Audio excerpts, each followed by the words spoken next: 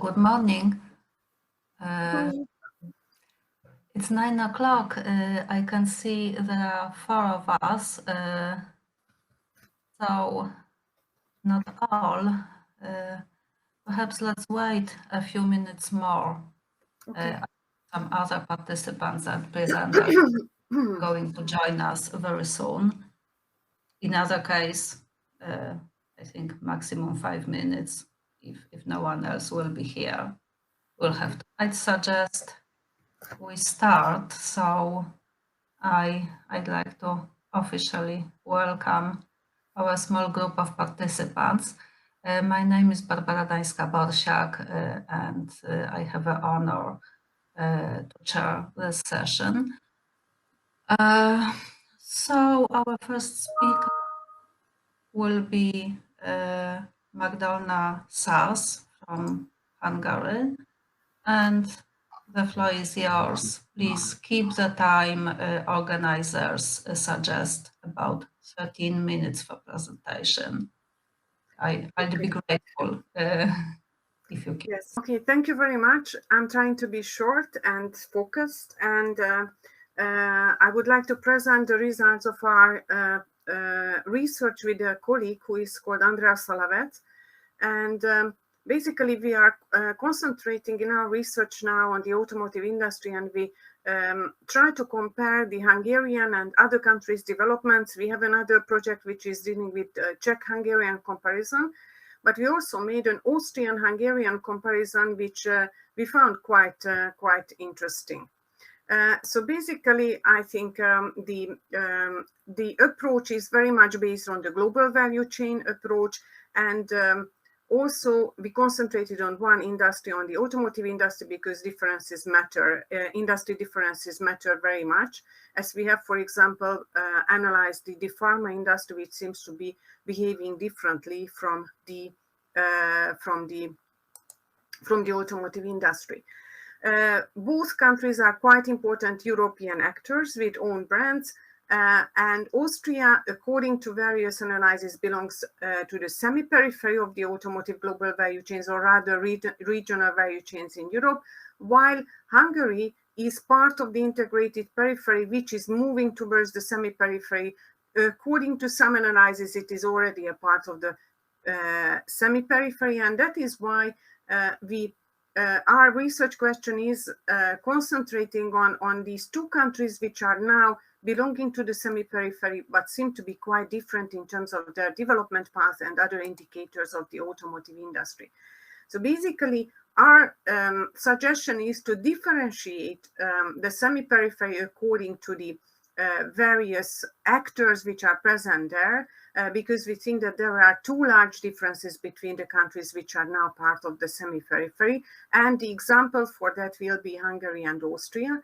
And also we had a closer look at Hungary's position in the semi-periphery. What can be the most important policy implications for an integrated periphery country which is moving to the semi-periphery, or according to our categorization, to the lower order semi-periphery. As I mentioned, the theoretical background is basically based on the global value chain approaches, in which in the automotive global value chains there are the core, the semi-periphery, and the integrated periphery, distinguished in various cases. For example, in the case of North America, in the case of Europe by Petr Pavlinek. In the automotive core, we can find the headquarters of the OEMs, of the original equipment manufacturers, who are basically doing the most important innovations, the most important research and development, owning the brand, and basically keeping the high value functions. While in the automotive integrated peripheries, we can find the so-called factory economies, which are carrying out mainly labor-intensive activities. In many cases, it is already skilled labor-intensive activity, but still it's a labor-intensive activity. And the most important competitive advantage source for these countries is their low-cost labor. And the automotive semi-peripheries are in between. There are no own brands, there are no OEMs in the automotive semi-periphery, but there are important suppliers, and we can find that here the wage level and the production cost is relatively high compared to the integrated peripheries. So these are not competing with low costs. Basically, what we can see also in the literature that a movement between the country groups is possible in Europe and in emerging economies. We, for example, quoted the cases of, for example, Indian or Chinese automotive companies which developed their own brands, which are now selling globally, not in large quantities, but still they are present in the global automotive industry. However, we found, as I mentioned, that the category of the semi-periphery is too broad, and there are many countries which are exhibiting large disparities in terms of their characteristics of joining the global value chains, the automotive global value chains or regional value chains. So different countries such as, for example, Austria or Sweden, and many Central and Eastern European countries such as, for example, Czech Republic, Hungary, Poland, Slovakia are part now of the semi-periphery according to various categorizations. In the empirics, we can find the various features of the semi-periphery and integrated periphery. In the case of Hungary, it is we can see that basically in the case of Hungary, we can find a very complex set of factors. Certain companies are already carrying out higher value activities. Other companies are stocking at the lower end of the automotive value chain. Overall, we can find that there is a low local embeddedness, low added value, though there are some kind of outstanding companies which are not complying with this overall general case. What we haven't paid attention, but we wanted to mention, is that there is a more recent change, especially in Hungary and Poland, the increased attention of Asian e-battery manufacturers to these countries. This may change completely the development path of these two countries, but we will see later on what happens connected to these changes. In the case of Austria, what we can find in the various research results, that there is a very high innovation potential, there is a very high intensive cluster activity between the firms, there is collaboration of firms, there are many universities and research institutes which collaborate with firms, and economic policies paying attention to these developments. Here are just a very short snapshot view of the most important data of Austria and Hungary. I would like to call your attention to the high share of exports. This is export per sales in the automotive industry in both countries. Also, the high dependence on the German automotive industry in both countries, very similar shares. The differences in labor productivity and average salary, and especially in the research and development expenditures per employee, which characterize these two countries. Basically, our conceptual framework is presented here. So the main message of our article is that it would be good to differentiate between the lower order semi-periphery and upper semi-periphery, simply because there are very big differences in the countries which are in this semi-periphery category. Our analysis is based on interviews, expert interviews, and company interviews. And here you can see the details. So there is 12 interviews taken in Hungary, 8 interviews taken in Austria. And as I mentioned, we included representatives of various company associations and experts, as well as quite many representatives of locally operational, not necessarily locally owned companies. And here is also a snapshot view of the differences what we found in the upper and lower order automotive semi-peripheries.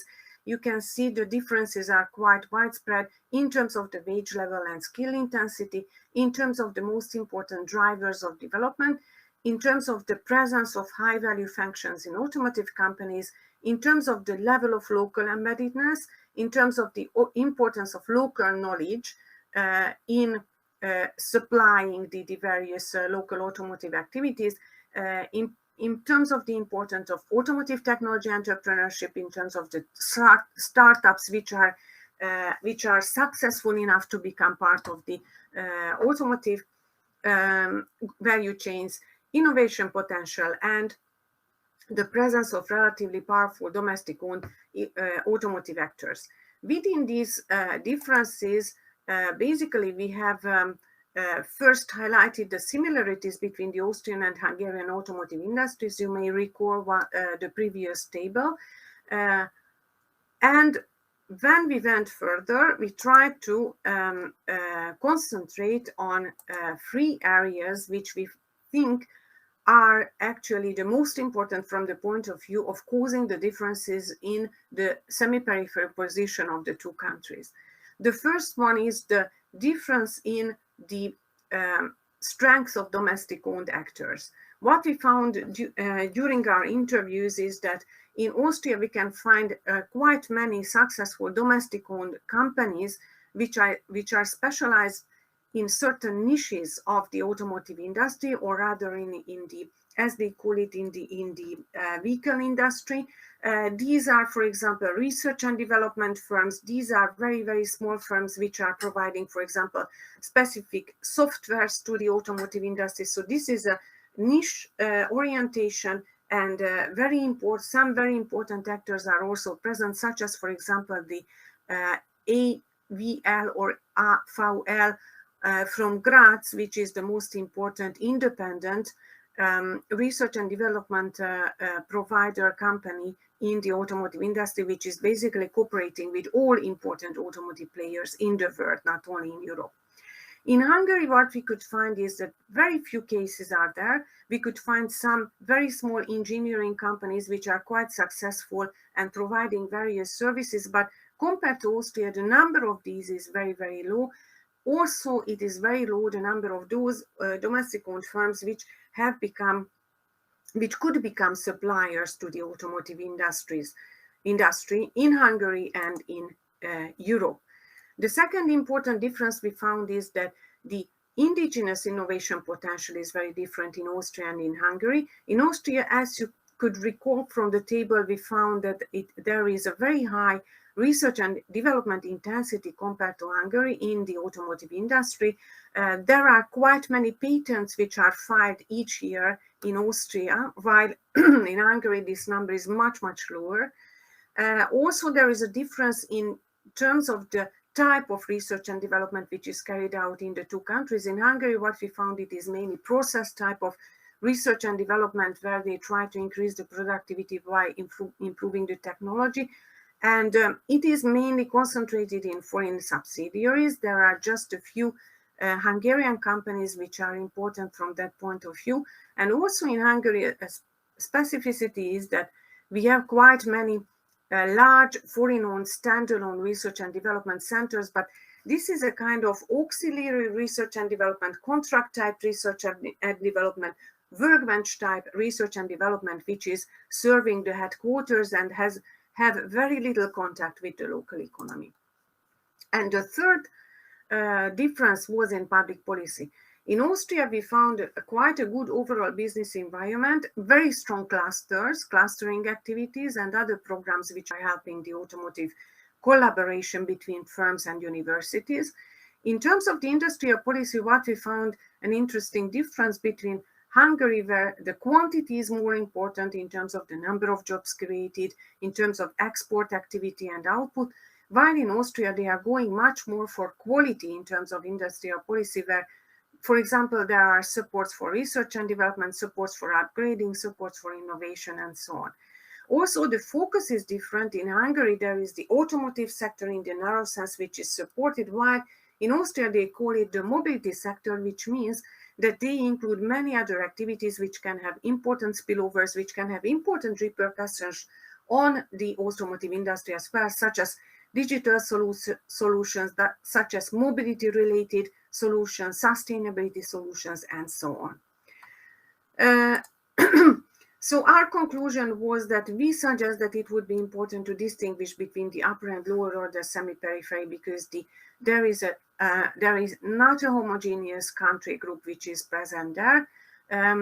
We think this is especially important from the point of view of those countries which joined later the lower order semi-periphery, such as Hungary, because for them it would be very important and instructive to learn from the most successful cases, especially that based on our understanding and analysis, Hungary's position in the lower order semi-periphery is quite fragile because it is mainly based on increase in wages, which is not going together with increase in competitiveness or in productivity.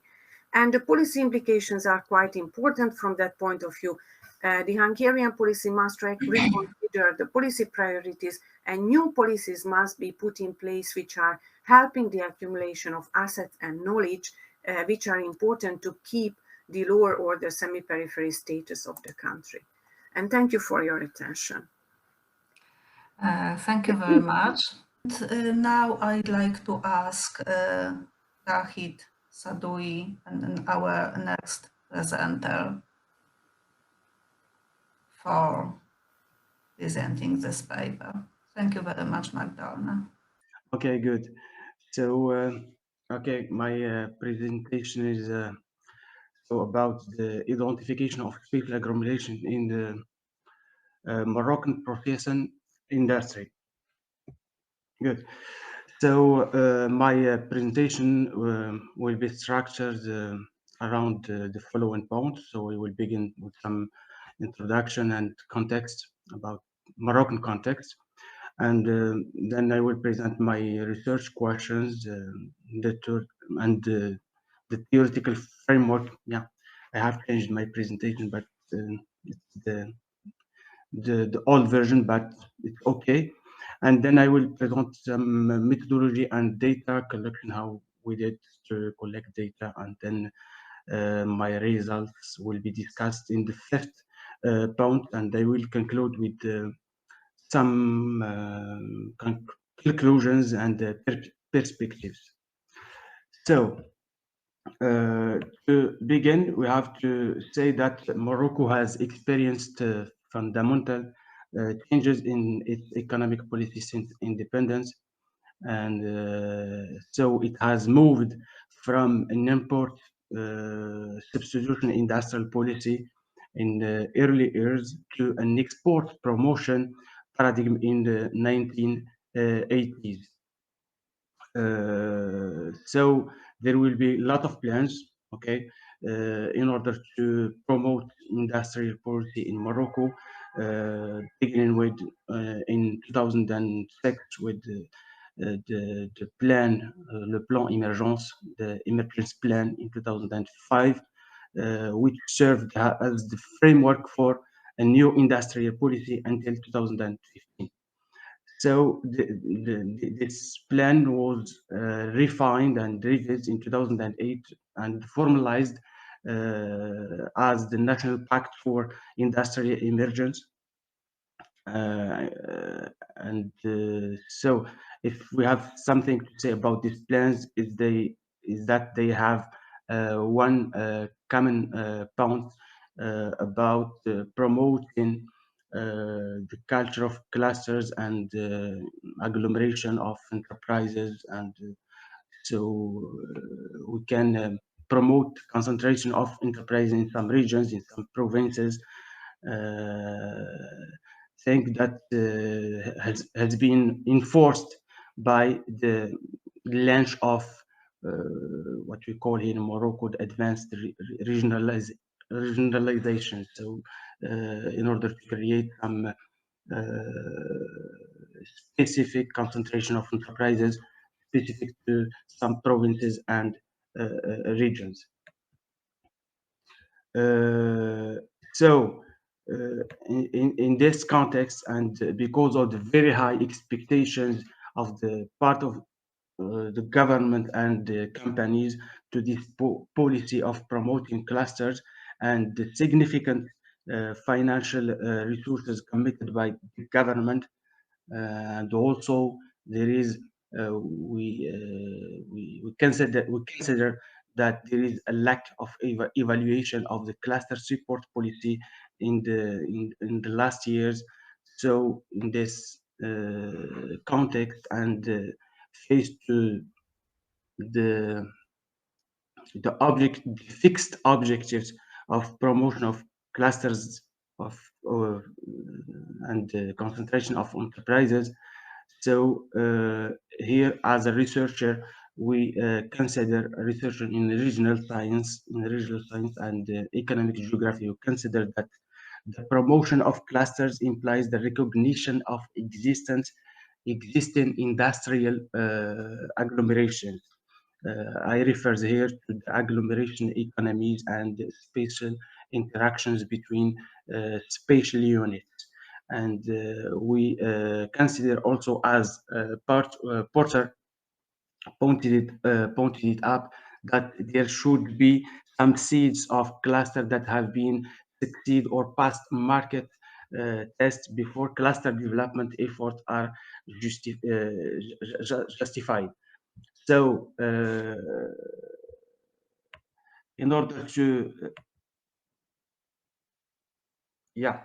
so in order to justify this, we are trying in this research or in this presentation to answer the following questions. First is, are the manufacturing industry geographically concentrated, and if so, in so extent? So we will say how concentrated the manufacturing industry is here in Morocco.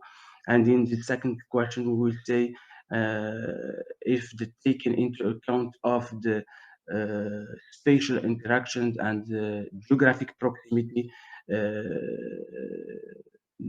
allows us to better explain the location patterns of manufacturing industries. And the first question, we will see that if the agglomeration economics the agglomeration economies can explain the way manufacturing industries are geographically distributed. So I'll pass directly to my methodology. So in order to respond to our questions or our research questions, so the objective, just to remind, the objective is the identification of spatial agglomeration of manufacturing industries on their and their location patterns. So to do so, well, we have used the annual surveys of processing industries. It's a survey held by the Ministry of Industry here in Morocco. So, and the data we have, for the data we have, so Moroccan industry enterprises or firms, there is 19 sectors. And about the administrative organization, I have to say that in Morocco we have here 12 regions and 75 provinces. So my analysis takes into account these two levels of administrative organization. So some measurements of geographic concentration have been used, specifically Gini index, Handful and Ellison and Glaser index, to measure the extent of concentration, and in order to take into account the limits of this first family of indexes, we have used some other techniques for called the techniques for explanatory analysis for spatial data. So we have calculated the global Moran index and then the local index of spatial autocorrelation, in order to take into account the geographic proximity and interaction between spatial units, our spatial units, in our case, province, the Moroccan provinces here. To begin with the presentation of my results, here is some descriptive statistics. And first, I present here the establishment size, the size of our firms, the firms of our survey. So there is different sizes of firms, and we have in total So it's 7,776 establishments that have in total some 566,445 employees. Okay, and so in order to respond to our first question, the extent or the concentration of enterprises, so we have used them the Gini index as I highlighted in the first, as I highlighted, and other indexes. But here I will just present results concerning the Gini index and the Lorentz curve. So as can be seen from the the first figure here, the Lorentz curve have also been constructed and shows us that there is some kind of concentration, industrial concentration, and regional specialization, because here we can't see the air between the diagonal here and the line in red that there is some concentration and that the Moroccan firms are characterized by some kind of polarization, and it allows us in the beginning to say that geography is or geography matters in the case of or concerning the distribution of Moroccan firms. Okay, so our results highlights that the sectoral insights or the heterogeneous characteristic of the sector in which concern the sectoral level and also concerning the regional level, we suggest that there is a trend toward diversification in the regions and provinces housing the major regional and provincial metropolitan areas. Our results also support the idea of geographic polarization around the most developed economic regions in Morocco, and here I can just take as example the province of Casablanca, Mohammedia, Medina, Tangier, and others. So, in order to take into account the geographic or the geographic proximity and the contiguity between spatial units, as I say in the beginning, so we have moved to other index such as the global Moran index and local Moran index in order to take into account the agglomeration economies effect.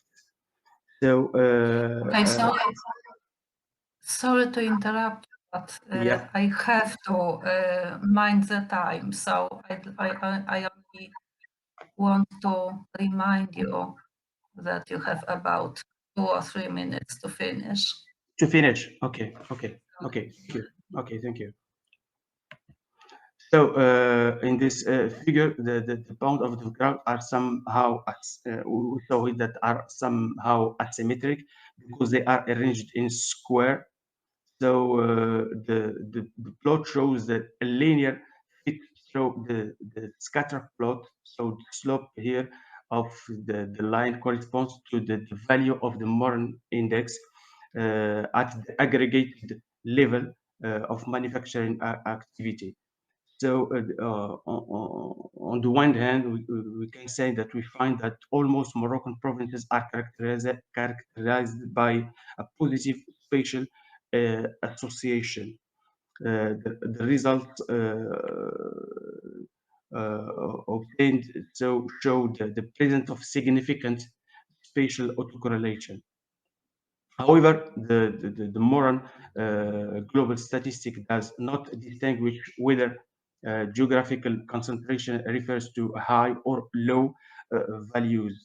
To do so, we calculated the local modern index in order to show how or the location where some industries are located and in which extent they are significant. For example, for here this maps of local clusters of automotive industry in terms of number of establishment and number of employees shows some seven spatial positive autocorrelation for this industry which are located in the provinces of Casablanca, Mohammedia, Medina here in the west of Morocco, and here in the north of Morocco in the province of Fas, Anjra.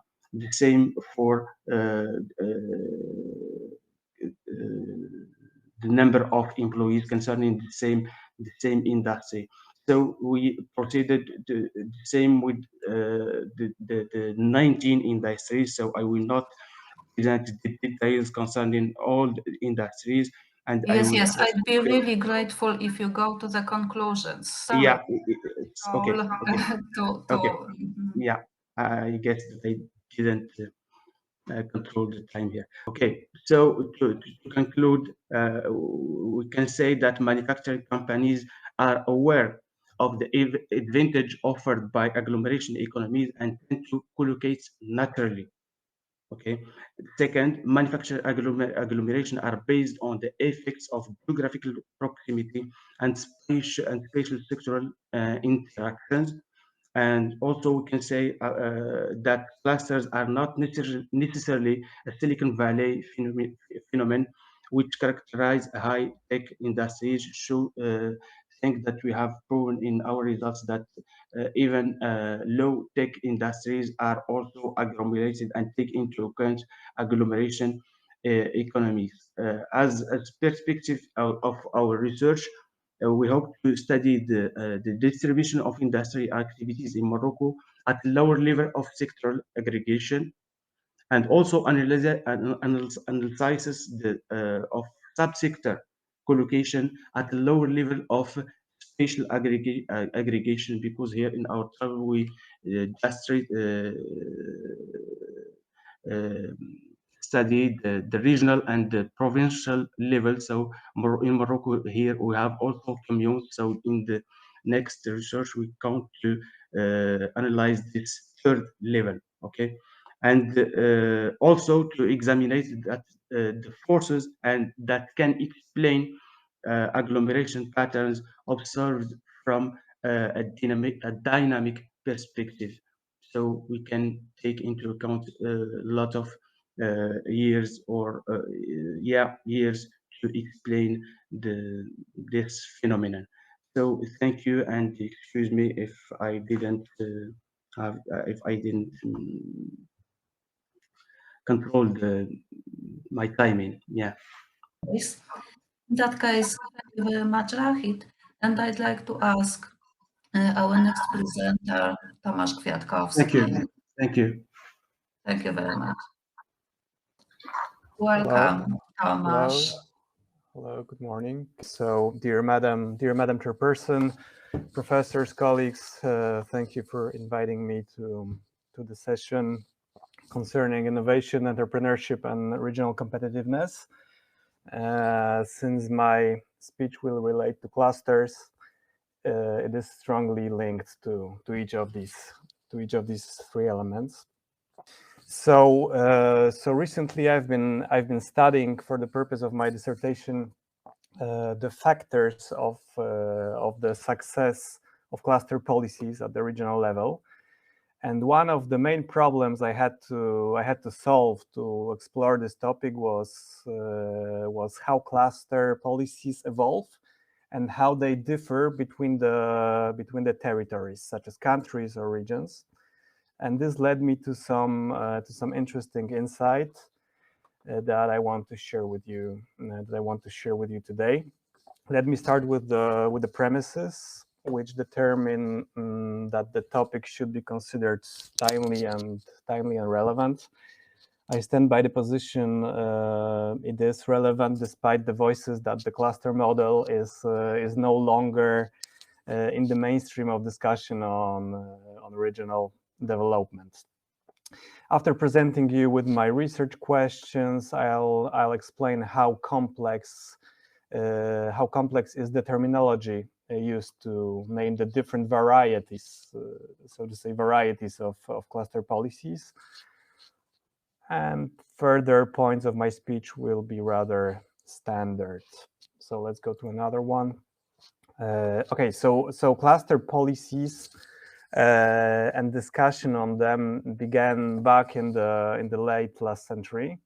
A major role in their dissemination was played by the OECD and European Commission.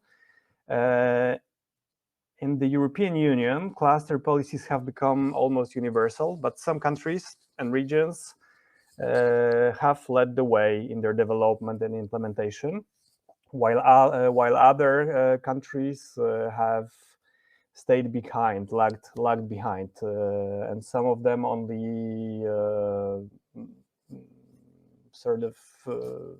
only imitated the activities. The second rationale is that cluster policies evolve, of course, and they go through different stages, just as clusters themselves go through different cycles. And of course, at the scale of different territories, this happens at different times, and the stages are not necessarily the same. And discussion of cluster policies tries to keep up with this diversity. Another premise is that for the sake of further discussion, it is important to organize the terminology surrounding these issues. And in addition, on the Polish scale, the discussion of cluster policy seems to have slowed down, died down somehow, to some extent at least, after years of intense publication on the subject in the past decades, especially at the beginning of the century.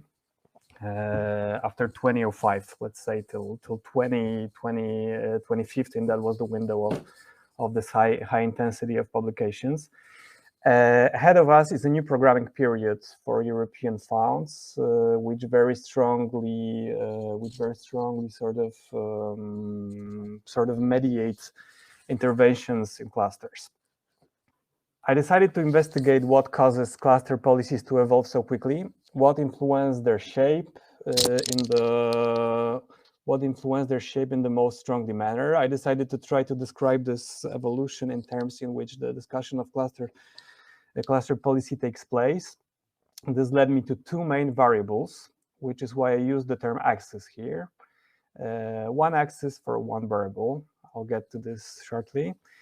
And if such axis could be found, which I already said it can, but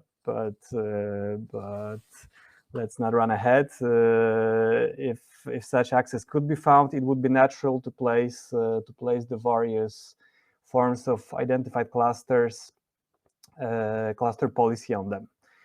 That is why I formulated this challenge. And the fourth one, I decided that for the sake of my study, it would be necessary to construct the various terms used in literature to describe different types of policies related to or overlapping with the term cluster policies. The term itself, cluster policy, is to some extent self-explanatory, and this is why this is what has allowed me to use it in the discussion so far, as you can hear, without introducing any definitions. But I would like to make you aware of how many related terms are used to describe public pro-cluster activities. I have noted a number of cases in which the 4 terms, or even 5 terms if you count the cluster policy itself, 5 terms introduced here are used sort of interchangeably. For the purpose of my paper, cluster policy is understood broadly. As you can see on the slides, I wanted to address the challenge of interregional comparability, and I think this definition offers the solution by being so broad, so broadly put. All right, 6 minutes already. I will not go to I will not go into those 4 others. Just a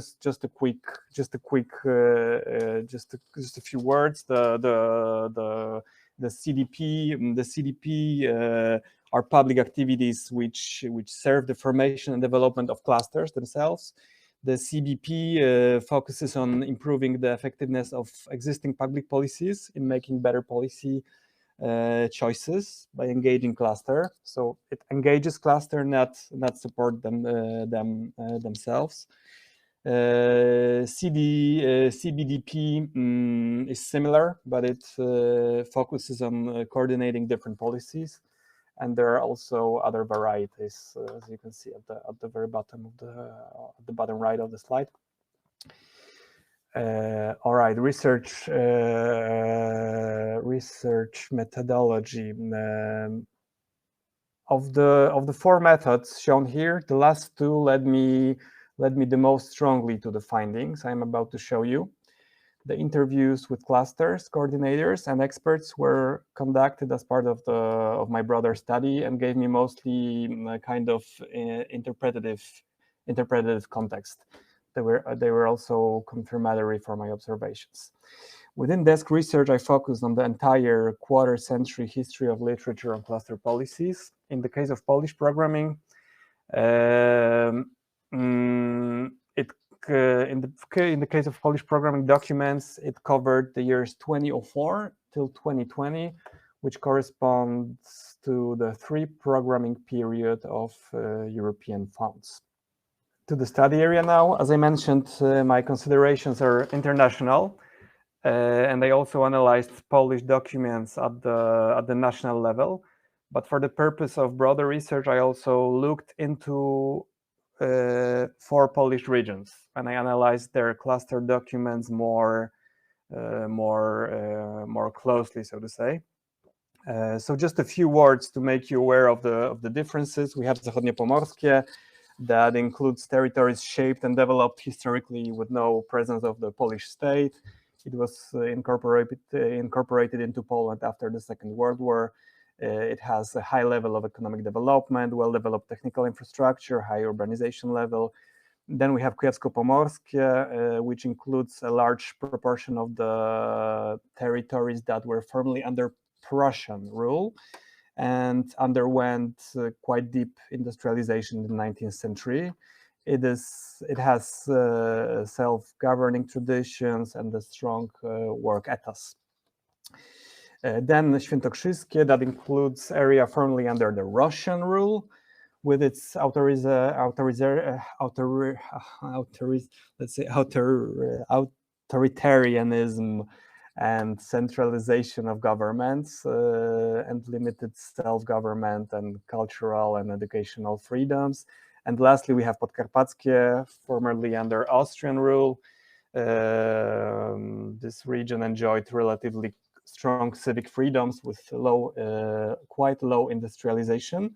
But when we compare it to the other Eastern Poland regions, this level of industrialization is quite high. Okay, and the findings. I was able to boil down the general changes in the discussion of cluster policies to 2 main axes: indirectness and complexity. And I can say with confidence that they reflect, to some extent, the evolution of the policies themselves. So in terms of indirectness, initially aimed at the formation of clusters or subjective support, or entity support of existing clusters. Over time, the policies has transferred responsibility for public tasks to clusters. And in terms of complexity, from simple support tools, such as, for example, founding the office of the cluster. So from simple support tools coordinated from a single level of territorial administration, the catalog of policies is growing into a range of available mechanisms belonging to different policies dimensions. Several areas I was unable to assign to any of the axes, so I placed them in a broad set of cluster approach. The right upper corner. They may of course intersect the various public interventions described on the both axes. So answering the questions and challenges, I can conclude that changes in cluster policies are driven by both the growing expectations of territorial administration and the growing potential of clusters themselves. One can observe these two phenomena drive each other. They just drive each other. Secondly, we can see how the role of clusters as actors in regional and national economies is growing. With this growth comes an increase in the responsibility that the administration delegates to these actors through cluster policies. That's why it become more subjective. And we can observe that cluster policies get more complex and more indirect. These are the two main axes of the shift in emphasis in the debate in the debate of cluster policies. And I will conclude. I will finish off with a few remarks. Firstly, the inconsistency in the use of terms to describe the various dimensions of cluster policy and the lack of sort of separation between them make it difficult to maintain discipline when characterizing this issue. There is still a lot to work on in this capacity, I think. Secondly, it can be noticed that along with the shift on both axes, cluster model becomes more similar to a concept of smart specialization, recently very popular in scientific discussion. Thirdly, the narrative of cluster policies in Poland is a little bit late to the mainstream discussion, and therefore quite imitative, I would say. It's not a general rule, but it can be seen in some regions and in some regions. And finally, I see a chance for renewing discussion on cluster policy in Poland, since a generational change of strategy is underway, as I mentioned before. Okay, so that's all from my side. If there are any questions, I will gladly try to address them. Thank you for your attention. Thank you. Thank you very much, Tomasz, for your interesting presentation and perfect timing.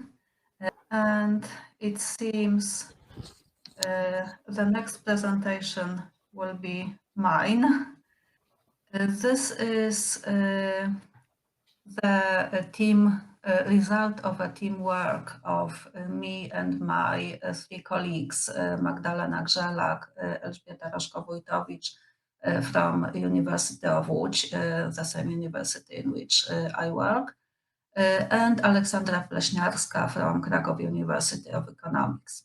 We analyze the innovativeness in the regions of Visegrad Group countries. And the main aim of our presentation is to attempt to measure the relationship between expenditures and results of innovative activities in the NUTS 2 regions of Visegrad Group countries. We adopted three variables as measures of innovation. This is patent applications per billion GDP, trademark applications also per billion GDP, and public-private co-publications per million publications. Our study was performed for NUTS 2 regions of Visegrad Group countries. There are 37 such regions in the years from 2014 to 2021. As for measuring innovation, it's obvious that there is no universal indicator which could be used as a measure of innovation or innovativeness on macroeconomic scale. There are some propositions. For example, sometimes single variables are used as indicators. They can be divided into two groups. Measures of expenditure or input and measures of effect. In the first group, usually the level of R&D expenditure is used, and as the effect of innovativeness usually serves the number of scientific publications or patent applications. And there are also some summary indices of innovativeness and competitiveness. For example, those enumerated here. These summary indices, the group of indicators incorporated in these indices may differ, but almost all of the summary indices use R&D expenditure and patent applications. Some of them use some indicators connected with broadly understood education. This is either population with tertiary education or lifelong learning indicator. Some summary indices, mostly those newly developed, use some variables indicating broadly understood digitalization, like, for example, ICT access or government online services or some other indicators of digitalization. But it's worth stressing that these composite measures, these, for example, summary indices, they are very useful for different kinds of comparative analysis. But a sensitive, reasonable tool when looking for relationship between any variables is using, for example, one of the possible tools is using the econometric model. And this is what we have done. As the main aim of our work was measuring the relationship between expenditures and result of innovating activities, we used econometric models. Perhaps I will skip this slide to our materials. As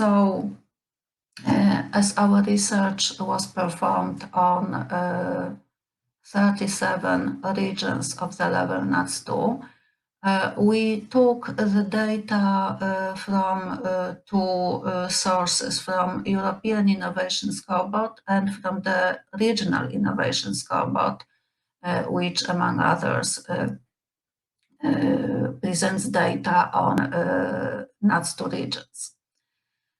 As I've already said, we used three alternative indicators of regional innovativeness.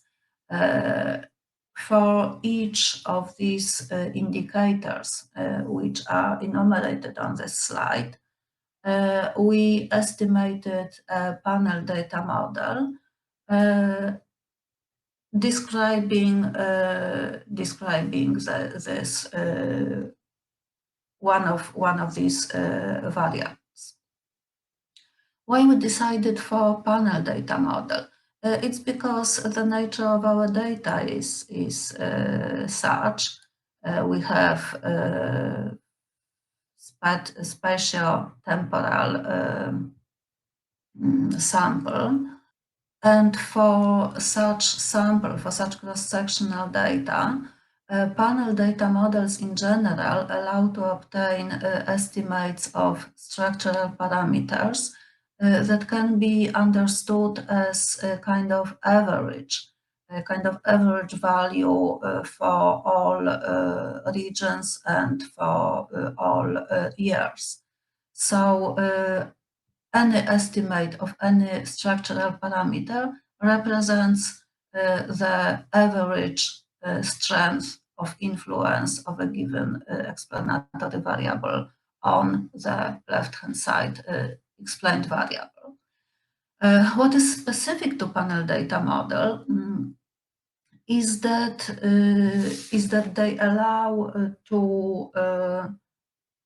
they allow to distinguish so-called region-specific group effects that reflects the influence of a cumulative, constant over time effect of unobservable factors that cannot be included, of course, explicitly as explanatory variables in the model. And in incorporating this kind of group effects into a model, enable us to solve the problem of so-called omitted variable bias, because if you omit some important variables, even if they are unobservable, you'll obtain the biased estimators of the parameters. So using panel data model is one of the possibilities to solve this problem. Of course, let me now move to the results. Of course, we tested various forms of panel data models. We took into consideration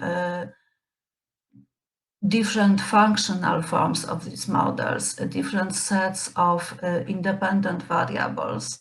And the results I present here are the results of the models that we decided to be the best models from the point of view of statistical economic properties, and also substantive interpretation of the explanatory of the explanatory variables. So the first model presents results of a model of patent applications. So this is the number of patent applications per billion GDP is the explained variable of the model. And the explanatory variables here are, as you can see, first of all, the strongest influence on patent applications, on current value of patent application, is exerted by lagged value. This is the first variable. And this is the first variable presented in the first line. So the impact of lagged value of number of patents has the strongest effect on the current value. There is also quite strong effect of R&D expenditures, the last by one variable. R&D expenditures in the business sector as percentage of GDP. This variable is also lagged by one period. And there is also weaker, but still significant influence on employment in ICT sector, lifelong learning as understood as the share of population enrolled in education and training, and international scientific co-publications, the last variable, which influences the number of patents in a very weak degree, but this is still a significant effect. And this model is the only one which has a dynamic form. The next two models are static. Of course, in the bottom of this table, we can see different statistics because all the models were, of course, checked from the statistical and econometric point of view. Some special tests were applied to make sure that the estimators have are of good quality. Let me now move to the estimation results of the next model. Here we modeled the trademark applications, and this model is a static one, which means there is no autoregressive influence. But the variable that that is mostly important in this model, the explanatory variable, is R&D expenditure in the business sector. As we can see, this variable is present here as a current value and also as a value lagged of one period. The influence of the lagged variable is even twice as strong as influence of the current value of this expenditure. Number of trademark applications also depends on the third variable, which is percentage of population with tertiary education level. This model was estimated as fixed, so-called fixed effects model. The Hausman test indicated that this will be the best form of the model. And also, as a fixed effects model, there was estimated our last model of public-private co-publications. And we can see the second and the third variable in the model. Again, R&D expenditure in the business sector is the factor that influences this effect of innovation in the stronger extent. Some other values are connected with ICT employment in this sector and number and percentage of persons employed in science and technology. This is the first variable. But I'd like to stress that in all the models, perhaps I go to another slide, a slide presenting conclusions. What I want to stress is that never mind, regardless what variable we adopt as a measure of innovativeness of region, the most important factor which determines its value is the level of R&D expenditure in the business sector. And in 2 out of 3 models, there were both current and lagged value. In the first model, in the model of patents, there was only lagged value of this expenditure. Another important thing I'd like to stress, which is not explicitly put on this slide, is that the model of patent applications was the only one with the autoregressive impact. So we could draw a conclusion that patent application perhaps demand is characterized by some kind of persistence. It probably demands some surrounding, some specialized surrounding, and so that the lagged value is important for current value of this variable. It seems that the results can be useful for decision makers in local and central government to understand the importance of R&D expenditure in both sectors. Thank you very much for attention. I thank you very much once again, and I'd like to ask our last presenter, Magdalena, once again for another presentation. I would then quickly go through our presentation, which is having a look at outward foreign direct investments in the automotive industries of the Visegrad countries and Austria. And I would keep those parts which are known to everyone. So basically what we noticed that there is quite a substantial outward FDI in the automotive industries of the Visegrad countries, based on the data of the national banks. And we were just interested in what explains that outward FDI in the automotive industry. As a theoretical background, we use the IDP, which is the investment development path theory, which is making a relationship between inward and outward FDI and the level of development of the given economy. And we tried to have a look at this at the Visegrad countries. According to empirical tests, the Visegrad countries are in stage 3 when there is an increase in outward FDI. So that would be in line with the increase in outward FDI in the automotive industry.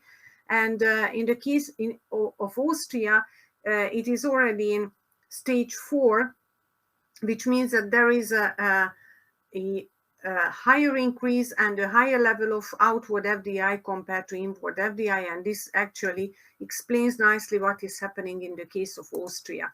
The other concept we used was that of the global value chains. I would not go into detail. The automotive industry is organized in global value chains, or rather in regional value chains, which is true for all the 5 analyzed countries.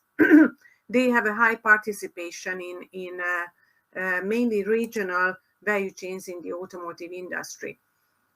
In terms of the global value chains, we also had a look at the most important players, which are the lead firms, the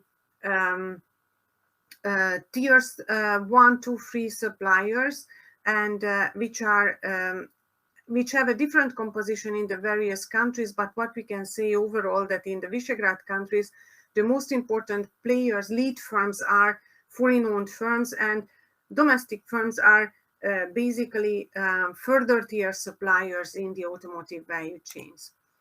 And then an important concept we added is the differentiation between indirect and direct outward FDI. In the case of indirect outward FDI, we can talk about outward FDI which is realized by foreign-owned firm in the given country, which means that in this case, these foreign-owned firms use their local subsidiaries to go to third countries. And in the case of direct outward FDI, we talk about foreign direct investments realized by domestic firms, domestically owned and controlled firms. So basically, it is an important distinction, because you can imagine that the motivations, the behavior can be completely different of direct and indirect outward FDI. Why is that important? Because the data we use on outward FDI in the balance of payments are basically the sum of direct and indirect outward FDI, because their approach is to the resident, non-resident differentiation. And because of that, they take into account, they record residents' outward FDI. And that is why there can be outward FDI realized by locally operational foreign-owned firms, subsidiaries, and outward FDI realized by domestic firms. So our main research question was whether the outward FDI in the automotive industry is the sign of the increased international competitiveness of indigenous domestic automotive companies in the analyzed countries, Visegrad countries and Austria.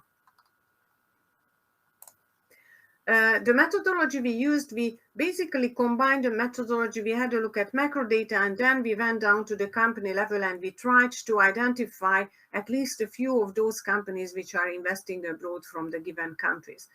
If we have a look at the macro data, we can see the increase in outward FDI, especially from Austria, of course, among the 5 countries. But we can see that really in the Czech Republic, in Hungary, and in Austria, there is an increase. In Slovakia, it is rather a stagnation. And in Poland, there is some decrease of foreign investments in the automotive industry at the macro level in the balance of payments.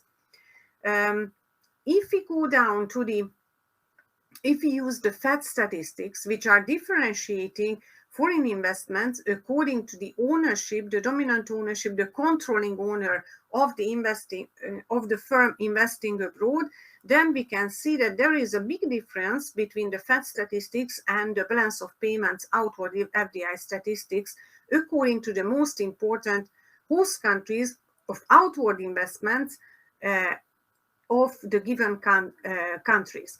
So in the case of the balance of payments, we can see that there are quite many host countries, which means that all companies which are going abroad from the given country are investing in various host countries. In the case of FED statistics, on the other hand, which is recording just outward investments realized by locally controlled firms, domestically controlled owned firms, we can see that we can find data just in the case of Poland and in the case of Austria. In the case of Czechia, Hungary, and Slovakia, there are no foreign direct investments which would be controlled by domestic firms in other countries, by domestic firms, domestically controlled or owned firms in these free countries. So there already we can see an important difference between the 4 economies. In Poland and Austria, we can see that domestically owned and controlled firms are investing abroad. In the other 3 countries, we cannot see signs of that. And basically what we tried to do was to go down to the company level to double check whether that is really the case. And what we found is that that's really the case. So we had a look at selected company cases in the 5 analyzed economies. In the case of Hungary, we were so lucky that we could actually identify one of the most important foreign investors, which is Lear Corporation, which is a US multinational firm which is operating in Hungary, and it has realized a foreign direct investment in Poland, actually. And the value of this investment represents more than 1/3 of the total stock of outward FDI in the automotive industry in Hungary. So basically, we could find one of the major investors, which is not a Hungarian-owned or controlled firm. We could identify some domestically owned foreign investing firms, but interestingly enough, these were not recorded as automotive firms. Rather, these were firms which are serving the automotive industry. One of them is, for example, LNG, which is a software developer company related to the automotive industry. In the case of Poland, on the other hand, we could find domestically controlled owned firms, which are important investors abroad. One important company was Viencej, which is producer of semi-trailers, trailers, and car bodies. And we found that it has operations in Poland, France, Italy, and Russia. And if we go back to the FED statistics, we can see that this is really the case, that these are the most important host countries of Polish foreign direct investments in the automotive sector. Also, according to FEDS, we found that there are 28 Polish majority-owned companies which invest abroad in the automotive industry, and we think that this may be, Viaton may be one of the leading companies among these. In the case of Slovakia, the case was very, again, reinforcing what we saw in the case of the FED statistics, that basically we couldn't find strictly automotive firms investing abroad from Slovakia. Similarly to Hungary, we could find some firms which are not strictly automotive, but in related industries and are important foreign investors.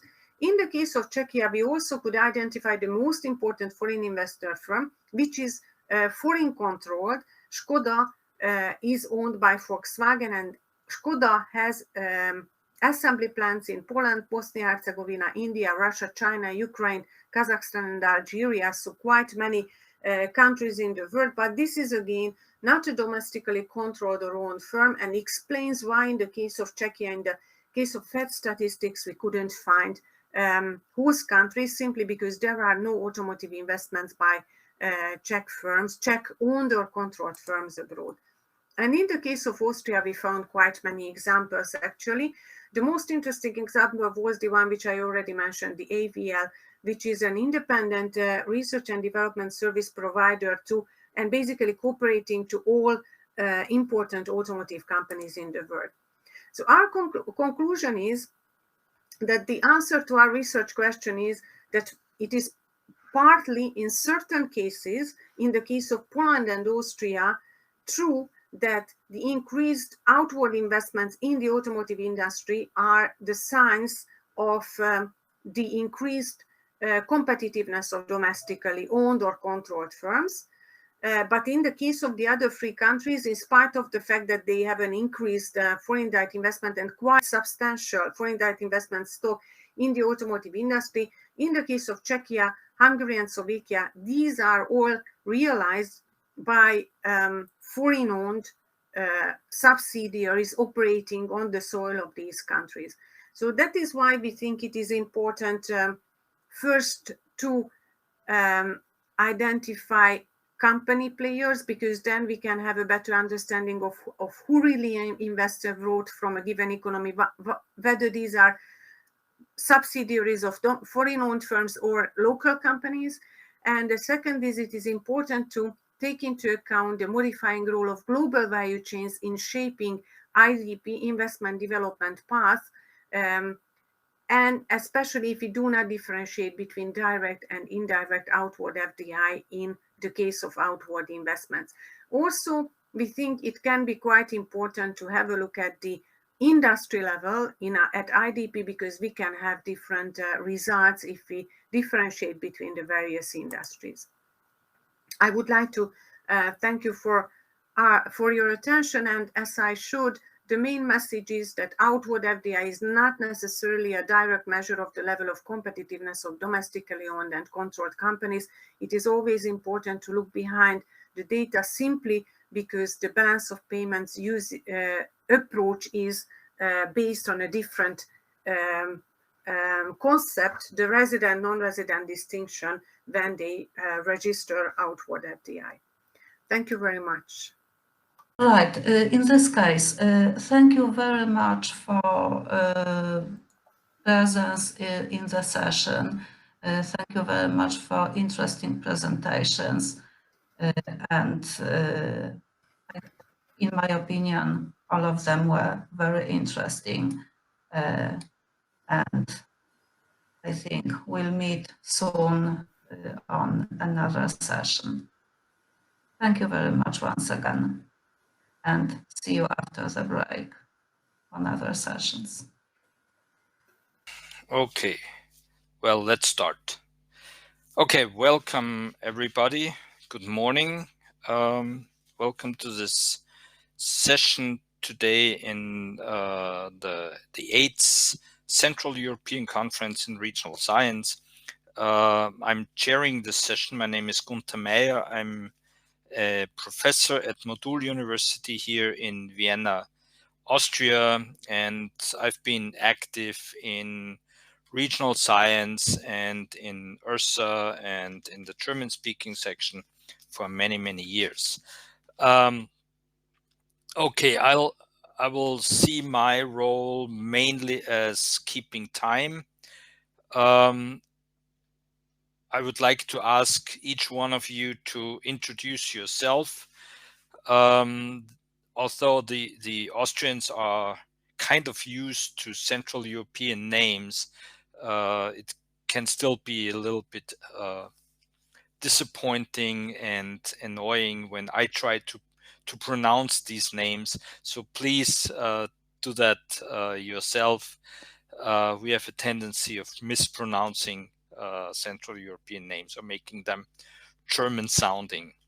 Okay, with that said, we have 4 presentations on the program, which means something like 15 minutes for each presentation, and that would leave us a little more than 5 minutes for discussion.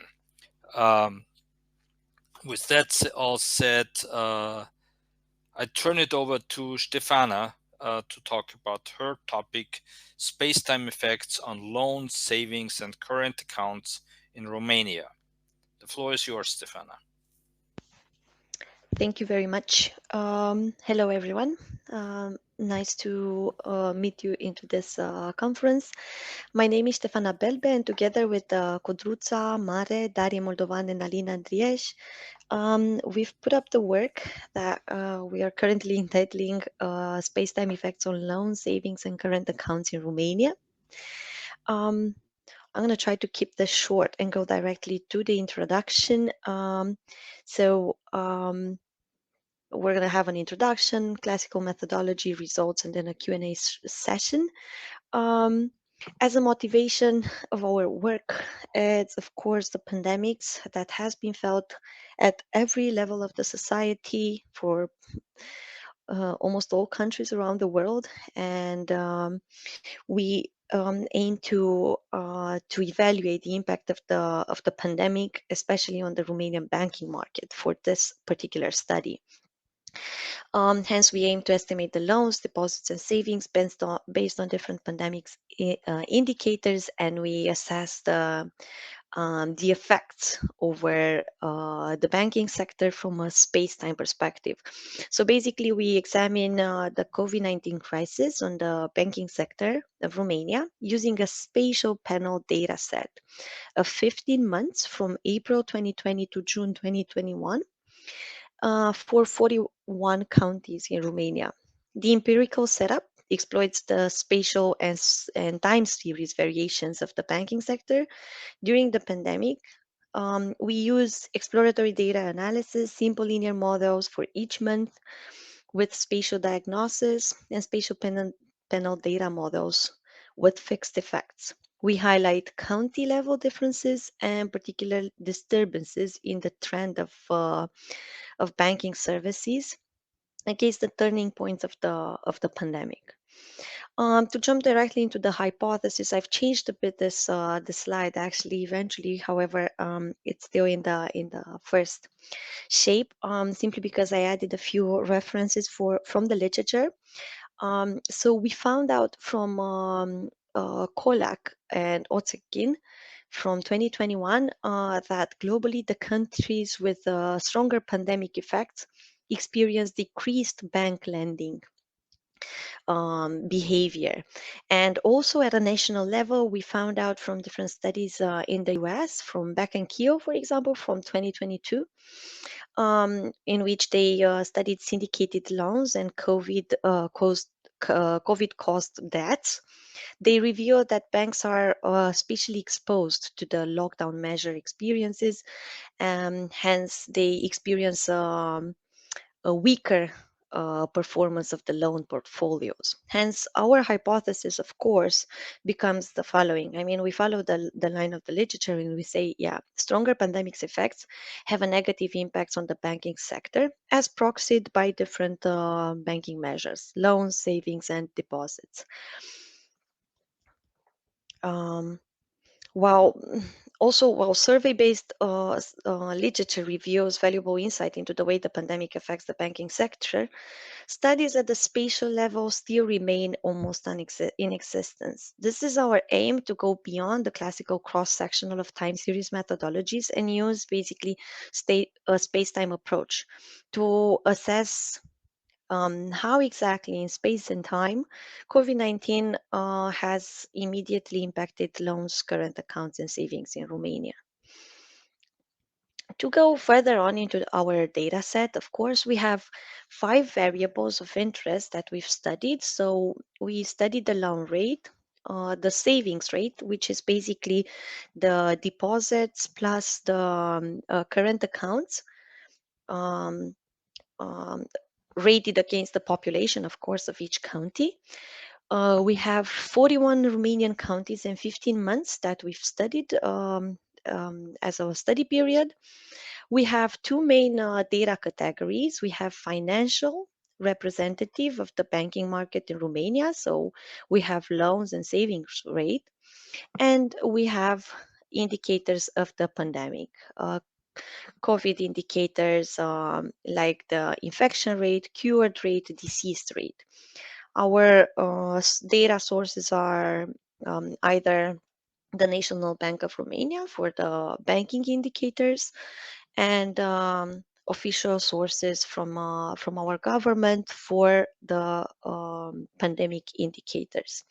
And to jump into the methodology, you can see here that we've started with exploratory spatial and temporal data analysis on the loan, savings, and deposits against the COVID indicators. We have pairwise relationship plots between our variables, 2 by 2, categorized by macro regions.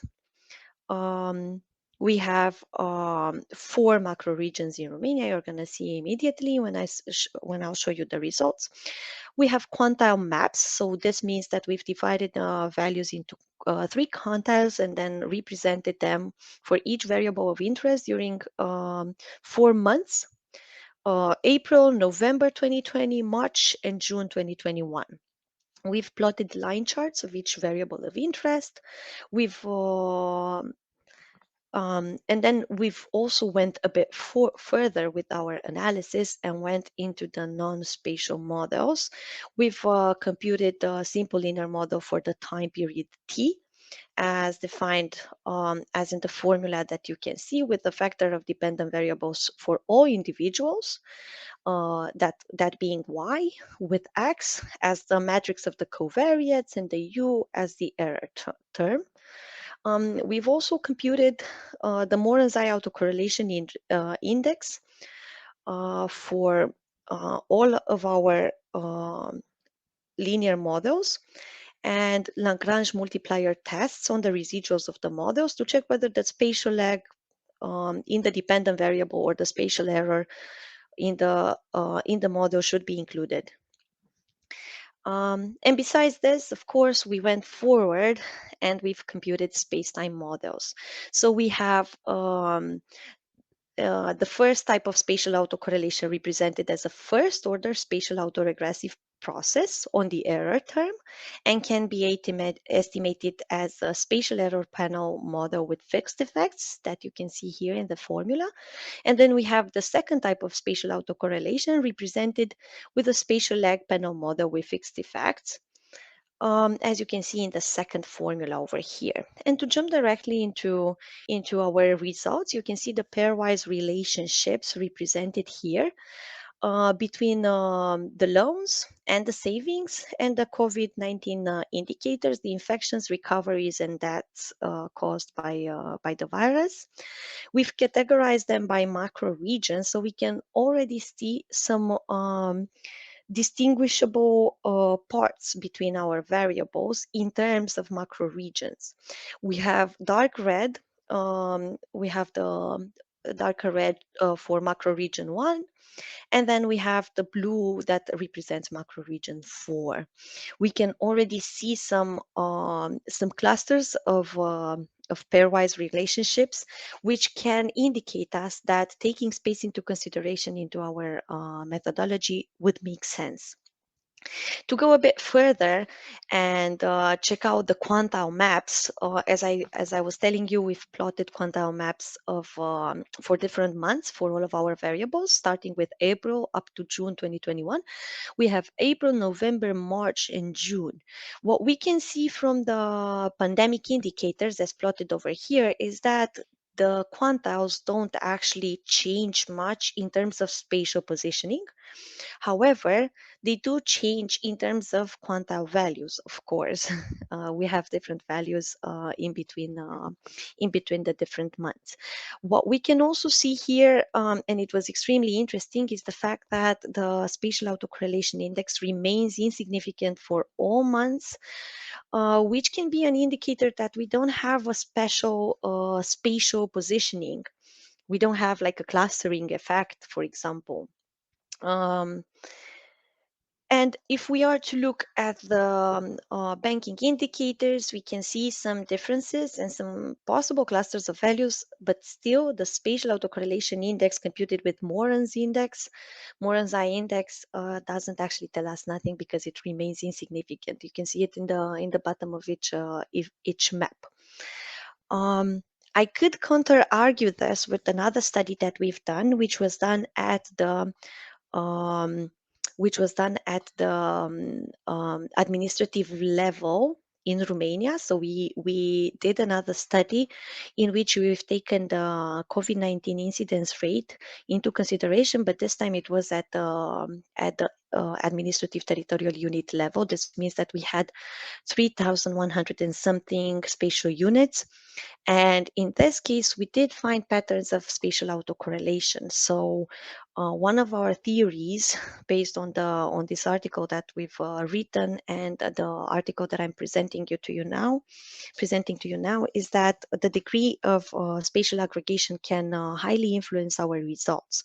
Let's go even further. And as I was telling you, we also plotted line charts of each variables of interest, so we can see some trends. Yeah, of course, we can see the pandemic waves for all three pandemic-related indicators. With some peaks of values, especially in November and in November 2020 and in March 2021. However, we can see that the banking indicators remain with a very, very high variability. Let's go even further and look at the line charts as plotted for each region. We have different regions in Romania, and we've plotted all the indicators for each region. So we have for Bucharest, taken all together with Ilfov, center, northwest, northwest, southeast. Anyways, we can see that there are some distinguishable differences in between the time variation in our indicators from one region to another, which may. You have 5 more minutes. Sure. I'm going to jump directly into the further results then. When we take into consideration the other variables, the rate of deceased and rate of cured, or even the credit rates and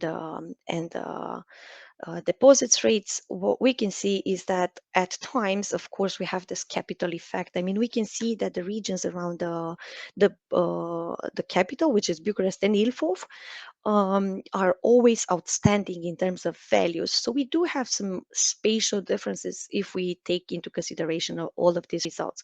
But to go directly into our non-spatial models results, we've plotted them. I've put here the results for the month of November 2021, in which I was telling you that we recorded very, very high COVID-19 indicators, and we can see clearly that our hypothesis is confirmed. We have stronger pandemic effects, especially in the case of the death rates, with a negative impact on the banking sector as proxied by our loans and savings variables. Yeah, because we have those significant and negative coefficients. But if we are to plot this against a time series, so if we are to plot just the coefficients of our simple OLS models, we can see some outstanding peaks. So at the beginning, at the end of the study period, we have some shocks into our time series, and they can be caused either by the lack of the results in the first time of the pandemic, in the first months of the pandemic, or by introducing better measures of vaccination for the last months, yeah, for the drops in the values, as you can see in the charts. And then if we are to jump into the space-time models, this is quite interesting. So our space-time models, what they are basically telling us that the spatial risk specification of the model might not be needed. However, we do have at times some significant results. If we are to respecify the model in the spatial lag form, we have significancy in all cases in which death and recovery rates are considered as independent variables, and in the case in which savings are explained by the infection rate. What we can say here is that the positive value of the coefficient, which are reversed from the simple linear models that we've computed for the peak of the pandemic, yeah, they would induce basically an overall positive relation between our variables. Yeah, it's an overall positive impact if we are to consider the entire study period. So this basically counter-argues the literature as we know it if we are to give light to the entire study period, to more months, and to also give it a spatial perspective. And to simply conclude, we've offered an assessment of the immediate impact of the COVID-19 pandemic upon the Romanian banking market at the county level from April 2020 to June 2021. As a future direction, we're actually aiming to extend the study period up to the end of the year 2021 which is basically the last until December 2021, because this is the last month for which we have the banking market values accessible for counties, so at the same spatial level. We have no significant spatial processes, which can basically be explained by the high spatial aggregation. We can have the smoothing effect of the local fluctuation on the banking market. Yeah, as I was telling you, I was giving you the parallel between the COVID infections in the administrative territorial unit level. We have constant negative beta coefficients with higher absolute values in the case of the pandemic caused deaths, with outstanding high impact of the death rates over the banking sector in June 2020. And yeah, of course, data scarcity remains our most important limitation, simply because we couldn't conduct the same study. I mean, we couldn't conduct this study at the administrative territorial unit level, which might have given us some more interesting results. And basically that would be it. We can jump directly into the question and answering section. And I invite you all to ask questions of your choice. Thank you. It took a little bit to the system to respond, so that's why I was quiet. It was a really interesting presentation. I would have loved to give you more time, because then I think it would also have been easier for people to follow. I was quite impressed or struck by the constant structure or continuous structure of your maps. Do you have any indication, any explanation why this is the case? Are you talking about the very strong process there that has a strong spatial structure? In that case, I'm surprised that there is no significant Moran's eye. Yeah, so the Moran's eye is not significant simply because these spatial effects are actually can be seen better at the very in the case in which we take smaller spatial units into consideration. So for Romania, it doesn't quite actually make sense to do spatial autocorrelation analysis at the county level, simply because you have very, very few spatial units. It's just 41 spatial units, whilst in the other case, you have more than 3,000 spatial units. So of course, this behavior is better enhanced if you have this degree of spatial aggregation. And to answer you, to give an answer for the first question, so the reason why the pandemic indicators remain constant, it is of course the spatial aggregation level, but also the fact that in time and in space, the indicators tend to remain constant. Like for example, in the regions where you have high COVID-19 rates, they tend to actually remain the same. Those regions don't actually change from one month to another. So it's actually a constant behavior. It's very little that we've recorded changes in these regions. And if you are to go directly to the county level, of course, those are almost unlikely to be seen on the map.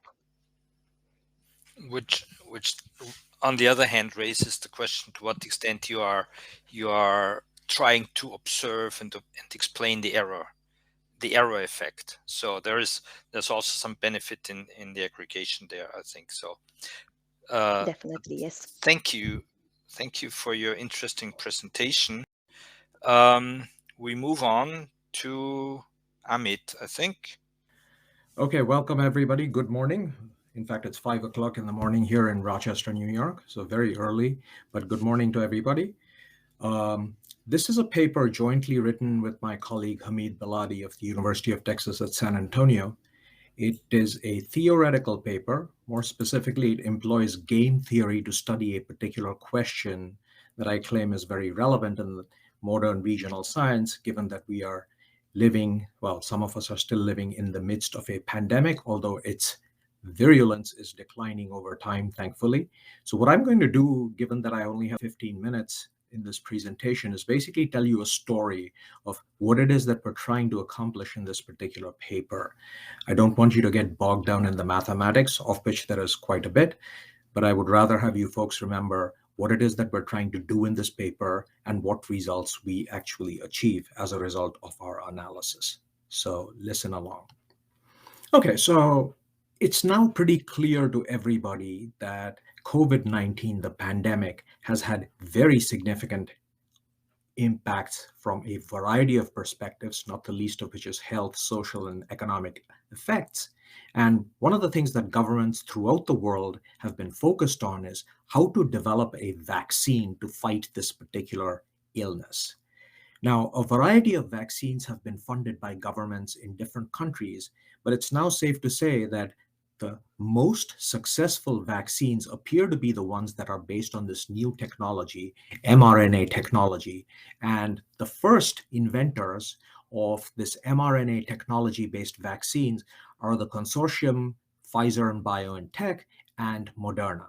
So the vaccines created by these two particular firms have been arguably the most successful in dealing with the scourge of COVID-19. Now, even though this is in fact the case, that is, we have some very successful vaccines, as best as I can tell, in the regional science literature, there is really no theoretical research that actually looks at how two key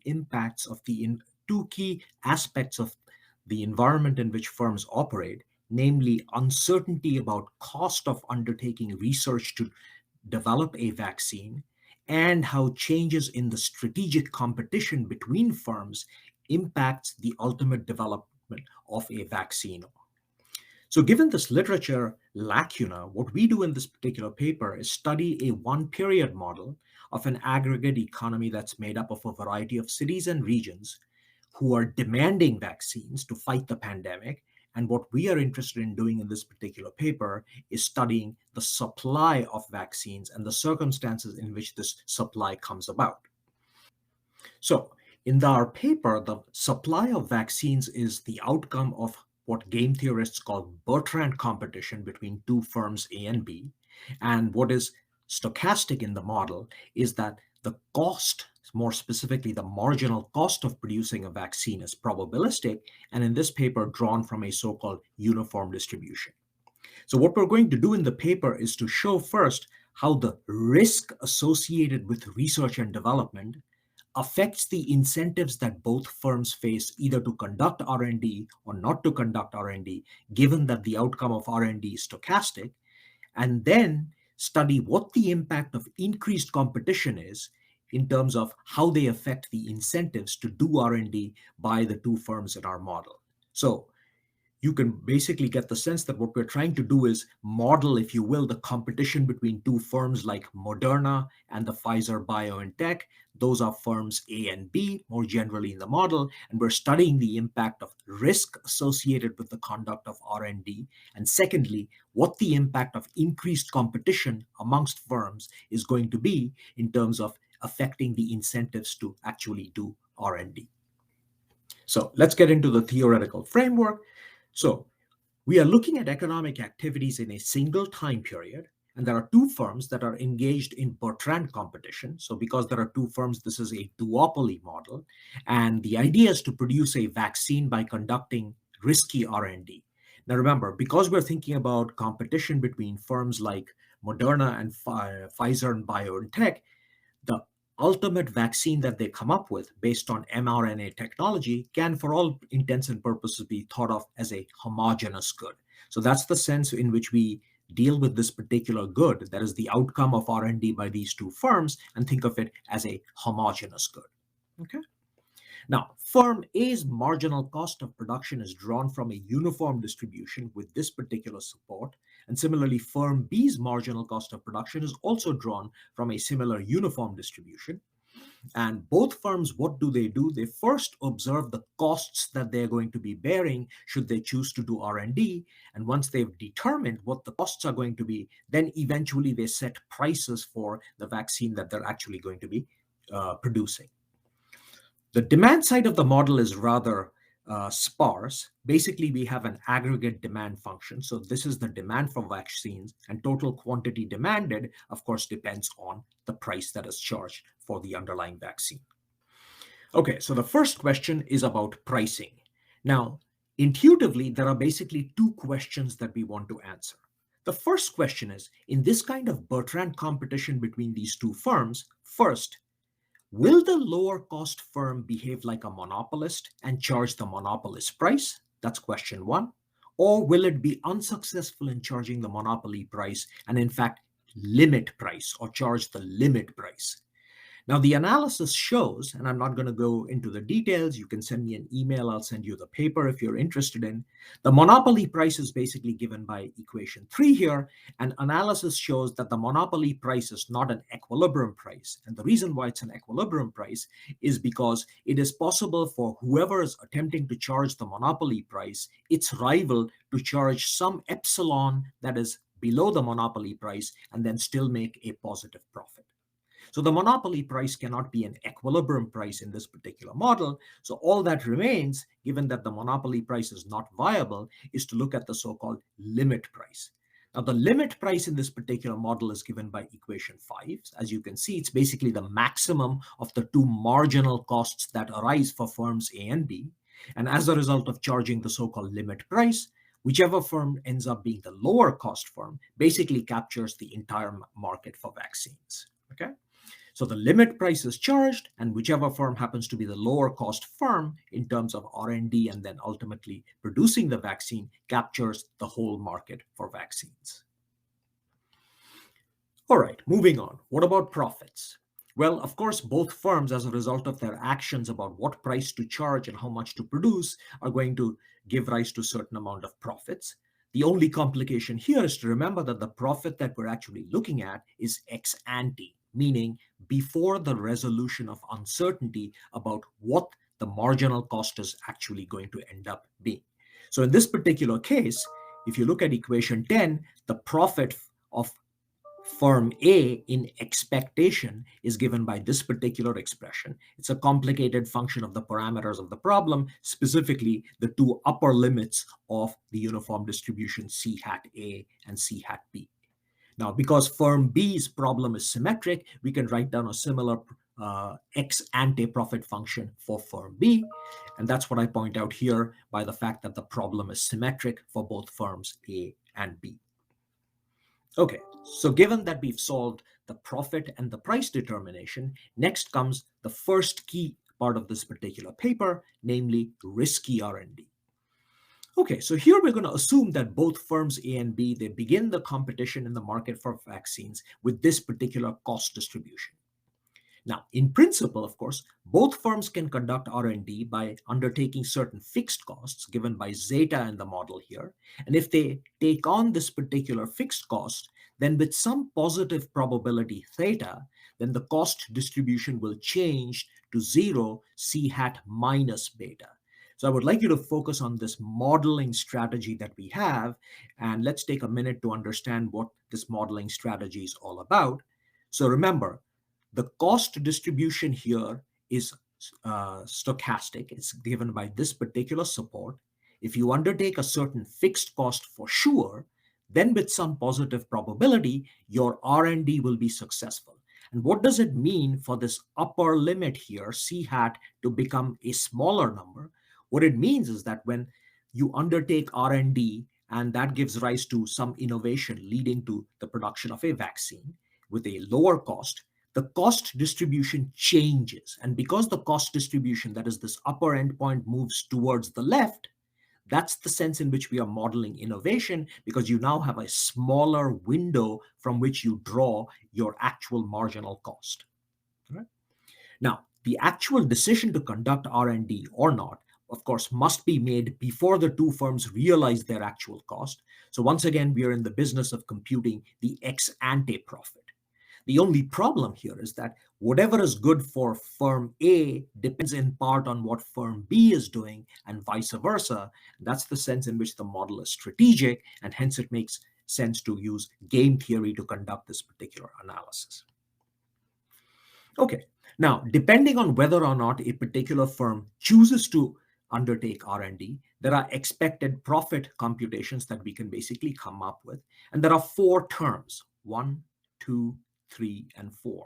Now, these subscripts basically tell us what the outcome of undertaking risky R&D is.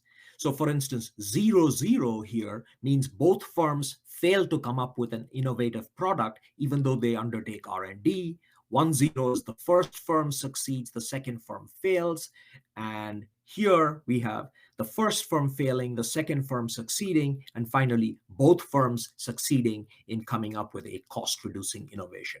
So these are the 4 possible outcomes in terms of expected profit. And along with that, of course, we have payoffs. The payoffs are given by these 4 expressions, pi 0, 0, pi 1, 0, pi 0, 1, and pi 1, 1. Now, once we have these associated profit expressions, what we can really understand now is that the decision to actually produce a vaccine by conducting R&D can be modeled as a static game in which each firm has 2 actions. The actions are either to conduct R&D, that is denoted by R, or to not conduct R&D, that is denoted by D. Now, depending on which action the firm actually chooses to undertake, you're going to have payoffs here described by W sub I. I is the ith firm, and there are 2 firms, A and B. So here both firms decide to undertake R&D. Here only one firm decides. Here is the other firm deciding. And finally, both firms decide not to undertake R&D. So having described the payoffs in our static game model, what we next have to look at are the so-called Nash equilibria of this particular static game. Now, intuitively, when you look at the Nash equilibria, you should be able to see that there are, in principle, 2 possible equilibria. One is the symmetric equilibrium. In a symmetric equilibrium, both firms A and B act the same way, meaning they both do research or they both do not conduct research. Okay, that's the first symmetric Nash equilibrium here. This is the condition that needs to hold for this first possibility to arise. And of course, you also have a second symmetric Nash equilibrium, in which case we have a slightly different condition that needs to hold. That different condition is given by this particular result. Finally, there is also an asymmetric Nash equilibrium that's possible, in which only one firm conducts R&D and the other firm does not conduct R&D. So to summarize this particular discussion, it is possible to have a symmetric Nash equilibrium in which both firms conduct R&D, and an asymmetric Nash equilibrium where only one of the two firms conducts R&D. And which equilibrium which actually emerge depends on these kinds of inequality conditions that we have here in 20 and 22. Okay, next, what happens when there is increased competition between these two firms in their desire to come up with a successful vaccine? Well, again, how do you model an increase in competition? Well, the increase in competition is again looked at by the endpoint, that is the upper endpoint of this stochastic distribution, 0 C hat. So what we're basically going to do is reduce this upper endpoint, bring it closer to 0, and interpret this particular reduction as an increase in competition between the two firms. So the idea is this: when this cost distribution shrinks and it becomes smaller, the two firms actually face greater competition from their rivals. And that's because this shrinkage in the cost distribution basically means the pool from which they have to draw this marginal cost, that's stochastic, is basically shrinking. So in other words, this decline in C hat can be interpreted as an increase in competition. Why? Because this particular decline reduces a particular firm's pre-cost reducing innovation profits. Okay, then there is a fair amount of mathematics which looks at the incentives faced by the two possible firms. And once we look at these different firms and the possibilities, we have to first work with these two functions. There is a phi1 function and a phi2 function that's described in these two conditions. And what the phi1 function basically tells you is that it describes the increase in the expected profit to any one firm, here's say firm 1, when it produces a cost-reducing innovation, but its rival is not able to come up with a similar cost-reducing innovation. Similarly, phi2, the second function here, describes what the increase in expected profit to firm 2 is when it produces a cost-reducing innovation, and so does its rival. So these are the two possibilities. 5 more minutes. Okay, thank you. So these are the two possibilities that we want to focus on when there is increased competition between the two firms. Okay, so once we have increased competition, when you work with these two phi functions, here's phi1 and phi2, you can get these kinds of results demonstrated by these inequalities 26 and 27. And basically the point of these inequalities is to argue that, for instance, focusing here, if competition between the two firms becomes more intense, that is, this upper limit C hat becomes small, then the benefit to any one firm from producing a cost-reducing innovation is very high, particularly when your rival doesn't do R&D, okay? On the other hand, your rival, of course, may do R&D. So the incentive for any one firm to conduct R&D is much lower if your firm's rival is also successfully undertaking R&D. And that's what's described by looking at the partial derivatives of this phi1 and phi2 functions with respect to a change in the upper limit of the cost distribution. Okay, so the point that I want to emphasize is that we can come up with a variety of inequality conditions which describe which scenario will or will not prevail, by which I mean whether both firms will conduct R&D or a single firm will conduct R&D. The point to understand is that when you look at this particular set of inequalities here, this last point is worth emphasizing. When the competition in the market for vaccines goes up, and remember that is modeled by C hat, the upper end point of the distribution going down, this value of the phi function basically rises, and hence this inequality condition is less likely to hold. So what does that tell us? The symmetric Nash equilibrium in which neither firm conducts R&D is unlikely to actually hold. So given that the symmetric outcome is actually not likely to hold, what I would like to emphasize in this particular paper is the result at the bottom of the screen, which tells us that when competition between two firms becomes more intense, when you compare the two possibilities, that is a symmetric equilibrium in which both firms act the same way, and an asymmetric equilibrium in which the two firms act differently, what is more likely to hold is the so-called asymmetric Nash equilibrium, in which what happens? Only a single firm conducts R&D and produces a cost-reducing innovation. That's what's likely to occur most in this scenario with increased competition. So let me conclude what we do in this particular paper by pointing out first that even though the total expenditures on R&D in general are ambiguous, there are two cases to broadly consider. What I would like to point out is this particular conclusion that I just talked about.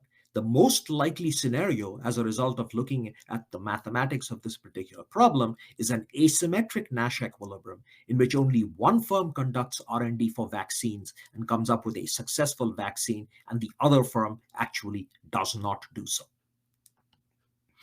Okay, so I've just said that the expenditures, that there's total expenditures on R&D, in the sign of that is in general ambiguous. You can have two cases. The expenditure either goes up or the expenditure goes down, depending on which equilibrium actually prevails. And as I said, the asymmetric Nash equilibrium is the most likely equilibrium. So let me conclude the discussion in this paper by saying that to the best of my knowledge, this is the first paper in the regional science literature that explicitly analyzes the competition between two vaccine-producing firms, or at least in principle, vaccine-producing firms, where the idea is to produce vaccines and thereby fight the scourge of the COVID-19 pandemic. What we did in the paper first is to look at the alternate pricing strategies that the two firms may confront. We said that monopoly pricing is not equilibrium behavior, but limit pricing is. And then we computed the ex-ante profits of the two firms, given that their decision about whether or not to conduct R&D is based on the stochastic marginal cost distribution. After looking at the ex-ante profits, we first looked at what happens when there is risky R&D, and we determined conditions under which either one firm or both firms conduct R&D. That was the Nash equilibrium that we looked at, with two possibilities in terms of actions: R, conduct R&D, or D, do not conduct R&D. Okay. After looking at the risky R&D scenario, in the final part of the paper, we looked at the impact of increased competition between the two firms, and what does this increased competition do to the incentives to conduct R&D. And the short answer is, what increased competition does is that it makes it more likely that in the equilibrium, only one firm will conduct R&D successfully. And as a result, in game theoretic language, the asymmetric Nash equilibrium in which only one firm conducts R&D while its competitor does not is the most likely to emerge. Okay, so there are many possible extensions that one can conduct in this particular paper. One obvious extension is to look at the nature of the competition between vaccine producers when city and regional governments are able to commit to purchasing the vaccine that's produced with an advance purchase agreement. One of the reasons why pharmaceutical companies that are interested in producing vaccines are hesitant to do so is because the fixed costs of producing such vaccines is very high, and you don't know to what extent you will be able to sell the ultimate product. So the purpose of an advance purchase agreement would be to reduce that uncertainty, because governments commit in advance to purchasing a certain number of vaccines if they can be successfully produced, so the demand uncertainty goes away. And the second potential extension would be to raise competition in the market for vaccines by offering subsidies to other firms that are willing to enter the market. So here we have a duopoly with competition with just two firms, but if you provide subsidies to other firms to enter the market to reduce the profits or rents that exist in the current scenario with only two firms, then that would have a positive impact on consumers in terms of lowering the ultimate price of the product that we're interested in this particular case, vaccines. So I'll stop there. Thank you. Thank you. Our paper was although you only presented the story, but still the issue is quite technical. And usually when you start with game theory and oligopoly, you don't get many questions unless you're in a very specialized audience. The questions that came to my mind, actually, you answered in your last comment. I think these would be the straightforward and natural extensions. The one thing was I was kind of wondering where the regional science part is, but you kind of promised it in your last part. Right. And the other thing is of course, when we look at this case, there was also other institutional factors in terms of advanced purchases, and also to some extent, well, I'm not an expert, but if I remember correctly, there were some subsidies, government subsidies to some of these firms and things like that. Yes. So for instance, Moderna, one of the key mRNA producing vaccines, got a lot of subsidies, and a lot of the initial work that it did was provided by US taxpayer funded money. So that is one of the reasons why it was able to get ahead, because it does already have access to a lot of information from NIH funded research. Well, thank you for getting up that early. You have a long day ahead. Right. And thank you for your really interesting presentation. So Thank you. With that, we move on. Who's next? Nora is next, at least on my list here. So my name is Nora Gomkötő, and me and my co-workers are working at the University, Széchenyi István University in Győr, in Hungary, and at the Faculty of Food and Agricultural Sciences. So this is the reason of our work title, that we studied the COVID-19 effects on international trade in food and agro-based products. So let me tell some words about the elements and the basic of the topic, because in the previous presentation we heard that the epidemic has affected us almost every area, every sector, and included the economy as well. So we studied this effect. At the beginning of the epidemic, the closure of borders had a significant impact on international trade, which also affected trade in agricultural products. So in the first quarter of 2020, a lot of countries closed their borders, and this made hard to transport these products. So later, borders were made free, and goods were allowed to flow freely. But we thought that the pandemic has other or more effect later on the trade, and we examined this area. We used the secondary database, the International Trade Center, and it has a application, the world map, and we use this data.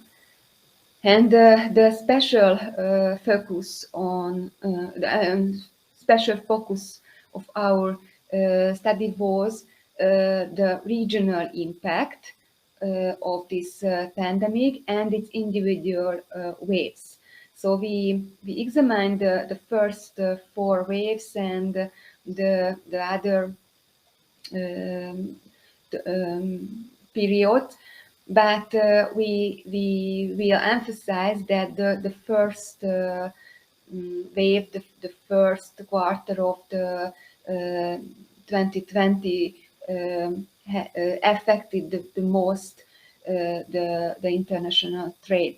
So we needed quarterly data to point out the effect of the individual waves. We used simple statistical methods, graphs, graphical representation, dynamic and distribution ratios, and so on. And we used the auto-correlation method to detect more complex relationships between the regions. Earlier, me and my coworker stated that there are 6 main trading partners in the world. Here you can see the United States, China, Canada, Russian Federation, India, and Brazil, and an integration, the European Union. Of course, this is the main entity of international trade. But we had to study the European Union separately because the scale, the difference of the scale was too large to represent it in one graph. So you can see 2 slides.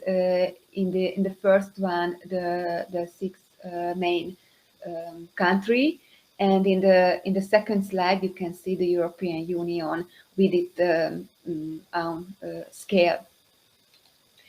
So that we stated regarding the international food, that the trade in processed food and agro-based products didn't follow the same pattern in the countries, which is also due to the fact that each wave of the pandemic reached different countries at different times.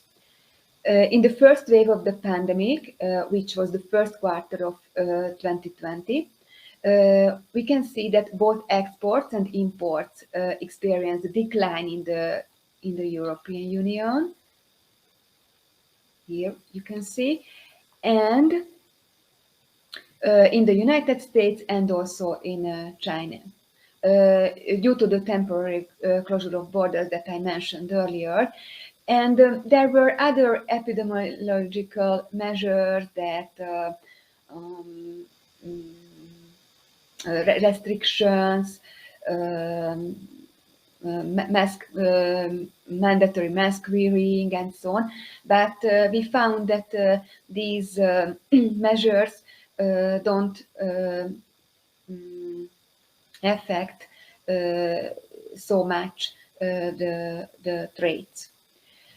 So the same decline in Russia occurred only in the third quarter of the same year, when the second wave of the pandemic began. In the third wave of the pandemic, it was, if you remember, in the first quarter of 2021, a decline was also observed in the United States, Canada, Brazil, and Russia. But the extent of this didn't reach a decline experienced in the first wave, as the products could flow relatively more freely.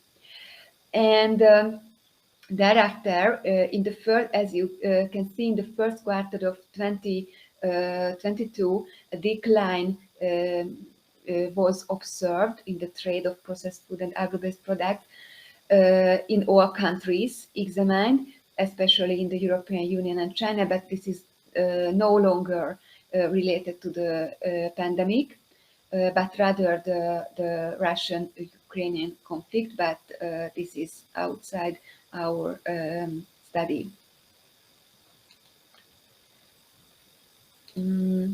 Thereafter, we studied the product turnover between the major trading partner countries in the year immediately preceding the pandemic, so in 2019, and in the first year of pandemic in 2020.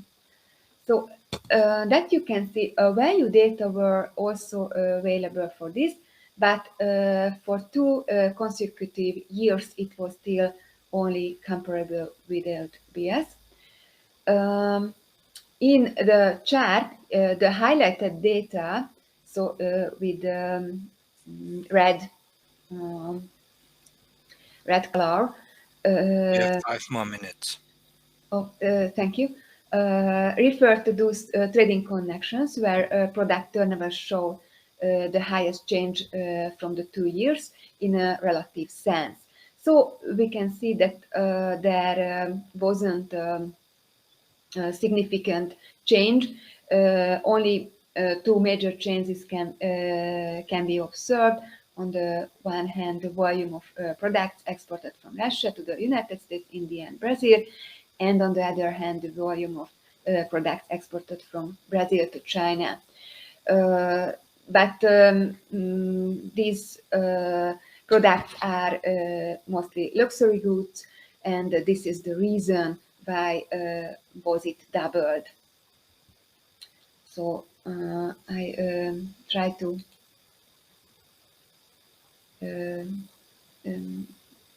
catch up the time.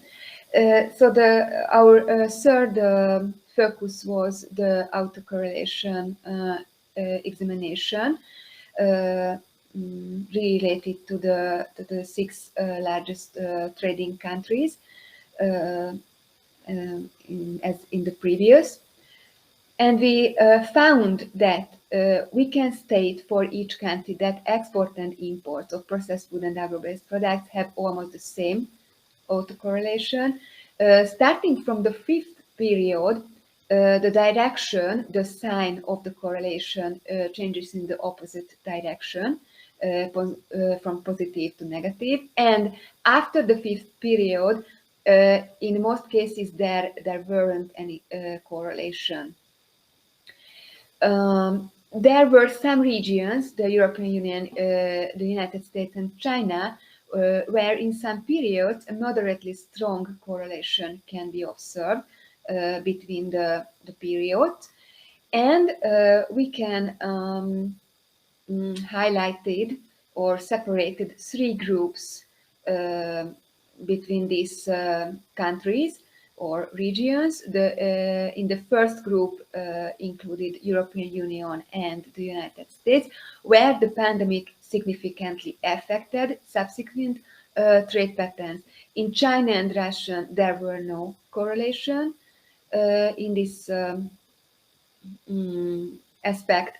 And in Canada and Brazil, we found that in the pre-pandemic period, there were no correlation, but from the 4th quarter of the first year of the pandemic, a relatively strong negative correlation was observed between the periods regarding the trading of the food products.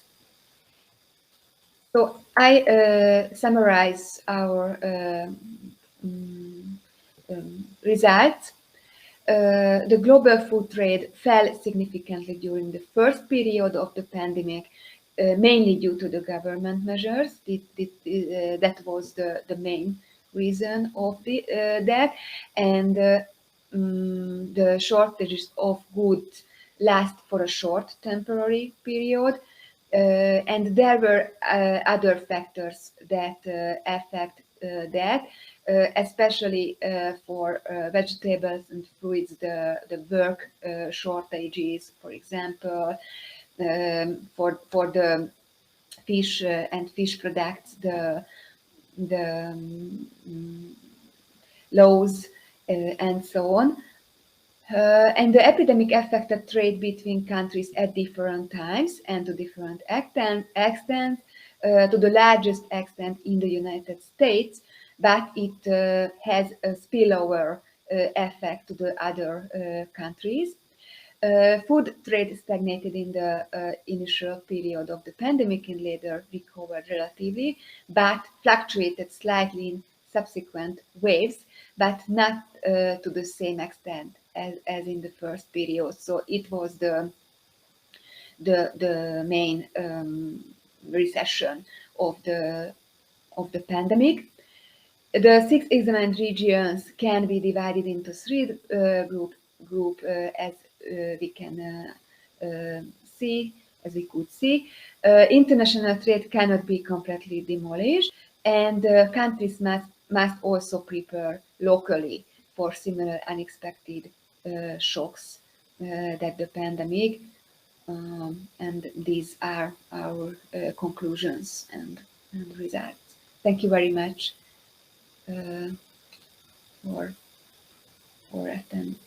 for your attention. And I'm waiting for the questions if you have any. There's one question from Amit.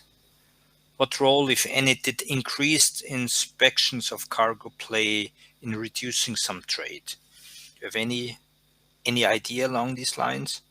Any information? No, we didn't study this area, right? I don't have any idea. You don't have any answer to that. Are there any other questions or comments? Yes, hi Nora, thank you very much for your presentation. I'm not sure if this was the part of your study, but I wanted to ask if you have any idea how the consumer behavior also impact the flow of goods, because we observe in Poland like the very different behavior, especially at the beginning when people were gathering a lot of food for the bad time. So if you can comment on that, I would be very interested of your opinion. Yes, thank you very much for the question. Absolutely, we studied the consumer's behavior as well, but in the shortage of time, I didn't have enough time to talk about consumers' behavior. Yes, we observed the same, that in the first period there were panic shopping, and the consumers were searching for healthier products and well processed products. So it increased the demand for these products, but the cargo and the border closures were absolute obstacles for this demand. So this demand couldn't meet. Yes, thank you very much. That was actually my question. So yeah, thank you. So it's not so important factor in the let's say global import and export flows. Yeah, the consumer behavior. Yes, as I mentioned, in the luxury goods, we can observe a change in the international trade because the demand fell in luxury goods in the first wave of the pandemic, and it was observed in the international trade. Absolutely. Thank you very much. But the other goods, not. So thank you for your presentation, and perfectly on time, we move on to the final presentation by Katarzyna. Thank you. Good morning to everyone. It is a great pleasure to participate in this conference, and I would like to present with my colleague the topic that sometimes it seems not very actual nowadays, but in Poland, especially in the context of many other many other actions that took place, it is still very important, because the pandemic and the consequences of the COVID started some changes in the functioning of local government units. So the title of our presentation is Impact of the COVID-19 on the city budget revenue in Poland, and I present the first part of our presentation, and then Ania, who represent University of Warmia and Mazury in Olsztyn, Department of Theory of Economics, will present the second part. I represent Krakow University of Economics, Department of Public Finance. Our presentation is divided into 5 main parts. The first one is objectives and research questions. The second is theoretical background. Third one is data resources and research method. The fourth, results, and at last, conclusions and summary. So we decided to put out 2 questions.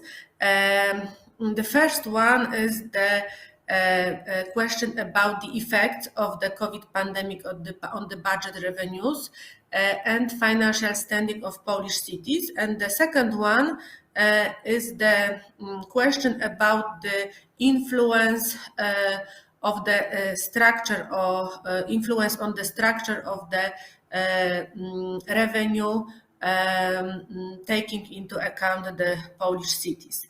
And we also decided to establish 2 objectives. The first is assessment of the effects of the crisis caused by the pandemic COVID, of course, on the budget revenues and the financial condition standing of Polish cities. And the second one was identification the changes in the structure of the city budgets as a consequence of the pandemic. The third part of presentation is the theoretical background. So I would like to tell something about the literature review. The response to the global crisis, as it was mentioned in the previous presentation, can be analyzed from many different points of views, of course, financial, economic, and social. As to the financial aspect, both the impact on the crisis on own revenue of local government and its impact on changes in the level of transfer revenues resulting from budget constraints, and at the central level are analyzed. And what is important, cities with large population, the biggest 12 cities in Poland are called metropolitan cities, resulted the COVID pandemic more stronger than other cities, but we can see the changes in the structure of revenue in all level of local government units, especially in the cities. Cities with a larger population reported concerns primarily with regard to loss of own revenue, while smaller ones pointed to the growing cost of expectations of inhabitants, residents in relation to tasks related especially to the social assistance. The first phase of crisis caused by pandemic, by COVID, was characterized by great dynamism and uncertainty, which substantially hampered the budget preparation and adoption procedures. Both financial and management issues encountered by local government units had its source in the previous financial crisis that took place in 2007-2008, because after that crisis, many regulation in law had been made, and this regulation influenced the financial situation of local government units also today.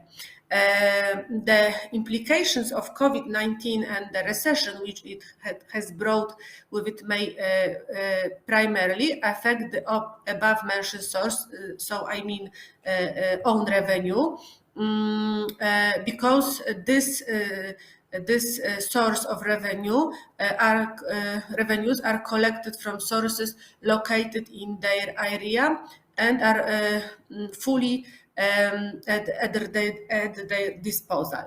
And what is important, we have to underline that we have two main local governments in Poland have two main own sources of revenue. One is own, as I said, and it's mainly from local taxes and fees, and also from the local government have also some income from the central taxes, personal income tax and corporate income tax. And the second very important source of revenue are so-called external transfers these are revenue from the central budget to local government units. The main two of these transfers are subvention and targeted subsidies. As regarding the COVID-19 crisis, it was targeted transfers that play an important role in counteracting the effects of the financial and social crisis. So it means that the part of the own revenue was smaller than before the crisis. And you have used up half the time. Just okay. Okay, thank you very much. And financial analysis that we made was used here in the article, and it was connected with assessing the financial situation of local government units. It is intended to study the structure, characteristics and dependencies of an entity's revenue and expenditure. We used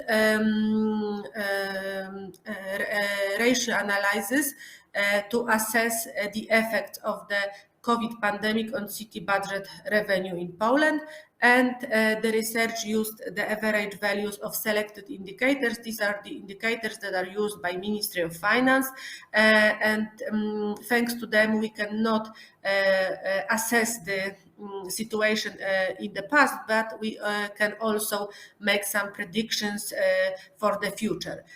So we analyzed all of the indicators that are used, but here in presentation we present only a few of them.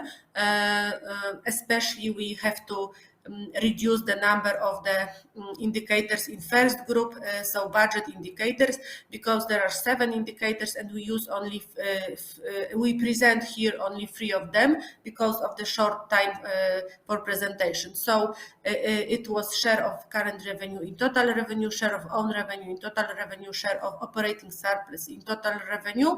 Then was the second group of indicators per capita, and its current transfers per capita, operating surplus per capita. The last one are indicators for debt liabilities, share of total liabilities in total revenue, total burden on revenue with debt management, and total burden on own revenue with debt management. And now Ania will present the results of our analysis. Good afternoon. I have pleasure to present results of this analysis, and in this figure you can see average values of budgetary indicators in Polish cities in 2010 to 2020. And the first indicator is a share of current revenue in total revenue, WB1, and it showed a growing tendency until 16 and then started to decline in 2017. In 2020, when the first effect of the pandemic on the revenue side of budgets could be perceived, this indicator increased for the first time since 2016. It may have been the results of an increase in target subsidies transferred to the cities from the state budget to counteract the COVID-19 pandemic. The second indicators, the share of own revenue in total revenue, WB2, showed two trends. In 2010 to 2015 had a systematic increase. However, it declined since 2016. The decrease in 2020 compared to 2019 was slightly greater than that observed in the previous years, which may also indicate the impact of the pandemic on this group of revenue. And the third indicator, WB3, share of operating surplus in total revenue, developed in parallel with WB1. In the years of 2010 to 2015, it was observed its growth, while from 2017 it started to decline systematically. And year 2020 saw the largest decrease in the entire research period. It may mean a decrease in the capacity of cities to repay liabilities and finance investment expenditure. And the second figure show us average values of indicators per capita in Polish cities in 2010 to 2020. The first one, WL1, current transfers per capita, increased almost throughout the analyzed period. The highest growth of this indicator took place in 2020 compared to the previous year, and growth of the analyzed indicator result mainly from the increase in revenue from educational subsidies and compensatory transfers. The second indicators, WL2, operating surplus per capita, remained relatively stable, but its largest decline was recorded in pandemic year 2020. To sum up our results, we can say that the study indicate that the COVID pandemic influences the formation of indicators that constitute the basis for the assessment of the financial standing of local government units. And this stems from the dependence of the level of local government's revenue on the economic situation. Thus, the first step is to stress the impact of the economic situation on own revenue, which is the numerator of the WB2 indicator. And this phenomenon is connected to the marketization of economy in cities, that is a strong dependence of the revenue of cities' budgets on the income of individuals and enterprises. And as a result, we can observe an increase in the financial capacity of cities in the condition of economic revival and a weakening at the time of crisis.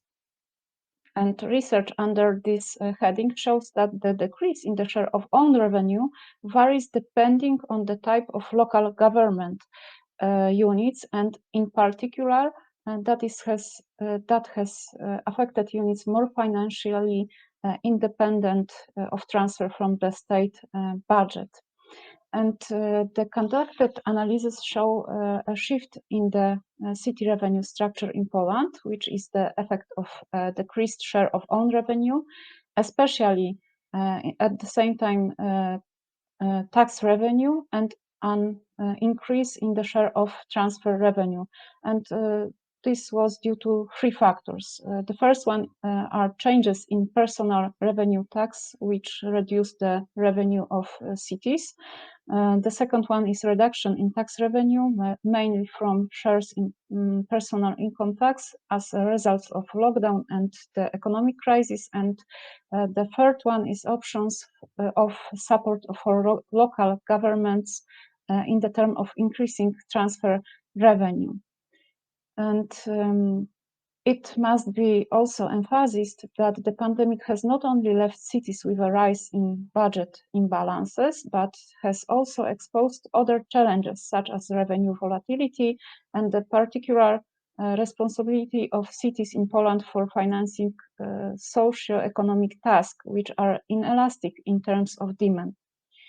In the near future, the financial issue of local government units will increase in connection with the growing cost, growing indebtedness, and increasing cost of debt management.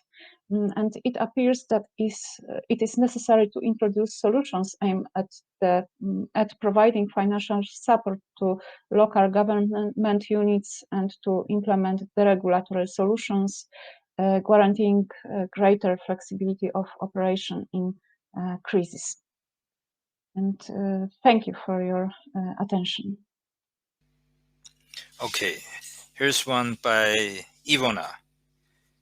Do you see these changes as an opportunity for looking for a new model of financing? Let me try to answer this question. It is, can you hear me? Yes. Yes. Okay. It is difficult to say. We can say that it should be done because the model that exists now was proposed in 2003 when the act of the the regulations that are connected with financial sources and the financial economy of local government was established. And nowadays, the situation had changed in many areas. So, especially when we take into account the last 3 years, I mean the first spectacular action was connected with COVID. The second one was, of course, the war that started on the Ukraine, and the third one are the results of this war, because the results are very strong for Polish government units, which have to expand the range of public services at the local government, at the local level, and it is also connected with many additional expenditure. We have to remember that now we have the new situation connected with the cost of the expenditure for this task, because due to the very high price of everything, yes, I mean energy and salaries also, we have on the one hand, we have a very serious increase in expenditure, and on the other hand, we have a very serious decrease in revenues. It has three main reasons. As I said, it was changes in law, especially in central taxes, personal income tax, which is a very important source of local government, source of revenue for local government units, and that was made last year and previous year, causes in a decline of this source in this revenue. And the next thing that must be taken into account in the future is that all this very unpredictable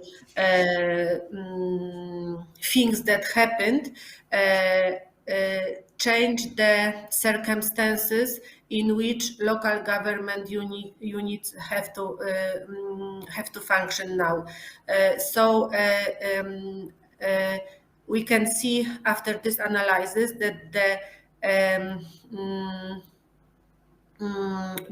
possibility to decide about local government unit by local government unit is declined. Yes, so they are in higher.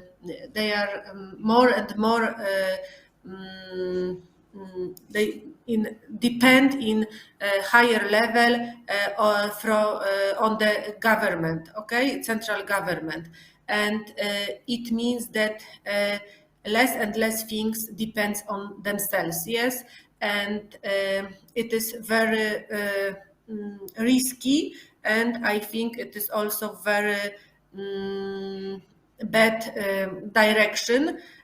So I think that new model of financing should be proposed, but in the same time we have to be conscious of about the political circumstances that are very difficult to propose and introduce something that will give the local government units more flexibility. Okay, thank you. Well, I'm looking at the time. It's 12:15, so I think we've spent the whole time we have been assigned to, and I think we spent it well. So thank you all the presenters, all 4 or 5 of them, and yes, it means coffee break now, and then there is a keynote. So thank you and goodbye.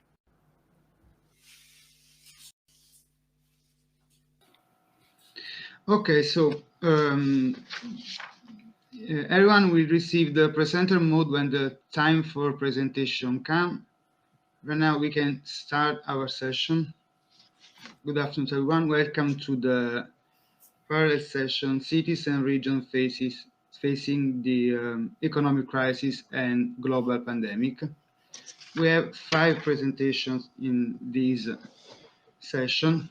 I am a presenter. I will present the last one. So we can start, since I can see that all the presenters are here, and they will receive the presenter mode when the time for their presentation will come.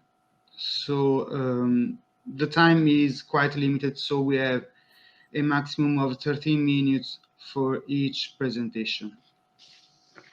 We can start with Valeria Nimitova, presenting us a research on exploring efficiency at primary level of education, data envelopment analysis of school in Bratislava. So Valeria, if you want, you can start your presentation. I'll tell you when you will have 1 minute left if you want. Thank you very much, Raffaella. Okay, so good afternoon, everyone. I hope that you can see my screen and the full screen of my presentation. Together with my colleague Eva Belvančíková, we are from the University of Economics in Bratislava, from the Faculty of National Economy. We are working at the Department of Public Administration and Regional Development, where we have a project which is connected with the smart governance in public administration. And within these projects, we are exploring the efficiency at primary schools in the capital city of Bratislava. So this is what is the paper about. So here are my plans, what I'm going to tell you today, why it is important to analyze efficiency in education, what tells us the literature, so a brief literature review. After that, I would like to introduce the methodology and the results of our efficiency analysis through data employment. So this was the outline, and now I'm going to the motivation. So why it is important to analyze the efficiency at primary schools and also in general in education. In today's today's policy, it is important to make a policy which is implemented according to data, according to analysis, and this is called evidence-based policy. And evidence-based policy is implemented according to evaluations, for example, before the implementation, after implementation, and also our midterm evaluations made. So what is important in education is that it's very hard to measure quality, hard to measure the output, because the inputs are the students. So these are not machines, these are people. So there is a huge discussion in literature on how to measure it, as also schools have their inputs as the pupils and so on, and also some inputs, and the literature says that defining the outputs in the production of education is difficult, as somewhat arbitrary. So there is no unified opinion in the empirical literature and also in the policy practice. So to evaluate efficiency, there are a lot of methods how to do it. And in this paper, we used data envelopment analysis. And we focus only in into one city, which is the capital city of Slovakia, which is Bratislava, and its districts. So we made this analysis according to a brief literature review, also in the methodological and also in the literature sense. So there it is very important to do also some micro studies, not only studies and comparisons between countries, but also comparisons between regions and also at the lower level. However, the efficiency in education is discussed. A lot of variables are used also at the input and also at the output size. And I will tell you about these variables later at the next slide. So let me introduce our methodology, which is based, as I told you before, based on the data envelopment analysis, which makes it possible to individually evaluate the efficiency of the organization, and in our terms, the efficiency of primary schools in relation to others, or to the entire set of all schools. So after dividing or after doing this analysis, we can divide the schools into effective schools and into ineffective schools. We can make a ranking of these as primary schools, and also we can compare the efficiency of individual schools in particular years. So it is also possible to establish a pattern of effective organization or a benchmark of ineffective organization. So these are the tools which can these data envelopment analysis make. So at this slide, you can see our aims and also research questions. So at first, I would like to introduce our main aim, which is to analyze the efficiency of elementary schools in the capital city of Slovakia. Only in this paper, however, it's a preliminary analysis only in the year 2015, which is for us on the first available year in our data set. So through this analysis, we identify the characteristics of the most effective primary schools and also of the most ineffective primary schools. We made a ranking, so we are going to make a ranking of elementary schools, and the last step will be to examine the factors of which are influencing the efficiency of these schools. So we set 2 research questions. At first, the first is which factors affect the efficiency of primary schools in Bratislava, and the second one is about the differences between the efficiency quotient according to the location of primary schools. Okay, so let's go to the data set. In this year, we collected the data, all variables about primary schools in Slovakia. However, it is a huge data set with more than 200 variables for each school.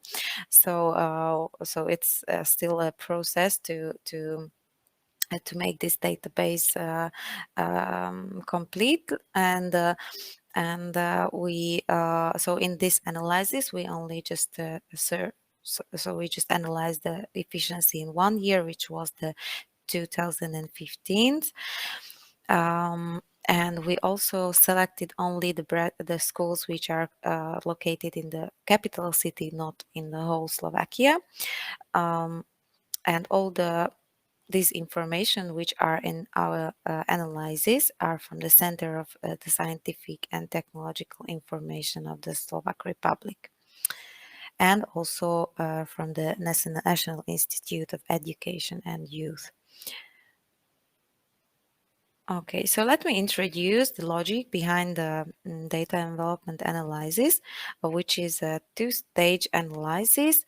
At the first stage, we are measuring the efficiency score or efficiency level of each school.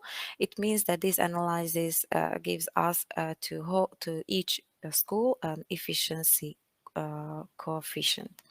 So this is the first step, and this first step is made according to some input indicators which are related to the schools, and also according to some input variables. I will tell you later which are these variables. And after this efficiency score, we are going to the second stage, or the second step of the analysis, which is a regression analysis of the influencing factors. So which factors are influencing this efficiency? Okay, so I think this is the most important slide in our presentation, which are the selected input and output variables in our DEA. However, as I told you before, there are more than 200 variables, so it is a lot of data, and we just selected these 10 variables in the input and the output side. So the average number of students, the share of girls, the share of pupils and teachers, the number of pupils in one classroom, the number of pupils with special needs, and days or the ratio of pupils who visited the school in nature.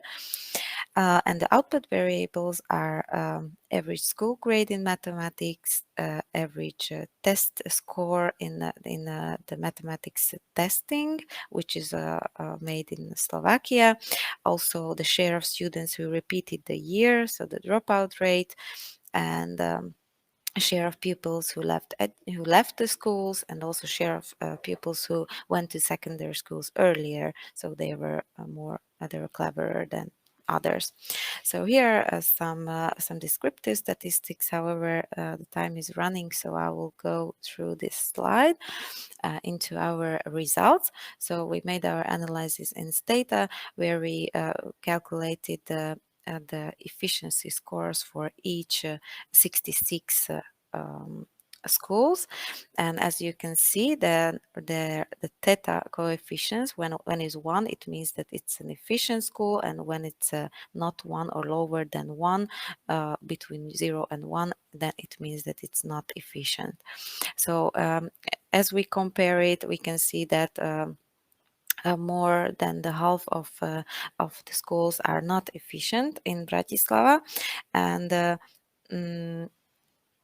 we can make a ranking of these schools. However, these schools which were effective are the first, and then follow the other inefficient schools.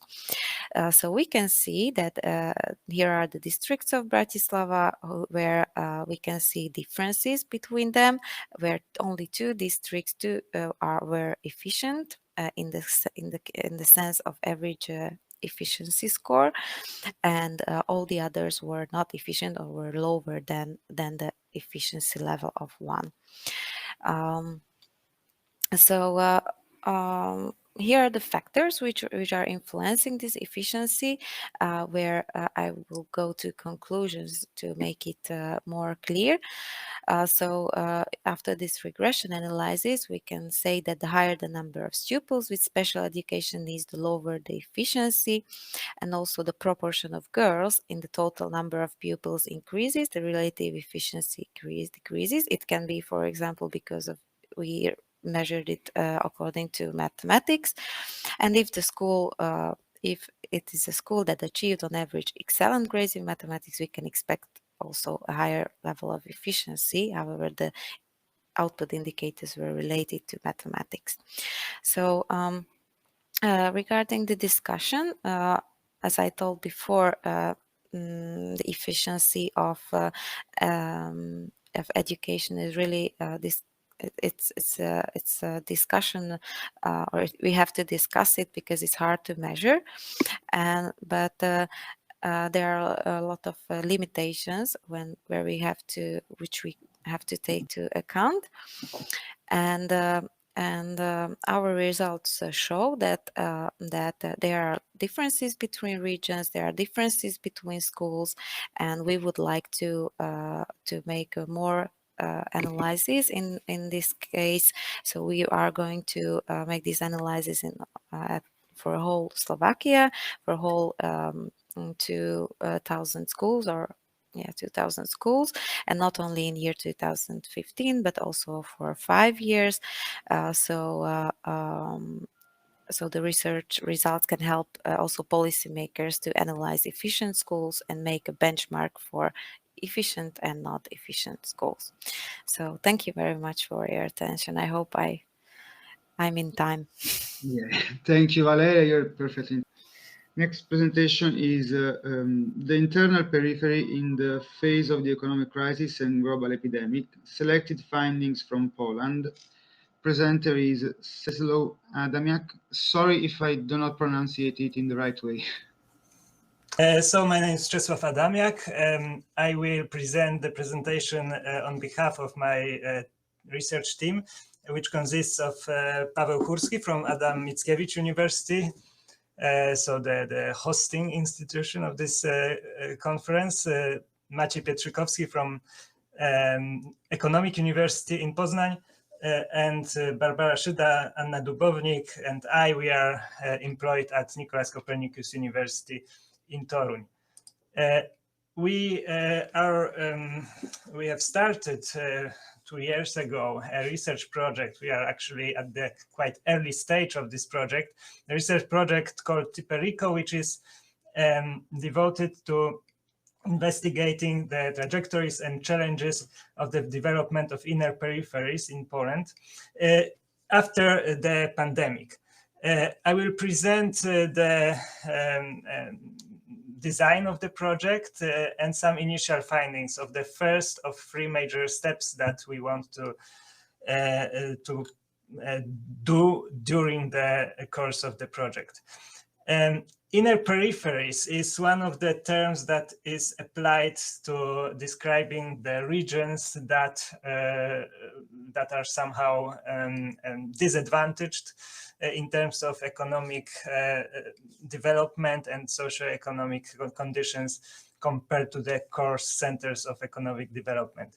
They are called in different ways: low growth regions, remote areas, lagging regions, left behind places. But we chose this term inner peripheries that we included in the title of the project as this concept of peripherality includes the relational location of the region in the space of relations. So we do not understand peripherality only in spatial terms as location far away from the centers in Euclidean distance, but in relational terms. So these are the regions that lack connections, in terms of economic connections, in terms of power relations with the centers of socioeconomic growth. This term of inner peripheries has been discussed in regional literature for decades, as we could see on this previous slides, but in the recent years, it also gained much attention in European regional policy and studies performed at the European level. For example, in 2017, there was a ISPON report published that delimited these areas that were defined as peripheral areas using Eurostat division into NUTS-3 sub-regional units. And in this report, they defined three kinds of peripheral areas: areas with low economic potential, poor access to service of general interest, and lacking relational proximity. But what is important is that they concluded that we can find those peripheries everywhere in every country of Europe. We do not use the same definition and the same delimitation of inner peripheries in our study. We define it in our way, and we also delimit them in Poland using our methodology. So in our way of thinking, we define internal peripheries as areas with dormant or lost development potentials due to their social or economic peripherality, caused in particular by low communication accessibility and a relatively long time distance to economic centers, a limited range of functional connections, and the lack of abilities or difficulties in establishing these connections permanently. We assume these peripheral areas are characterized by low efficiency of the territorial socioeconomic system, low access to public goods and services, and low quality of life in general. And we look at those peripheral areas in Poland, focusing on the challenges and developments that are happening now. We planned this project during the pandemic, so we wanted to focus on the processes that are results of the pandemic. But now we can see there are even more recent challenges related to the war in Ukraine, energy crisis, general inflation, and also more overarching problem of climate crisis that we also want to look at in the context of those peripheral areas. It is often mentioned in the literature that the peripheral areas that lack those relations with the centers of socioeconomic development are in weaker position in challenging this crisis situation. So they are more vulnerable than central areas. But on the other hand, we can think of some new opportunities for peripheral areas that stem from the pandemic and also other crisis situations, other aspects of the current crisis situations, like the emergence of new populations, new opportunities of distant work, so that the labor market can be more dispersed, like the work from home, maybe the opportunity to keep some of the population in the peripheral areas instead of migrating to large cities. Our project, as I said, consists of three major steps. The first of them is delimitation and the typology of inner peripheries in Poland. Then we are now at this beginning of the second stage. So we are looking for case study areas that we will investigate more in detail, we choose 4 regions in Poland, and we will carry field work there. And then we will come back to the national spatial scale and use those experiences from these local studies to conclude on some general patterns that can be applied to the entire country. But I will talk a bit about this first stage that we have finished now. So the limitation and typology of inner peripheries.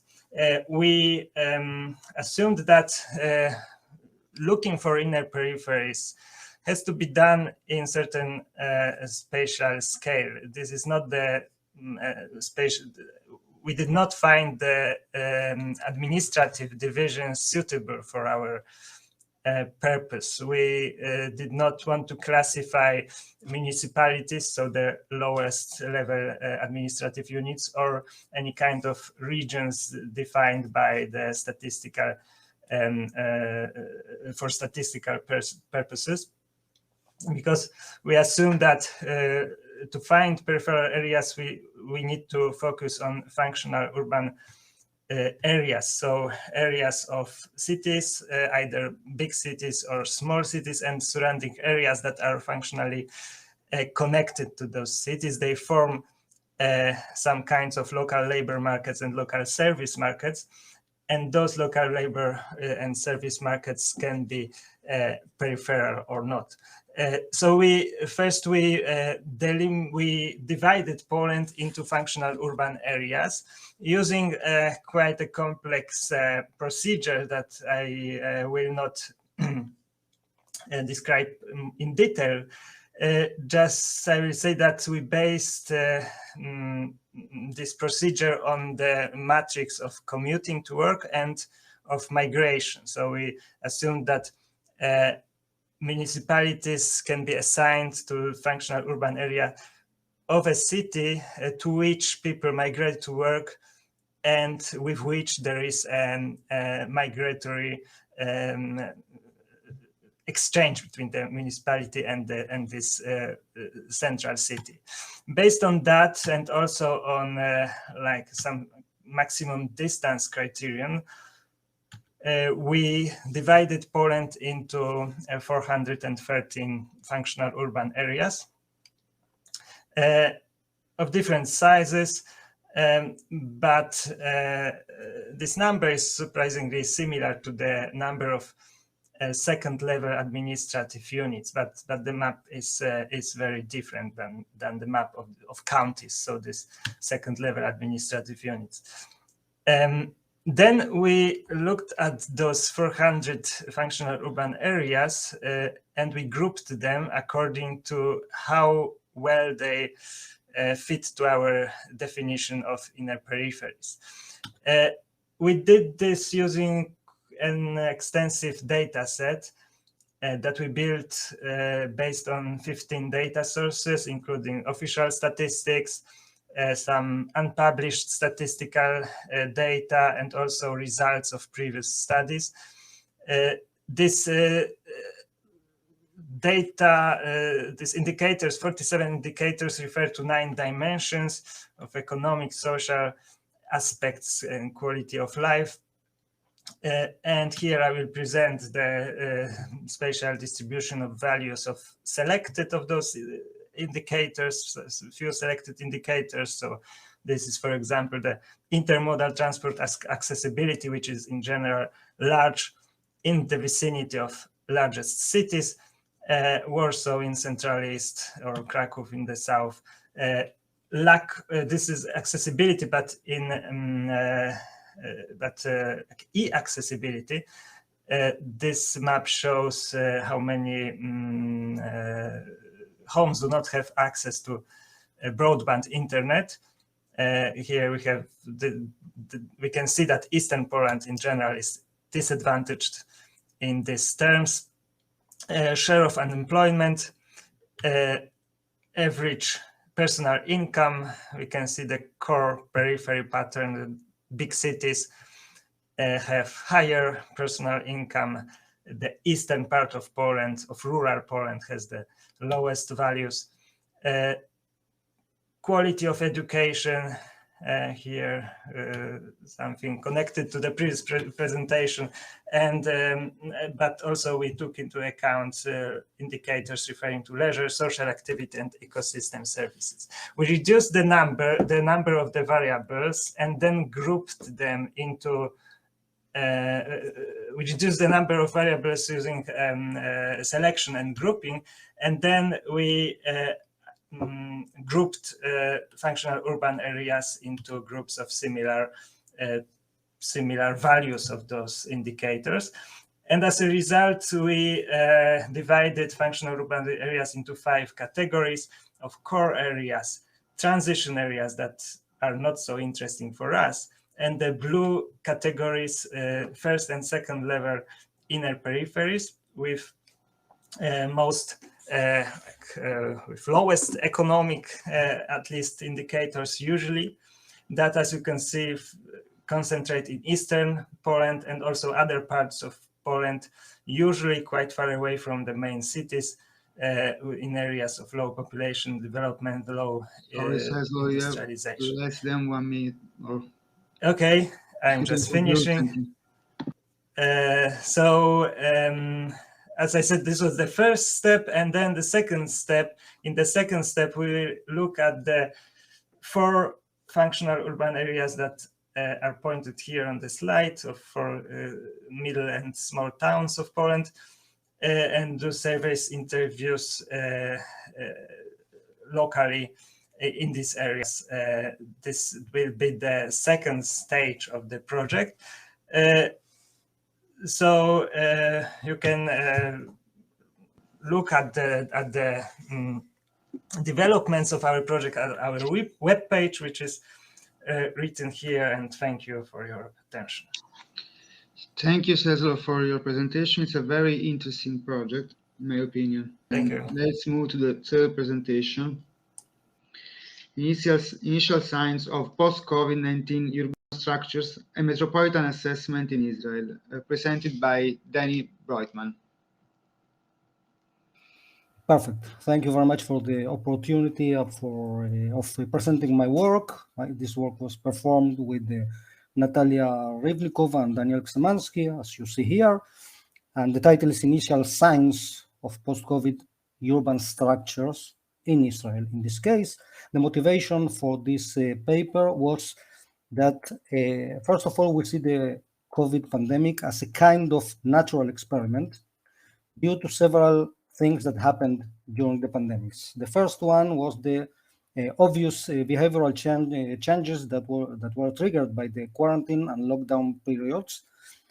Particularly, we look at the spreading of home-based work, online shopping, etc., that were widespread during the pandemics. But the question is, what will happen, or what is happening now in the post-COVID period? The first of the question is whether those changes are going to persist, or simply they were something that characterized the pandemics and will disappear in the near future. But if they will persist, maybe they will change patterns for housing, work, or even retail, the demand for retail space. In this case, we ask if those changing preferences will be able to affect or to change the spatial urban structure. So our interest is twofold. First of all, we want to ask if we can already see some kind of change of willingness to pay for locations. On the other hand, if we really see that there are changes, what is their potential to impact or to change the urban structure? So in order to check that, our hypotheses are 3.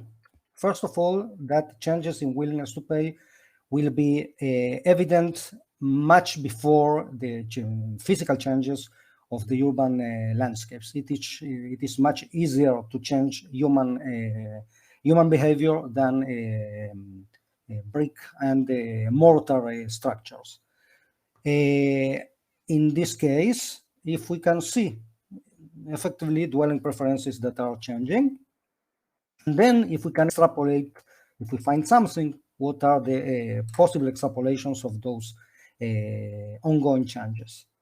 So the data we use are mainly real estate transactions from 2007 until 2021, a very detailed data set. You see here more than 1,300,000 transactions with all kinds of parameters, price, size, rooms, etc., etc., and data about existing buildings.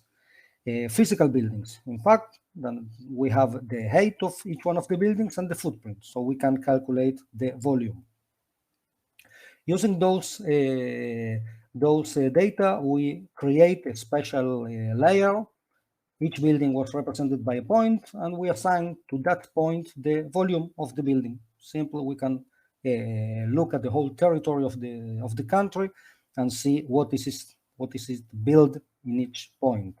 And then we create a kernel density in order to represent the differences in building density. And then we normalize it just to have a measurement of where the buildings are very dense or whether not. On the other hand, we made a land value assessment, which is based on the price of the apartments that we divide by the size. So we can easily calculate which is the value of one built square meter. But then we have also the construction cost, depending if it is a house or a building or the story of the building, etc. So we can calculate the land value, the willingness to pay for 1 meter of land, and based on both measurements, first of all, we calculate the main land value for all the transactions. So we can create a very, very simple linear regression applied to the pre-COVID period. So from until 2019, the mean land value levels are the independent variable, and then just we calculate the expected average land values for the years of the COVID, for 2020 and 2021. And then we can create prediction intervals with a 90% likelihood, a confidential interval, in fact, and construct this type of graphs. What we see here is what happened to the average land values for all type of dwellings from 2007 to 2021. The red part is the points that we see there are the actual calculations, but the confidence intervals are calculated according to the pre-COVID period. So we see here, for example, that for all the dwellings in the country, the values during 20 and 21 were more or less the expected. They are a bit lower than the trend, but are still within the confidence interval. But this is not the same for all the subsets.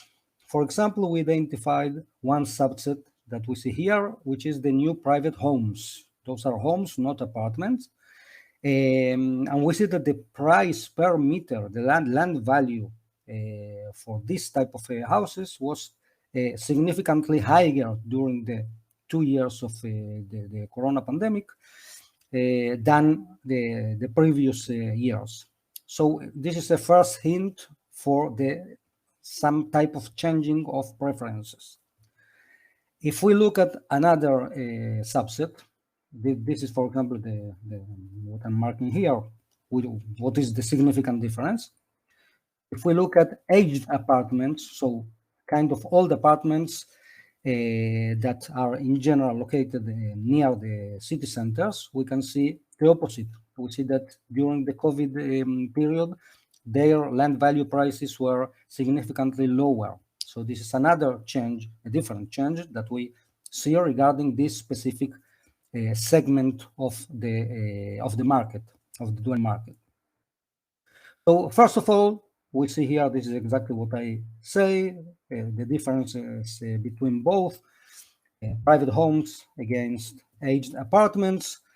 But the important thing here is that both of them are in general, or generally located in different places in the urban areas. So the question is how we can speculate or what could happen if those trends will continue.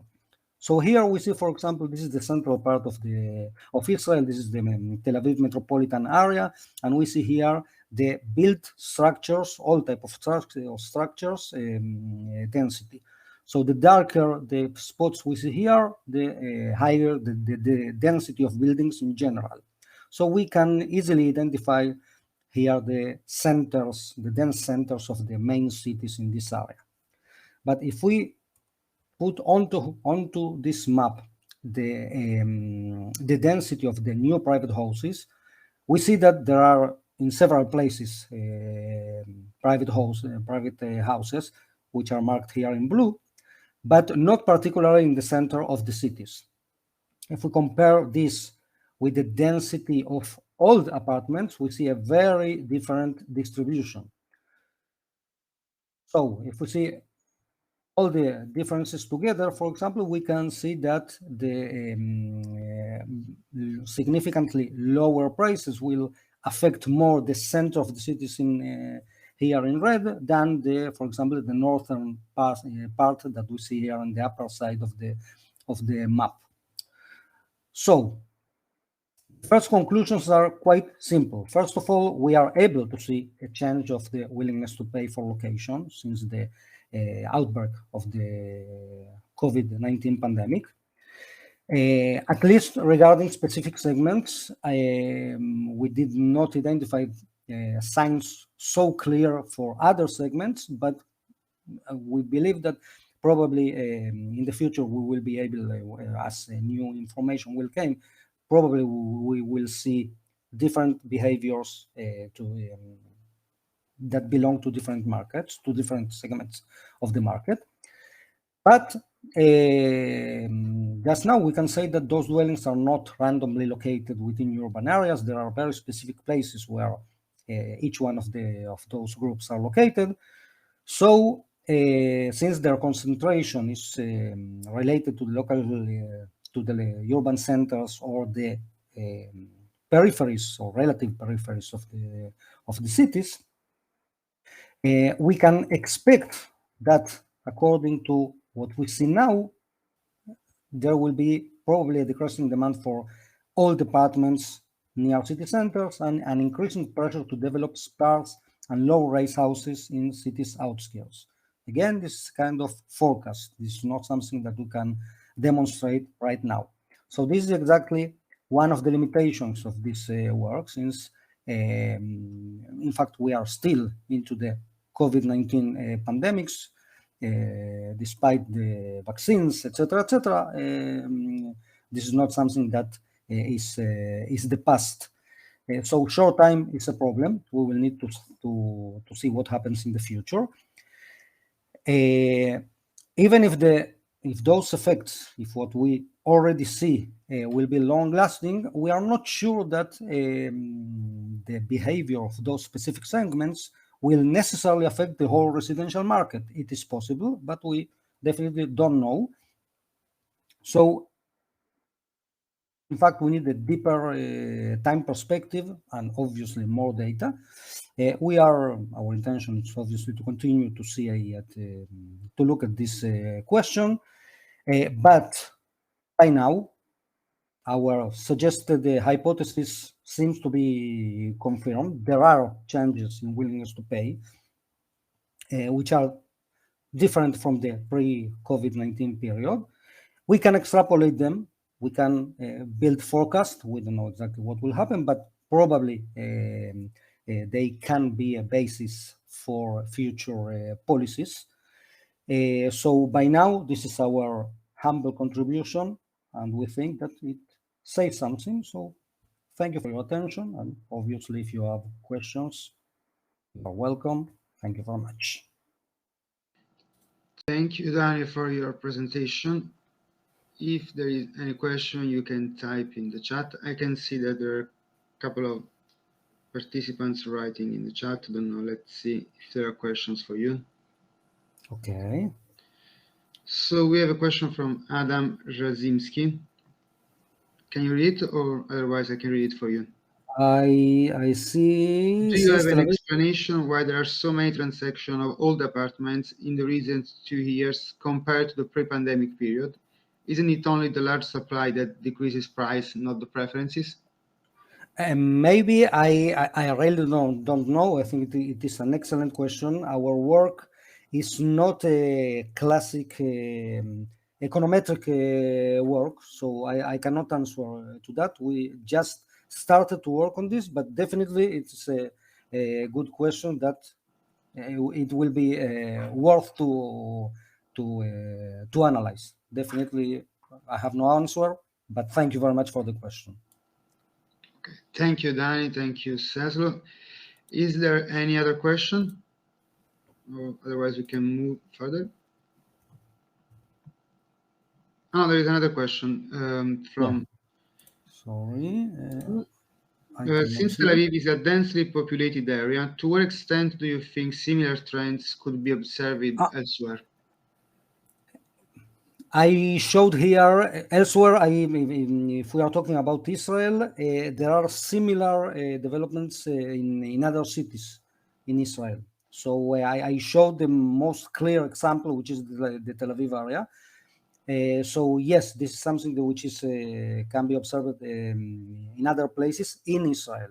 Regarding other places worldwide, I guess according to a short literature review that we performed, those types of behaviors are changing in several places. I cannot say whether they are ubiquitous or not, but there are good reasons to assume that there are another places in which it is happening. Okay, thank you for your answer, and thank you for your question. Thank you for a very interesting presentation. Let's move to the fourth presentation, changing special patterns of excess mortality in Europe during the COVID-19 pandemic, presented by Andras Igari. Good afternoon, ladies and gentlemen. My name is András Igari, and I'm a PhD student at Eötvös Loránd University, Budapest, and I'm a junior analyst at Hateful Research Institute too. For the past 2 years, I've been working on a diffusion of COVID pandemic, and in my presentation, I would like to report my results about the changing spatial patterns of excess mortality in Europe during this period. Okay, you can see here the main part of my presentation. First, I will present the methodological issues of excess mortality, and then I will present the methodology of my presentation. Then I will show the regional patterns of the excess mortality in Europe. And first, I will analyze the effects of some potential explanatory variables, potential explanatory factors of spatiotemporal inequalities of excess mortality. And finally, I will conclude my findings. When talking about the data availability of the pandemic, it is important to highlight that there are huge amounts of datasets are available, heterogeneous in terms of specialty and time and methodology. However, there are a number of issues related to the officially available pandemic data. First of all, since the coronavirus often cause only mild symptoms, testing capacities and contact tracing are of paramount importance, which may vary among countries and regions. This means that these variations are sometimes are the key determinants of the value of some indicators. The number of cases, number of reported deaths are There are also different methodological issues for each indicator, and there is also a heterogeneity in the publication of the data. So for the above reasons, there is an uncertainty about the comparability of data from different countries. Some of these methodological issues can be overcome by using excess mortality, which is not an indicator directly related to the pandemic, but gives a comprehensive picture of mortality trends over time. The excess mortality measuring the number of deaths from all causes reported in a specific period with an expected number of deaths based on the mortality statistics of previous years. It's a widely used indicator that is also used to measure health impacts of past epidemics and heat waves and so on and so on. So it has a long history to use excess mortality. But excess mortality also has its own methodological issues. On the one hand, it can be calculated in many different ways, which affects the value of the indicators and the final results too. Furthermore, since it accounts for all causes of death, the role of different causes of death is unclear. For example, during the COVID pandemic period, the number of deaths due to the road accidents has decreased as a result of lockdowns, but the number of suicides has increased. Furthermore, the long-term cardiovascular deaths have also increased significantly during this period because of the overwhelmed healthcare system. But on the other hand, deaths related to other non-COVID airborne diseases decreased due to the closures and the mask use. In addition, events unrelated to the pandemic can also affect the value of excess mortality. For example, the heat waves also can influence the excess mortality during summers, naturally. So finally, the spatial temporal frames of the analysis, the spatial delineation of the regions, the size of the territorial units, some temporal factors also can influence the final value of excess mortality. Taking the above into account, I use the following methodology for this presentation. First of all, I collected weekly regional level death statistics from almost each country of Europe. And then I calculated the excess mortality. The weekly number of deaths in 2020, 2021, and 2022 was compared with the 5-week moving average of average death numbers for the same weeks of the period between 2015 and 2019. Furthermore, I analyzed the data per waves, by waves, but it raises further issues, the separation of different subperiods, the separation of different waves, because the pandemic situation varied from country to country. The start and the end dates of each wave were estimated separately for each country based on excess mortality and other official pandemic indicators. So finally, the resulting database was analyzed in several ways. Descriptive statistics and the data visualizations were produced to show spatio-temporal differences and highlight the main geographical characteristics of excess mortality. In addition, I used hierarchical cluster analysis to identify clusters of regions according to their excess mortality by waves. And finally, I create a simple multivariate linear regression model to explore the possible explore some possible factors behind the spatial inequalities of this indicator. And on the results, as the figure shows, the first 4 waves cause significant excess mortality in Europe, while the 5th wave, the 2 minor waves of the 5th wave, only caused only low level of excess mortality.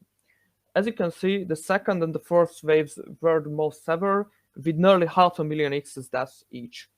All in all, the first 5 waves of the pandemic resulted in 1.5 million excess deaths during almost 2 years, which means an annual surplus of 12% in number of deaths in Europe. Looking at the spatio-temporal pattern of excess mortality reveals a center-periphery relationship. On the one hand, at the European level, we know that each wave originated in macro-regional centers of the continent, so Western Europe and Southern Europe, and spread as a spatio-temporal wave towards the peripheries, East Central Europe and Northern Europe. Furthermore, by the first wave, as you can see in the first figure, mainly affected Western Europe, the British Isles, and Southern Europe. The later waves mainly affected East Central Europe, and this center-periphery relationship was observable in the second figure, because, as you see, during the first wave, the urban centers and the metropolitan regions were hit mainly, but after, the rural regions became most affected regions. Furthermore, as you can see, the geographically isolated areas, sparsely populated regions, islands, Northern Europe, showed below average values during the whole period. Looking at the regional map of excess mortality, this shift is particularly observable. By the first wave, only severely affected a few hotspots in Southern and Western Europe, and mostly urban centers. The later waves, the second, third, and fourth wave, increasingly affected the eastern countries of Europe, especially Bulgaria. This east-west divide is observable not only at European level, but also within countries, for example, in Germany and in Poland. So you can see here during the first wave in Poland, this eastern part of the country is more higher excess mortality rate than the other parts of the country. Yes, and as you can see, during the fifth wave, no clear spatial pattern, and there is no relatively no high excess mortality. To perform to the cluster analysis, I fed this regional excess mortality rates of per wave into the GSP program, and I used a hierarchical cluster analysis. I use different models, but because I'm running out of time, I just wanted to highlight the main results. So it's in all models, 4 main clusters. We can find 4 main clusters. The so-called European average, indicated with yellow, had only moderate average excess mortality rates with a slight increase in the curve during each wave. And from these 3 main clusters were distinguished, which were fundamentally different from each other and from the average European average. The so-called early hotspots cluster, indicated with pink, had elevated excess mortality during the first wave, but since then they had about 0 excess mortality rate. The Bulgarian and the East Central clusters had high excess mortality during the second, third, and fourth waves, especially high in Bulgaria and in the Bulgarian cluster. And although this didn't occur in the first model, but as you can see in the model 4, the so-called peripheral cluster, indicated with the light blue color, separated in some model variations, and it's differed from the other clusters because these regions belonging to this cluster had a near 0 excess mortality during the entire period. In analyzing the data, I noticed that 2 approaches need to into account in order to interpret this center-periphery relationship. First of all, the spatial diffusion patterns of hierarchical and contiguous type diffusion, and spatial vulnerability and resilience. For this analysis, I collected 6 indicators related to these topics: accessibility, quality of life, quality of governance, GDP per inhabitant, per capita, population density, and the share of elderly people from the population. And I ran my multivariate linear regression model, and just the quick results. As you can see, while during the first wave, the multimodal accessibility was the most important factor, which means that the cities and regions mostly connected to the international networks are the most affected regions. During the second, third, and fourth wave, the quality of life is the most important factor, while during the last wave, the fifth wave, the quality of the governance became the most and the only important factor. So you can see the factors and the importance of different factors is changing over time. So as a conclusion, you can see that there are many methodological issues related to the excess mortality. Second, a changing center-periphery relationship is observable within waves and among waves, and different kind of areas can be separated: centers, less developed peripheries, and geographically isolated peripheries. And as you can see, different factors, the role of different factors also changing. And I would like to say that I plan to including additional factors to my analysis, my regression analysis. And if you have any ideas, please help me. I'm really open to your findings and ideas. Here are the references, and thank you for the attention. Thank you, Andras, for your presentation. We can move to the last presentation, which is my presentation. If we have the PDF, I can use this. So it is post-pandemic phase and economic convergence, the role of national plans for economic, just let me set the time. Okay, so the role of national plans for recovery and resilience in the 27 EU member states.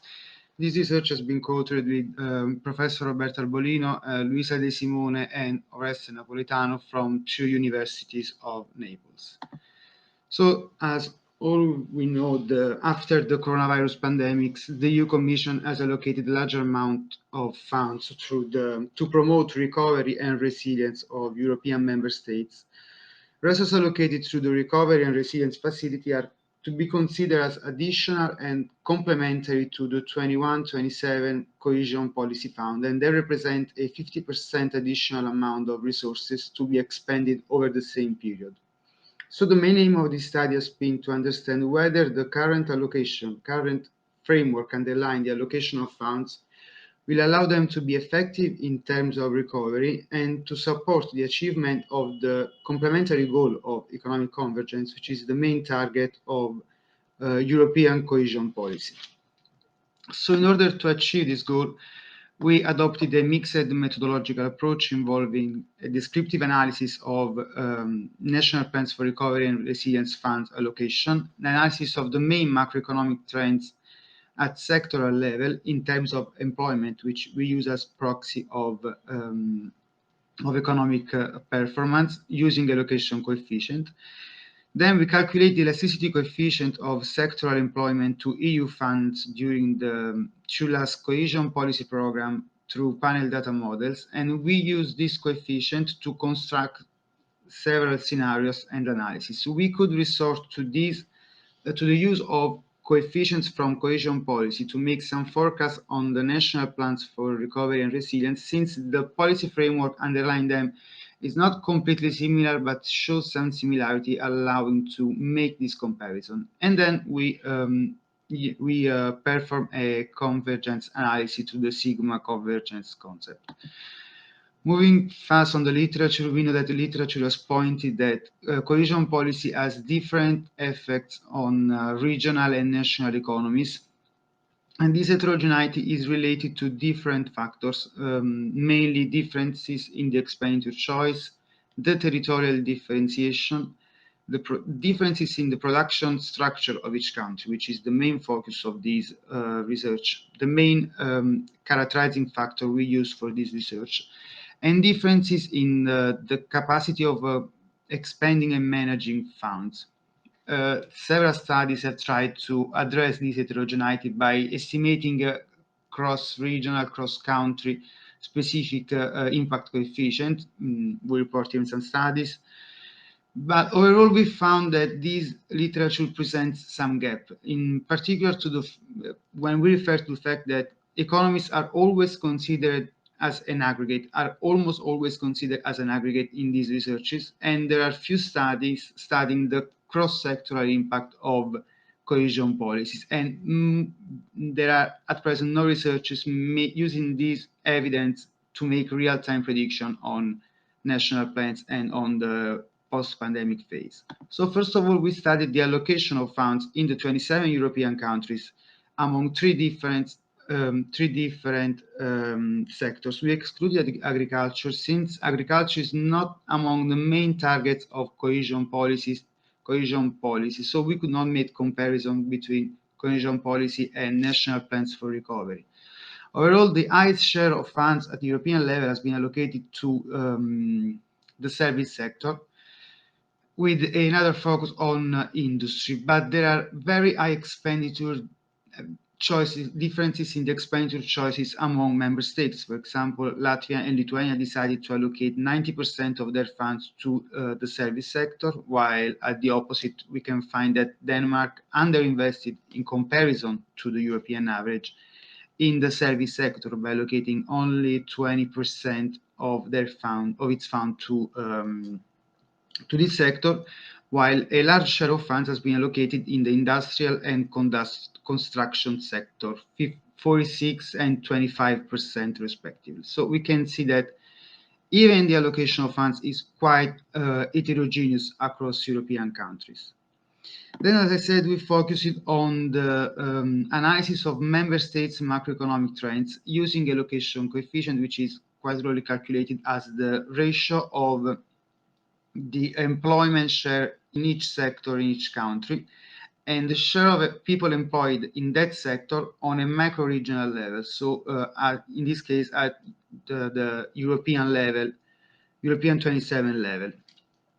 So this coefficient measures sectoral specialization of each member state and the geographical concentration of sector, thus allowing us to relate the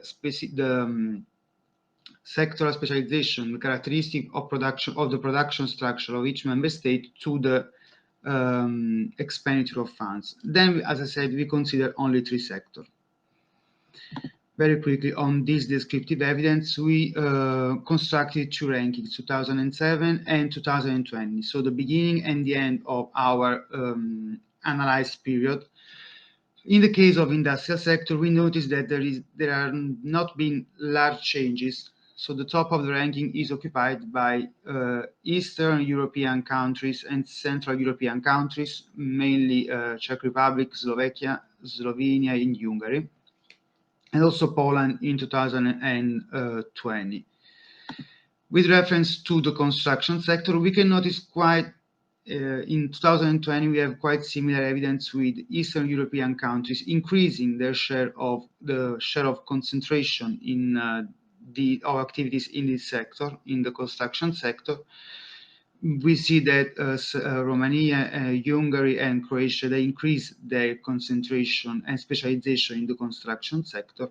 A quite different conclusion can be drawn with reference to the service sector, where Western European countries are highly specialized in comparison to the rest of European countries. We can see that Netherlands is the most specialized country in service sector, similar to France, Belgium, and Luxembourg, among others, we can see.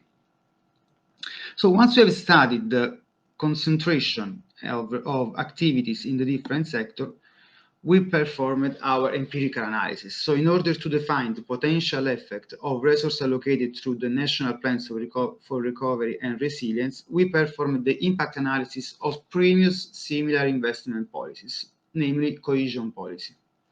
So we exploit a feasible generalized least square model, and we estimate national level sectoral elasticity coefficients associated to the expenditure of funds allocated through the 2007, 2013, 2014, and 2020 cohesion policy programs. So the dependent variable of this model is the logarithm of the number of people employed in each sector. The main variables of interest are cohesion, which is the logarithm of funds allocation in the two cohesion policy period, expressed in euros, and an interaction term between cohesion, so the amount of funds allocated, and specialization, a dummy variable taking value 1 if a country is specialized in that sector. So we can distinguish between the effect of cohesion policy according to territorial specialization of each country, sectoral specialization, sorry. And then we included a set of control variables which, according to the literature, are likely to influence the expenditure, the effectiveness of cohesion funds. Then we can notice that cohesion policy funds allocation are significant for explaining employment variation in a not specialized country with reference to the industrial sector and the service sector, while it is significant to explain employment variation in specialized country. This might be due to the fact that industrial and service sector did not show any changes in the composition during this period, while an increase in employment has been noticed, as I showed you before in the location coefficient analysis, in the specialization of construction sector.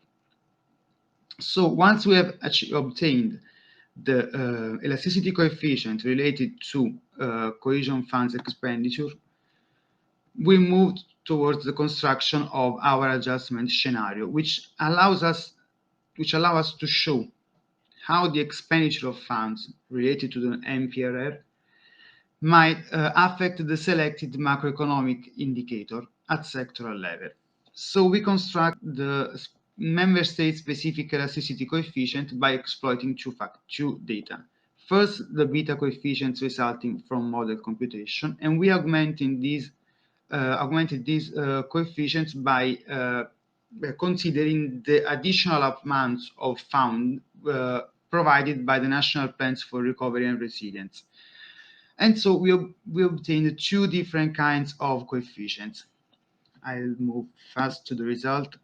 So we can see that in the industrial sector, the highest coefficients are achieved by Denmark, Italy, and Spain, where the employment will increase by 5% and 2% more or less during the 7 years considered, while the lowest one referred to Czech Republic, Estonia, and Lithuania. In the construction sectors, we can see there are very high coefficients. So these plans are expected to have a very high impact on sectoral employment in this sector, especially in Denmark, Belgium, and Sweden, where the lowest one are expected in Bulgaria, Romania, and Czechia, and in all those countries which decided not to invest in these sectors. In the case of the service sector, impact coefficients are quite lower, and the highest ones are achieved by Romania, Italy, and Austria. So let's see precisely the scenarios. We construct 3 scenarios. The baseline is the level of employment in 2020, year 1, so the first year following the implementation of the policy, and year 7, the last year, so 2027. Over this period, we can notice that the highest gains from MPRR investments in terms of total number of employment are reported by Italy, which will increase employment in the industrial sector by 81,000 employed in more or less, Spain and Germany with the lowest but significantly high gains in terms of employment. In the construction sector, the highest impact are expected in France, Italy, and Belgium, with very increase over the 7 years of the implementation. Here we have to consider that construction sector has received a large amount of investment, even in consideration of all the green transitions, which is the very base of this National Plan for Recovery and Resilience, and requiring large investment to improve energy efficiency and warming efficiency of our houses. And finally, the service sector, the highest gains in this sector will be achieved by Italy, 120,000 employed more, Germany and Spain. So again, this country will achieve the highest increase in employment. So once we have calculated the increase in employment in all these countries, we resort to the concept of sigma convergence to calculate whether these investments are going to foster convergence among European economies. So we calculate the coefficient of variation as the ratio between standard deviation and the mean. In case we observe an increase in this coefficient of variation, it means that there is a divergence process ongoing. Otherwise, we can notice that there is a convergence process. Overall, and I'm going to conclude, at European level, we can notice that neither the cohesion programs nor the expenditure of national plans for recovery and resilience funds are going to activate convergence process in terms of employment. What this means? It means that, and I conclude, that the additive effect of the expenditure of funds related to the national plans for recovery and resilience is going to be a positive one on recovery. So this investment is going to generate something like 8-9 million new jobs over the considered period, especially in the construction and in the service sector.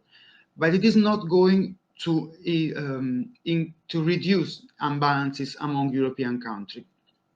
So these investments are missing the target of supporting EU-level convergence, according to our evidence. Results are quite different, as we noticed, between the different sectors. The industrial sector will achieve some gain, but they will not be as high as other sectors. For example, this is the case of construction, which will absorb almost the whole employment generation over the considered period. So I just end and thank you for your attention. If there are questions or comments, you're welcome. Thanks to everyone for your presentation and for the very interesting project and research you presented us, and have a good evening. Bye to everyone, and thanks again for your attention. Good afternoon. Thank you for giving me opportunity to speak. My name is Julia Kaczmarek-Hubnaja. I'm a PhD student at Faculty of Human Geography and Planning at Adam Mickiewicz University in Poznań. The title of my today's presentation is A Community of Outcasts, the Impact of Social Exclusion on Development Processes in Georgia. So due to time constraint, I will present only part of my results, which I have described in more details in the pages of a geographical journal, which is published by the Polish Geographical Society.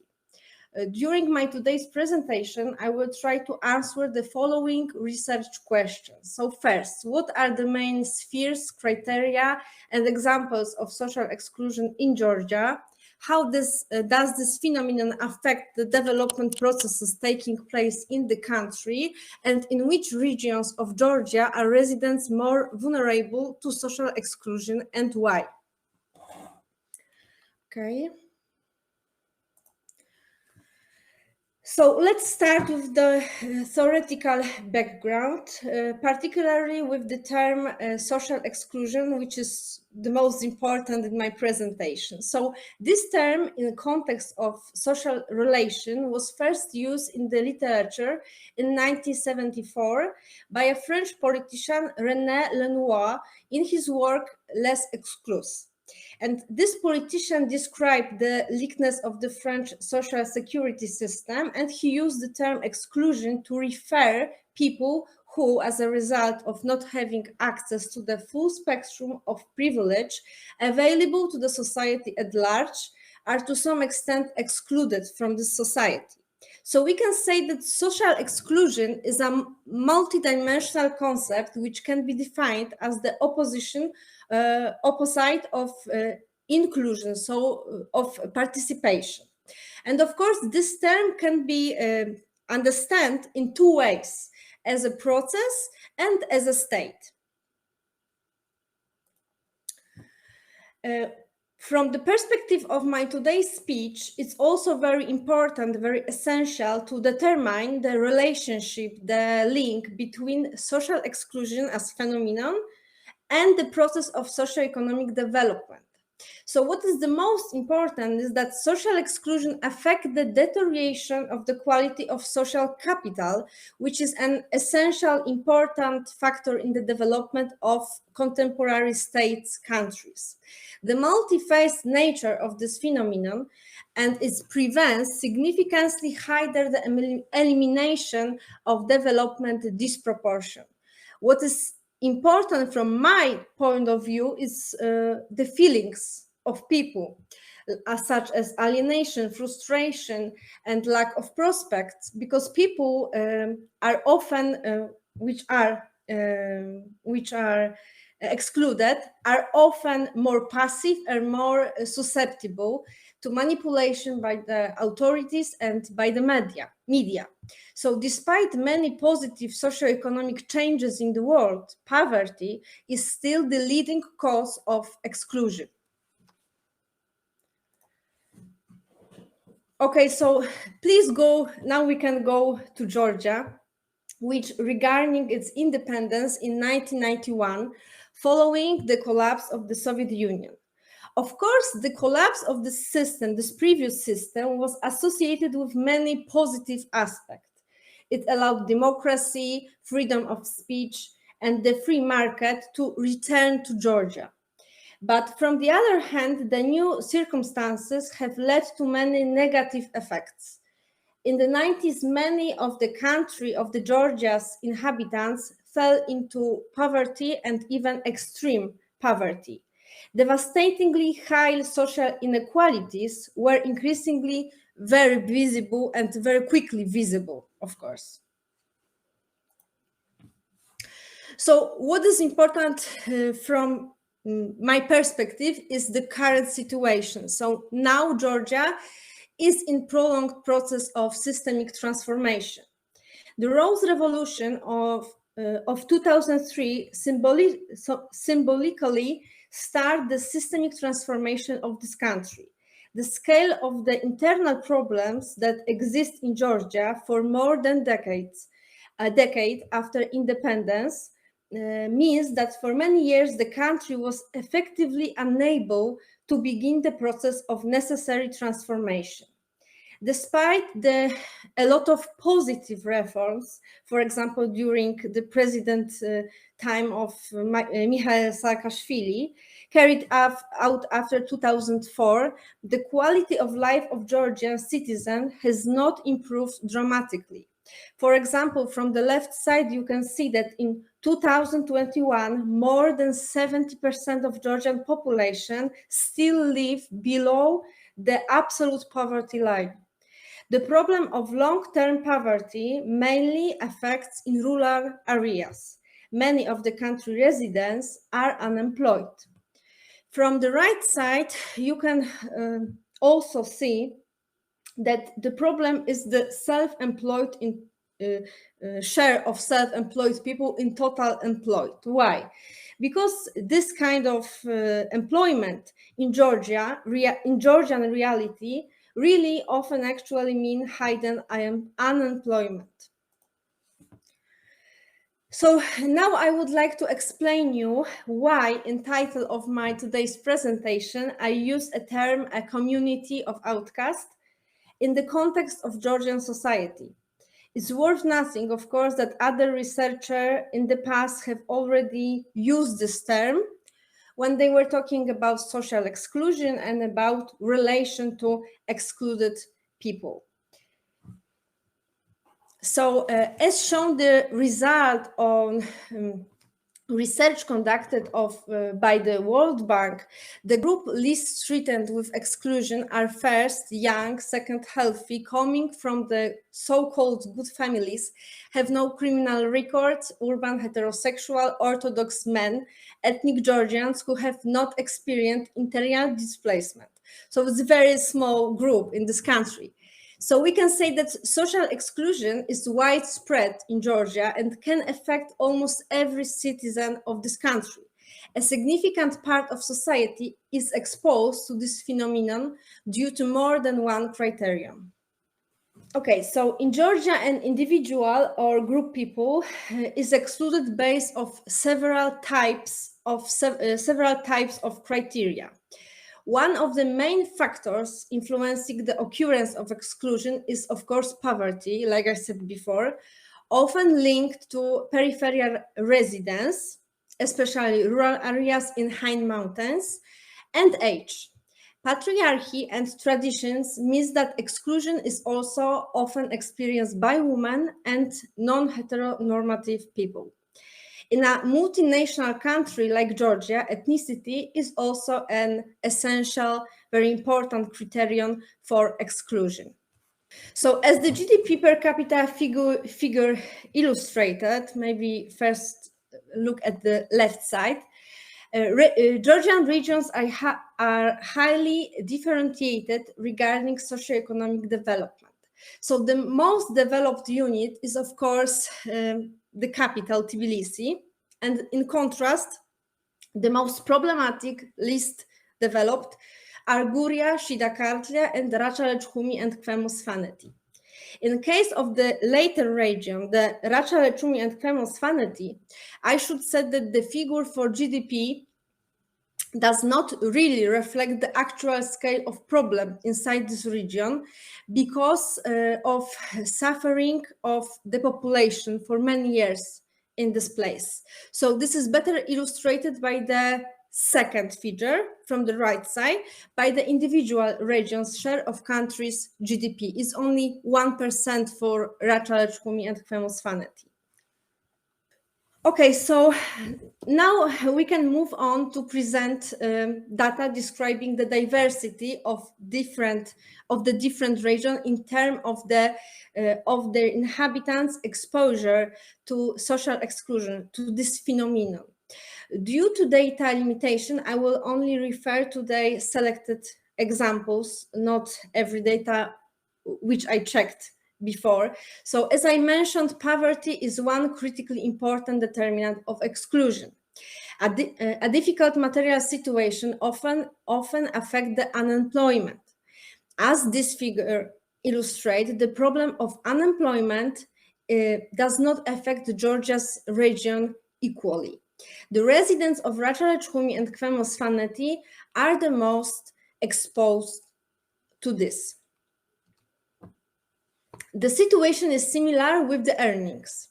So by far, the best earners, of course, are residents of the capital of the Tbilisi, and the worst earners living in Guria, Shida-Kartli, and Kvemo-Kartli. Another criterion which is very important in Georgia is the question about ethnicity of population. Groups which is not belonging to the titular nation, Georgians, often experience exclusion because of their language, because of a lack of education or difficult access to education, and etc. So spatial distribution of the most numerous national minorities in this country, they are Armenians and Azerbaijans, show that make that Samchi-Javaheti and Kvemo-Kartli on the south of the country residents the most vulnerable to exclusion based on this criterion or on criterion ethnicity.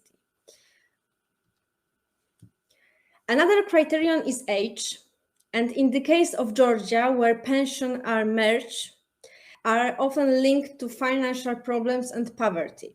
So the most significant proportion of the elderly people of the elderly is characterized by Racha-Lechkhumi and Kvemos-Faneti. And this region is struggling, like I said before, with depopulation for many, many years. And the last criterion, last but not least, because it's very important in this rural country, is the question about residence, place of residence. In Georgia, the phenomenon of the exclusion very often affect people living in the countryside. So due to this criterion, the most vulnerable to exclusion are the residents of Guria, Rača-Lečhumi and Kvemo-Svaneti, and Ntshetam-Tianeti. Okay, so now I will say what is the main conclusion of my research, of my today's presentation. So I think that in case of Georgia, social exclusion is based on several criteria, what I described in today's presentation. And they are considering the financial problems faced by a lot of people in this country, significant part of society. It should be recognized that the most frequent exclusion concern the situational spheres, so material spheres. A multitude of criteria result in the fact that significant part of the population is at risk of being deprived or limited of participation in society.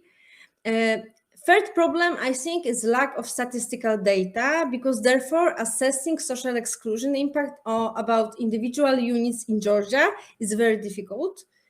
The analysis of statistical data showed that Rača-Lečhumi and Kvemo-Svaneti is unit where inhabitants are most exposed to the negative phenomenon of social exclusion.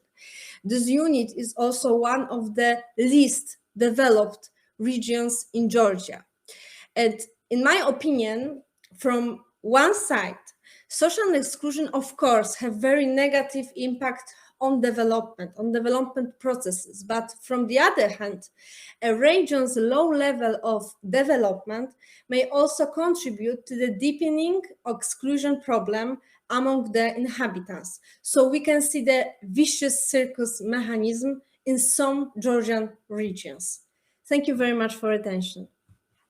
If not, maybe I can ask, Okay. well, I'm happy to see the presentation because it reminds me the history of Slovakia. I'm from Slovakia. I experienced also the high levels of unemployment rate and increasing regional disparity. And I can say that as we already entered EU and have also experiences of economic progress, that this situation led us to problem of some political tensions between the more developed regions and the least developed regions, and it manifests itself in the rise of populist leaders, which are kind of defending the lagging regions. Do you observe something similar in Georgia? Yeah, I think in Georgia is the same case. It's the same situation, because the power is in central, in Tbilisi.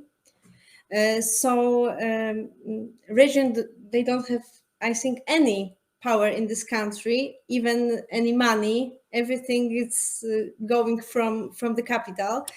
And of course, in this country is also a very big problem with populism, with I can say that small war between politicians. It was before transformation, since 90s they start. So it's Caucasus region. So I think the tradition of some kind of fighting about regions, for example, because in Georgia it's not only national minorities, they have inside ethnic groups. So it's not only this national minorities small problems, but also that they are sometimes talking in different languages. They have different religion. It's not only Orthodox, it's also Muslims, for example, in Ajara. So it's, I think it's a lot of tension inside, not only political. So yeah. Yeah, this is kind of or may serve as a warning for the central government if they ignore the problem of regional development disparities in the lagging regions. Those regions will fight back after some time. So they will try to defend themselves and fight against the elite, which is usually the capital city region, as is it the case also in our country. So. But in Georgia, I think the government is afraid that if they will give more power to regions, it can be problem with autonomy of these units, because now they have problem with Abkhazia and South Ossetia. Before it was not very small problem with Adjara. So because of this, they are thinking about this, that maybe it's better to have everything in Tbilisi, in central, but the titular nation would be inside government, not national minorities. In my opinion, it's not a good way to rule the country like this, because always the problem is bigger and bigger with every year, I think so. Yeah, sure. Yes, perfect. Yeah, thank you for this presentation one more time, and we can move to the next presenter. Thank you. Which is Sylwia Kucienowska. Okay. Good afternoon. My name is Sylwia Kuciemkowska and I represent the Nicolaus Copernicus University in Toruń.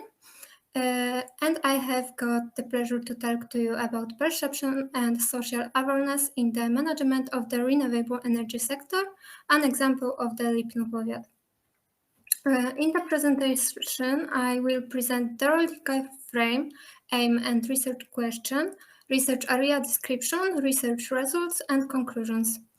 Let's move to the scope of the study. The time range of the study begins in January and ends in May 2022. The field research was conducted in the period from March to April 2022. The survey research was started in January and lasted for 4 months, during which time 110 surveys were obtained. The special scope of the work is the Lipno-Powiat.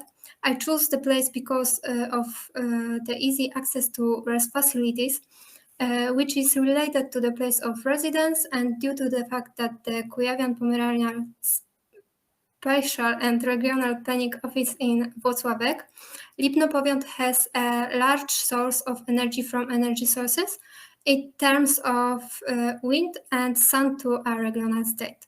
The subject scope of the study includes the resolution of the topic of the work, which consists of the perception and social awareness. The aim of the presented work is to analyze and evaluate the role of public perception and awareness in renewable energy sources in the management of the renewable energy sector on the example of the Lipno-Powiat. As for the methodology, the work was created in 4 stages. The first step is conceptual and theoretical frameworks. The second is desk research. The third is empirical studies on site query and survey. And the last one is analysis and conclusions.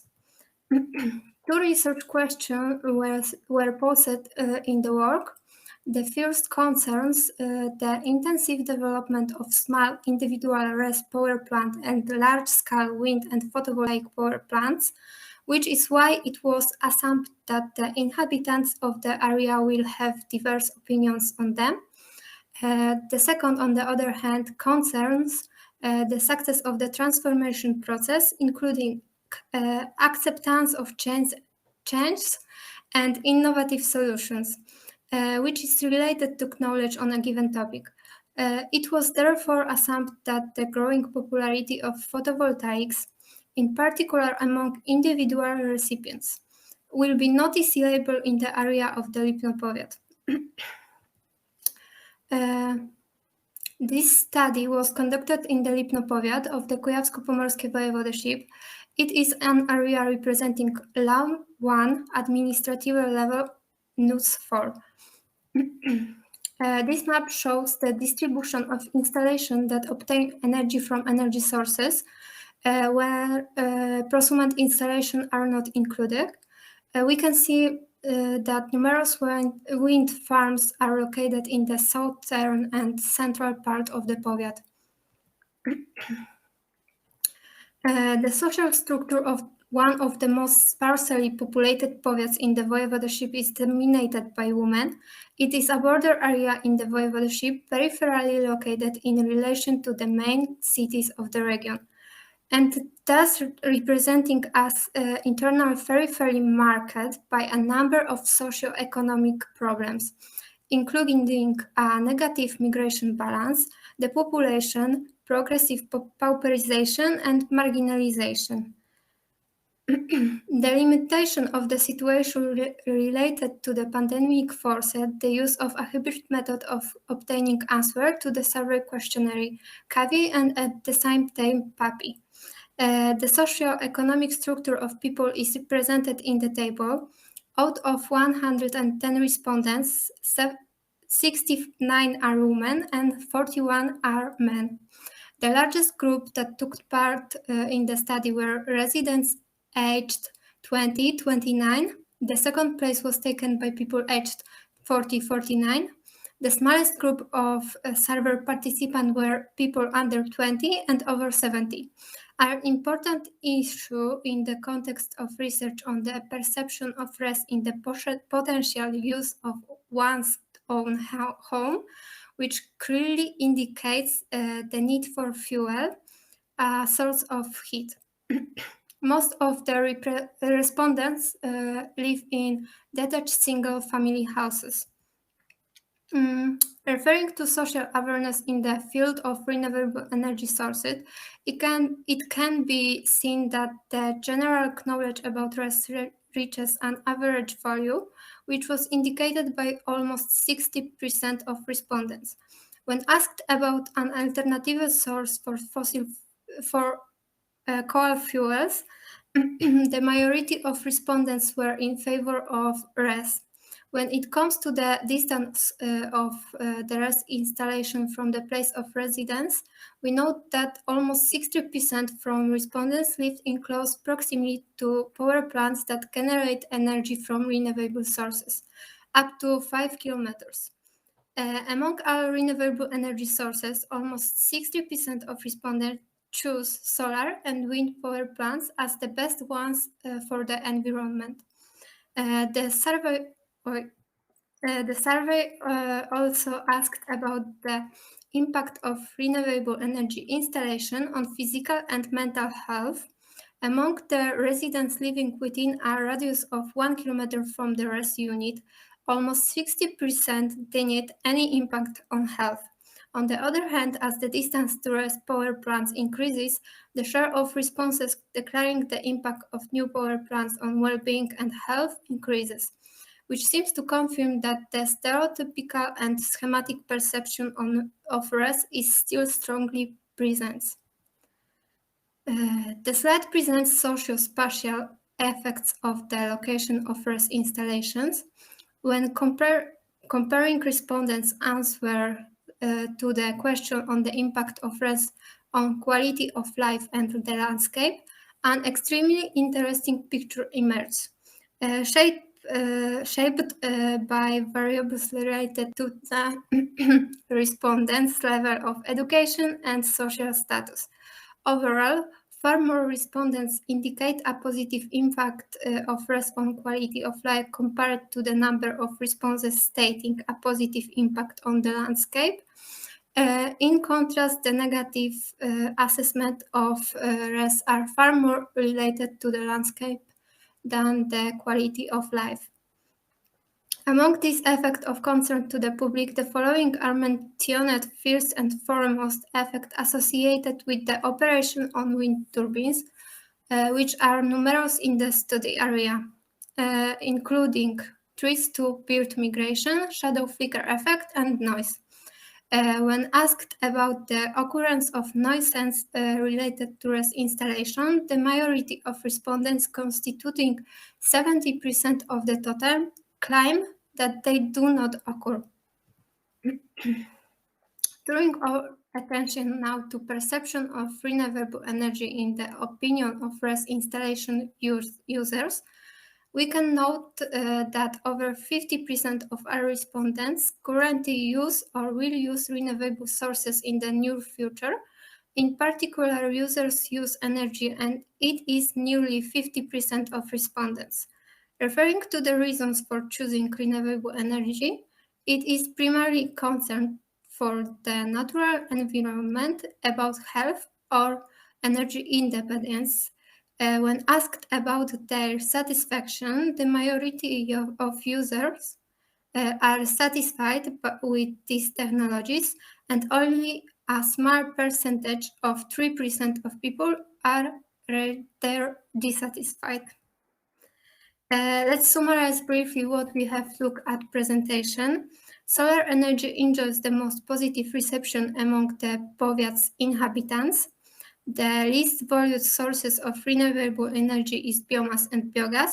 Noticeable positive impact of RES installation on the quality of life and landscape, with a neutral impact on mental and physical health. The increase in pro-ecological awareness is equal to the increase in RES installation among individual recipients. Thank you for your attention. Okay, so yeah, as I'm the chair, so I have to give you the question, and I was happy to hear this presentation. It was very good. I think the topic was very good, and I also enjoyed that you did your field research. I have one technical question which regards the sampling. Can you tell us a little bit more how you sampled the people who responded to your questionnaire? Could you repeat the question? Well, I mean that once you have the questionnaire, then you need to know where to send it or whom to ask. I sent representative sample, so it means that you only can trust the results if the composition of your sample is similar to the total population in your powiat. I sent the questionnaire in two methods, which with CAVI method and PAPI, and from the total of 110 questionnaire obtained, including 60 in electronic form and 50 in paper form. But it's difficult to obtain this questionnaire because the pandemic COVID-19 is still. Oh my God, I'm nervous. No problem. No problem. Don't be nervous. Well, what I usually suggest or how to think about the sampling is that the easiest part is actually to construct the questionnaire. It's not, and then you have to send it to the people, and then you have to select whom to send it. It could be random if you can send it randomly, but it's difficult because you don't have all the email addresses of all the people in your powiat, so you have to select somebody else. No, if you select it by yourself, then it's not random, and that's the trouble for research. I don't select the people. I choosing all of the people which lived in powiat Lipno, and the result is from him and her answers. So you had all the email addresses of all people in Lipno powiat. Okay, that's lucky you, but I still see that almost 2/3 of the respondents were females, and I don't believe that 2/3 of inhabitants of the powiat are females. So it means that it's not really representative. It's not a big problem. We just have to be aware that there might be some bias. Usually, females are more open to answer any questions, so that's why you see that you have more females. Okay, and my second question would be about what you said is that people don't or evaluate positively the impact of the renewable sources on landscape. So they are happy they see the wind turbines and solar panels. They don't have any problems with that. Yes, it's some word answers, but in opinion inhabitants of Lipno Powiat, the wind turbines have a good impact for landscape, and they haven't any oh my gosh. Oh, kurczę. No problem. Well, what I can add just to this is that as far as I remember, first I saw my first wind turbine, then I was surprised and I considered it be nice. But after a certain time, people start to complain. It's loudy. It kind of destroys the nice perspective of the land you have there. So it's artificial. It's not nature. At the same, I think fits to the solar panels. So maybe it just needs time, and there are a lot of studies of the negative impact of wind turbines and other sources of renewable energies on, let's say, on house prices. So people are then, we know that they are not happy with them. And what now you can see is that wind turbines are mostly located far away from the population, like in the seas or on some islands, just not to disturb the nice country we have. So that was surprising for me, actually. Okay, we can move to the last presentation if Silvia is finished. And that's Janka Lukachova and Daniela Hadachova. Good afternoon. My name is Daniela Hadachova, and I am an internal doctoral student at the Faculty of Economics of Technical University of Košice. Together with my colleague Janka Lukachova, we prepared a contribution for the ongoing conference on the topic, do demographic indicators affect the expansion of non-profit organizations? And it is conciliated as a case study of Slovak regions and districts. So the non-profit sector, commonly called also the non-governmental, civic or third sector, represents Slovakia's fundamental pillar of democracy in society, coexisting with the state and market sectors. Non-profit organizations are considered a bridge to society, especially for their potential to articulate citizens' needs and develop innovative service solutions. Non-profit organizations do play a fundamental role in creating stable and just societies and states. In the past, non-profit organizations were subject to restrictive legislation that limited their access to funding and development of the activities, as they were perceived as a potential threat to the state sovereignty and security.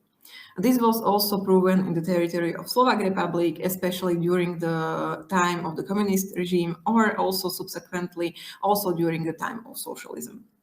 So, however, non-profit organizations still play an essential role in society by providing services that are not provided by either private or public sector.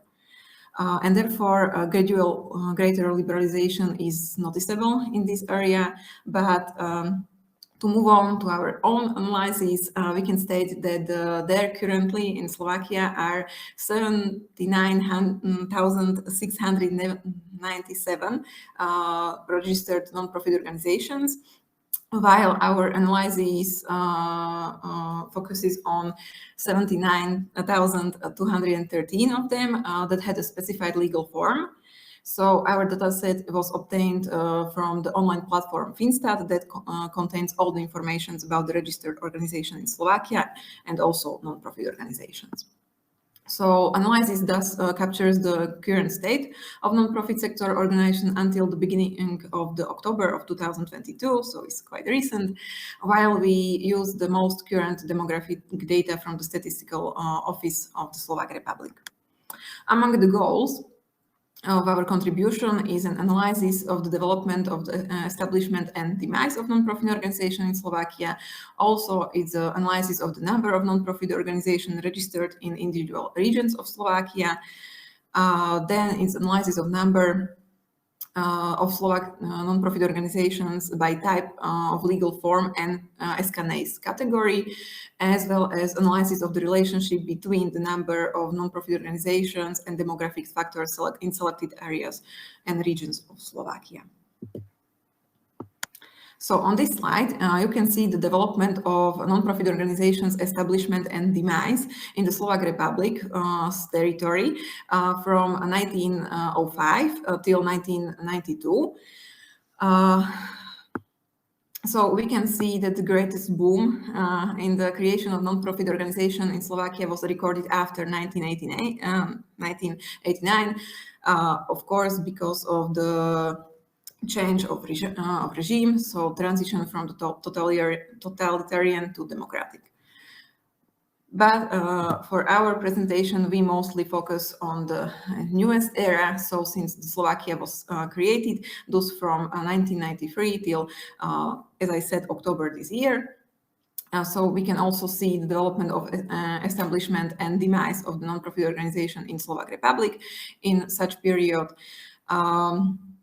We can see that the drop in the last few years may be influenced by in the last year, so in this year is influenced by the incompleteness of the data, because as I said, we took the database until the mid-October of this year. Therefore, there were still 2.5 months to go till the end of the year. But based on the data that we already have, we assume that this year the number of newly established organizations in non-profit sector in Slovakia will be lower compared to the other years. In the observed period, we can also see that the highest number of newly established and unfortunately also closed organizations were in 2019. And of course, the next year, so the year 2020, we can see that there's a sharp decrease of creating or establishing new non-profit organization, and of course it's a result of the outbreak of the pandemic associated with the COVID-19 virus. In this graph, we showed development of a total number of active non-profit organizations over the time period from the creation of the Slovak Republic, so 1993 till mid-October this year. And as you can see, in development, there is an increasing tendency. So despite various negative factors, such as various economic or other crises, the size of the third sector in Slovak Republic is growing every year, which we are very thankful for. And in this part of presentation, we will move on to closer analysis of the size of the non-profit sector in Slovakia. On this slide, specifically, you can see a spatial analysis of the total number of non-profit organizations in individual regions of Slovakia. The region with the lowest number of non-profit organizations is shown in the lightest color. So we can see it's in the west. And in connection with the spatial distribution of non-profit organization in the regions of Slovakia, we go to the next slide, where although the Bratislava region is the smallest in terms of area, it has the most significant number of registered non-profit organizations in Slovakia. Also, Bratislava is capital city, so it's kind of logical. So after Bratislava, the next one is Košice region, which is second in number of non-profit organization, and the third is Banská Bystrica region. However, Banská Bystrica region has the most, or it has the largest area. Next in order, then we have Prešov region, Nitra region, Žilina region, Trnava region, and Trenčín region. Within the region with the highest number of non-profit organizations, which I already mentioned, is the Bratislava region. We also looked at its individual districts. So where we can see that the most registered non-profit organizations are precisely in the district that belongs to the city of Bratislava. So the remaining three districts, which is Malacký, Pezinok, and Senec, created only up to 18.04% of the total number of registered non-profit organizations in Bratislava region. Another part of our analysis was tracking the number of non-profit organizations by legal form and SKNAs category. So on this slide, you can see a list of all legal form under which non-profit organizations are registered in Slovakia. The total number of legal forms represented in non-profit sector in Slovakia is 22, while the most used in the legal form is the legal form association, non-profit organization providing generally beneficial services, and church organization. On the next slide, we will show whether and how this order changes in individual parts of Slovakia. So, in the west of Slovakia, specifically in Bratislava region, we see that the disorder is not respected and that other legal forms are more preferred there, namely it's a foundation and interest association of legal entities.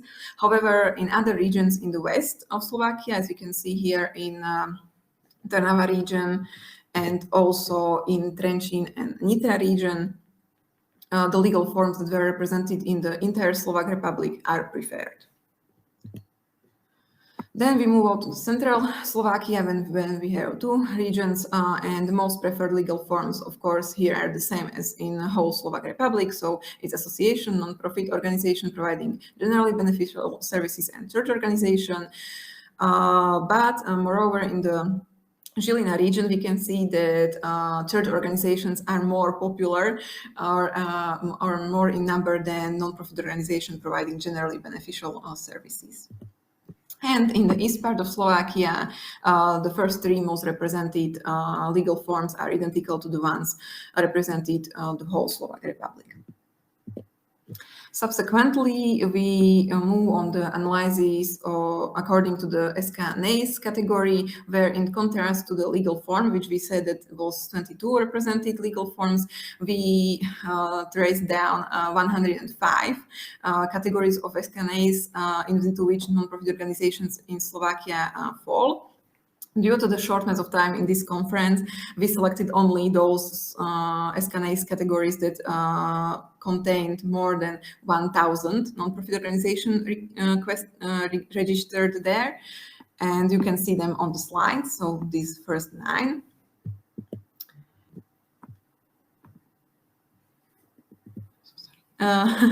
So the most represented category was activities of interest organization.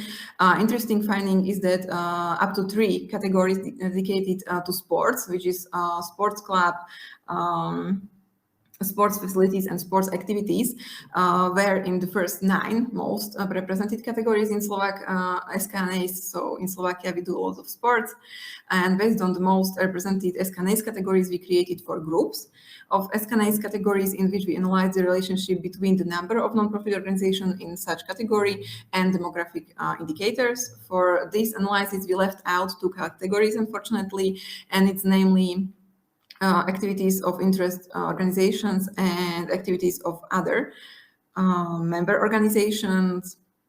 And the reasons for it was that they included a wide range of organizations of different focus. So, for example, there were tourist clubs, sports clubs, agriculture clubs, economic clubs, breeders associations, clubs of anonymous alcoholics even, or school clubs. So we couldn't analyze them properly, therefore we left them out. So on this slide, we analyzed non-profit organizations focusing on employment in Slovakia. And while we found that the regions with the highest number of unemployed people also have the highest number of non-profit organizations focused on activities of trade union. And in regions where the number of unemployed people is low, there is visibly higher number of non-profit organizations focused on activities of professional member organizations. We can see that, for example, in Bratislava region, there is 1,020 of them. And there is only, but it's 11,900 unemployed people. And if we see Košice or Prešov region, we have there way more unemployed people, but the professional member organizations are less. However, the activities of trade unions organizations they're more popular. As we saw also in our previous part of the analysis, church organizations make up a large part of non-profit sector in Slovakia, which is also supported by the fact that based on the last population consensus of Slovak Republic, which happened last year, so in 2021, more than half of the population confesses a certain religion. Professes a certain religion. We can therefore assume that as long as the majority of Slovaks report to the same religion, the number of non-profit organizations aligned with the religion or with religion nature will also be amongst the most represented categories of SK-NACE within the non-profit sector. And our analysis shows that the regions with the highest numbers of believers also have the most organization focusing on activities of church organizations. For example, we can see Prešov region and Košice region. There is the most organizations, church organization, and also the most believers, or at least people that claim they are believers or religious in some way.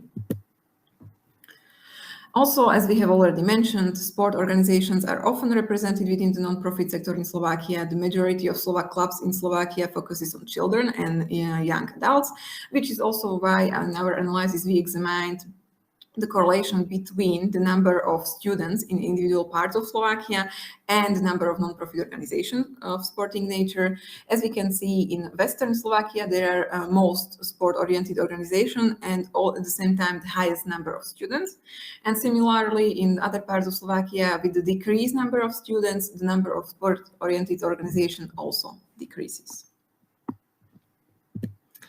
And the last analyzed category of SKNAs was the category of other social care without accommodation, in which we tried to confirm the hypothesis that as the number of pensioners, either elderly or disabled pensioners, grows, so does the number of organizations providing other social care without accommodation. As we can see, we assumed correctly, and for example, in central Slovakia, there are the fewest pensioners, and therefore also the fewest organizations providing other social care with accommodation. Likewise, in other parts of Slovakia, with the growing number of pensioners, also the number of organizations providing other social care without accommodation is growing. And highest, of course, is in the west side of Slovakia. So we do realize that our analysis shows some gaps in solving the relationship between the demographic factors and numbers, and at the same time also the nature of non-profit organizations. So in the next research, we would like to focus on more detailed analysis within the regions and districts of Slovakia. So not only the 8 regions we already mentioned today, but 79 districts to be more detailed and figure out more information and whether the demographic indicators do really predict the demise or establishment of new non-profit organizations. Thank you. I see there is one. Mm-hmm. Can you read it? Or... Yes. Did you do some correlation analysis between, for example, number of students and sports? Thank you for the question. Unfortunately, in this analysis, we didn't do correlation analysis. We were thinking about it, but also because of the amount of data we had and the time in this presentation, we decided not to this time. That's why I also said that in further research, we would like to go more and deeper and make some correlation, also maybe even some regression, either logistical or logarithmical, to find out the reasons behind the demise or hopefully more establishment of more non-profit organizations. So unfortunately, not yet, but we are thinking about it and planning on it. And also, there is one more comment. Yes, it's worth presenting that area of the region. The trends will then be more visible for people from other country. Well, that's a technical comment, and I agree with that. That if as the regions are of different size, it makes much more sense to make it per capita. Then it's more easy to understand and compare. Yes, absolutely. Or in percentage, if you compare the shares or the number of different NGOs in different NACE codes, then the shares would be more informative, I would say. So I agree with that. So this was more or less exploratory analysis. So it means that you have data and then you try to understand what's in the data. So I expect that there will be more kind of hardcore science in the future. My question then is that what kind of usually the exploratory analysis results in question. So what is your question actually in the end? So I don't know if this is your dissertation topic or it's just kind of a byproduct of your research. But anyway, what kind of interesting question can you ask from the data you have? Yes, thank you. Fortunately, it's also scope of my dissertation thesis because I also work or volunteer in non-profit sector. I am vice president of one non-profit organization, non-governmental non-profit organization in Slovakia, and therefore we are struggling with the finance and also kind of networking in Slovakia is really hard because people are usually keeping their secrets to themselves and don't want to share the good practices. And our organization is trying to change that. We also work with others. And that's also maybe the reason why we started this analysis, because we wanted to find out how many of other organizations doing the same job as us are there and can help us and to be better and even to help Slovakia to achieve more and maybe to be more sustainable, because of course, since there are almost 80,000 non-profit organizations and they need to be financed, somewhere the finances need to be found. And usually it's the grants for European Union or the state budget, state money, which is not sustainable in the long term. So that's also why we are finding out where the money went, basically when the politicians are speaking, there are no money left in the budget. So basically we're looking for when they're right and what non-profit organizations are they providing for the public of Slovak Republic. Mm. Well, that's obviously an interesting question for the practitioner as you are. I would kind of motivate you to ask more difficult scientific question, which would be interesting for the large audience in other countries. So I like actually this one, which kind of gives or suggests that there is kind of a market of NGOs, local market, and if there are more consumers, let's say, of those services, then we can expect more NGOs. But we have to keep in mind that some NGOs are serving also other districts or even regions, so there may be some spatial dimension kind of spillover to other regions. So one of the from audience, there was a question about or suggestion about spatial econometric models. So I would suggest to do so. So, okay, cross fingers. Actually, we have a very similar topic at our department in Bratislava. First year doctoral students. So you can perhaps meet one time. And yeah, discuss. hopefully, and exchange good practices. Yeah. So then, well done for all participants and presenters, and I was happy to chair this. And I can invite you. There is one more session which I am presenting actually, so we are invited in 15 minutes in the room 1. So have a break then. Nice day.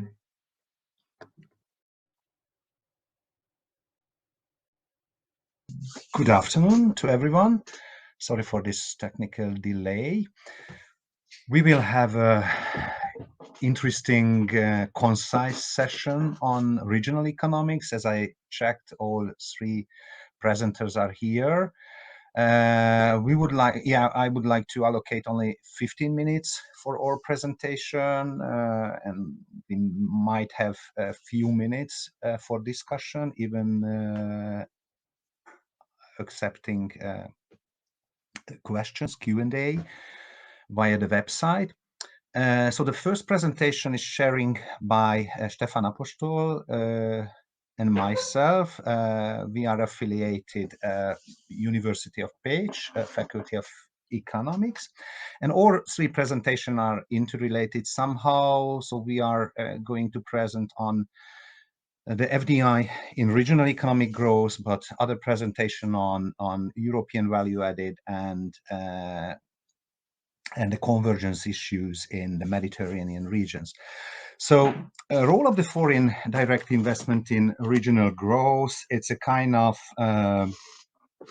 long discussed topic in Eastern Europe, since the regional transformation was characterized by the dependent market economic model, especially based on heavy inflows of FDI, and not to neglect the original benefits of this kind of transition. This kind of dependent market economic model, FDI dependent model, shows some signs of exhaustion. And we would like to, and how to, that's it. and would like to discuss the objectives and frameworks. Okay, that works. So the regional implication of FDI impact is much less frequently discussed in the literature, and that's why we chosen some reference point. One is macro paper based on a Spanish research which argued that not the FDI but the domestic credit provided by domestic banks, not the foreign banks, driven the economic growth in Spain. The other article based on the Hungarian regional studies, which argue that manufacturing FDI is a major driving force of regional GDP growth, but this study didn't have a kind of thorough empirical basis, just use some stylized data. So we have three hypotheses here, which argue that predominant role of FDI in economic transformation is rather provides a short-term benefits, but questioning the contribution to long-term economic development. And also we argue that FDI impact on GDP growth, fixed capital investment is much less pronounced than other factors, other rather endogenous factors matters more in the long run. And third, that despite the decreasing role of FDI, it still is a major force contributes to increasing regional disparities. So just some stylized fact in global comparison, the Visegrad countries is a leading regions as the largest recipients in terms of FDI stock to GDP. And up until the 2015, this process was continuously growing. But since that time, and there is a kind of high volatility in FDI inflows in the region. On the other hand, if you translate it to GDP growth performance, we can see that these regions achieve just a kind of average and kind of lower growth. The annual average growth for the last 3 decades for Visegrad countries was altogether 2.8%, which is not very nice figure. Also, this can be said that gross fixed capital accumulation is rather less and lower than the average and lower than such a transformation is required. So the political economic context. So if you put the 3 decades of transformation into political economic context, you can choose among several models, such as world system models, which argue that Central Eastern Europe integrated in the form of semi-periphery as it has been used to be before. From automotive manufacturing perspective, it's as Peter Pavlinek mentioned, it was an integrated periphery. And also the other model is a dependent market economy, which developed by Andreas Nölke. It's argued that ownership dependencies and predominant shift towards foreign ownership is one of the major characteristic of this model. Also, this integration comes with several dependencies, and among the others, these capital dependencies, which we are dealing with, are one of the highest, and it's interrelated with technological trade dependencies and external corporate control.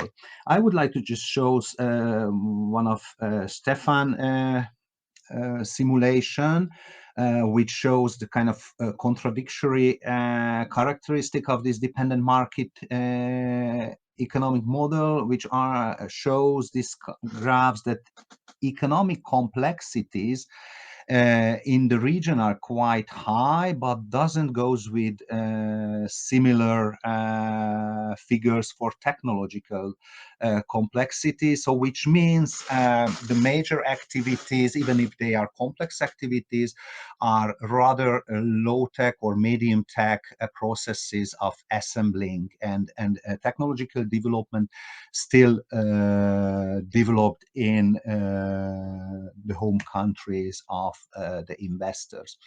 If you put the dependent market economic model in comparison with the other two reference models like liberal market economies and coordinated market economies, we can see some striking contrast.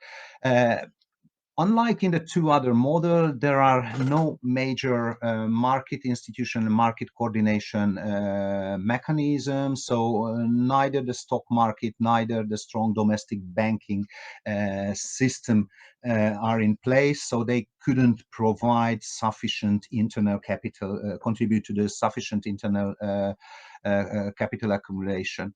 Also, there is a deficiency in innovation, and it's and R&D particularly, and technological transfer and technological dependence on the home countries are quite striking and prevalent.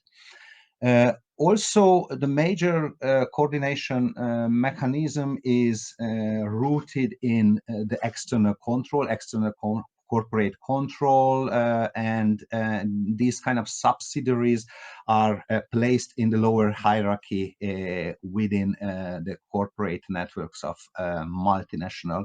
And the biggest problem that one of the major motivation of these investments is based on the search efficiency search based on skilled but relatively cheap labor. Other discrepancies rooted and minimize the kind of development and spillover effect of FDI investment, which can be characterized as cathedrals of deserts, so spillovers due to the less dense network of local suppliers, and also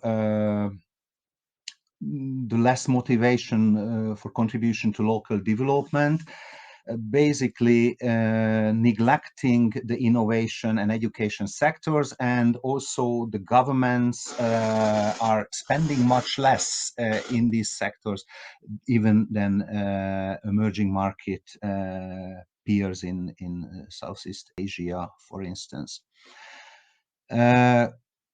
Corporate governance is really characterized by this hierarchical control and external controls, and such a kind of coordination mechanism between managers and shareholders is replaced by the exclusive dependence on managers and headquarters managers in the case of subsidiaries.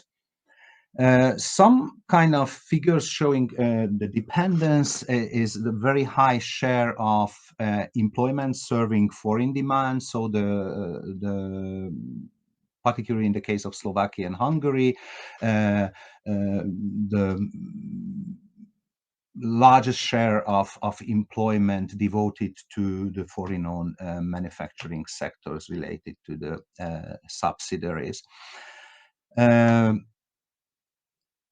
If we measure, if you review the literature, actually, we cannot find a conclusive evidence. There are the mainstream literature mostly emphasizing the modernization and positive effect of transfer of know-how, managerial knowledge, etc., and the contribution of FDI to growth and economic development, although some of them argue that only developed financial market can exploit these benefits.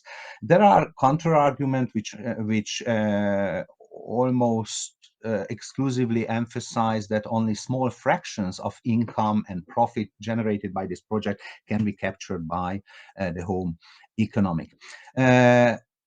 And last but not least, if you review the literature, FDI literature in regional economics, you can see that the regional economic effect is quite can be quite diverse. Only already developed regions are the major beneficiaries of FDI investment project, although agglomeration may magnify spillover effect of FDI, but only in the case that foreign investment is really a complement with existing local industries, so related varieties matters, and which are often not the case in Central Eastern European region. Also, FDI spillover is very much dependent on regional absorption capacity, and East Central European regions are less efficient and less performing well in terms of these capacities. Also, Peter Pavlinek argued that limited spillover effect in foreign companies, particularly regarding to the R&D activities. And as a conclusion, in a recent paper, FDI impact on FDI in regional development in the less developed regions of Central Eastern Europe due to the dependent integration and dependent linkages are rather resulting externally driven truncated branch plant economy, which are hierarchically integrated into the multinational value chain. So I would like to pass Stefan. Yes, thank you. In order to prove our hypothesis about the importance of FDI in these Eastern European regions, we collected the data for 60 regions for the period of 2003-2019, and we used as the main dependent variables the GDP, we used the productivity and the compensation level. We ran a panel Granger test and also a panel regression and the first difference estimator. So what regions are included? Mostly it's Eastern Europe from Poland, including Romania, Slovenia, Austria, Czech Republic, Hungary, Slovakia. So the first analysis, we just did a correlation between and the plotting between the FDI and the year. So we can mostly see the regions with the biggest FDI amounts, stocks that are the main capital cities of those countries, and little FDI goes to smaller regions. We can see in a little bit more in the for example, in the Austrian regions, maybe. So when we look at the correlation, we observe a high correlation between FDI and GDP, also a high correlation for certain countries between the productivity and also, for example, for Romania, there is a high correlation, for Czech Republic, for Hungary, Slovenia, and Slovakia. A small correlation was observed for Poland, for example. So when we ran the model using a lag FDI on the dependent variable is the change in the GDP, change in the compensation level, and change in the productivity. We observed for the first period a negative relationship between FDI and the dependent variables. And this, what actually means a significant relationship? It means that for most of the regions, this model has an effect. So in our case, if we want a positive effect of FDI, then FDI should be significant for all of the regions and not only for some of them.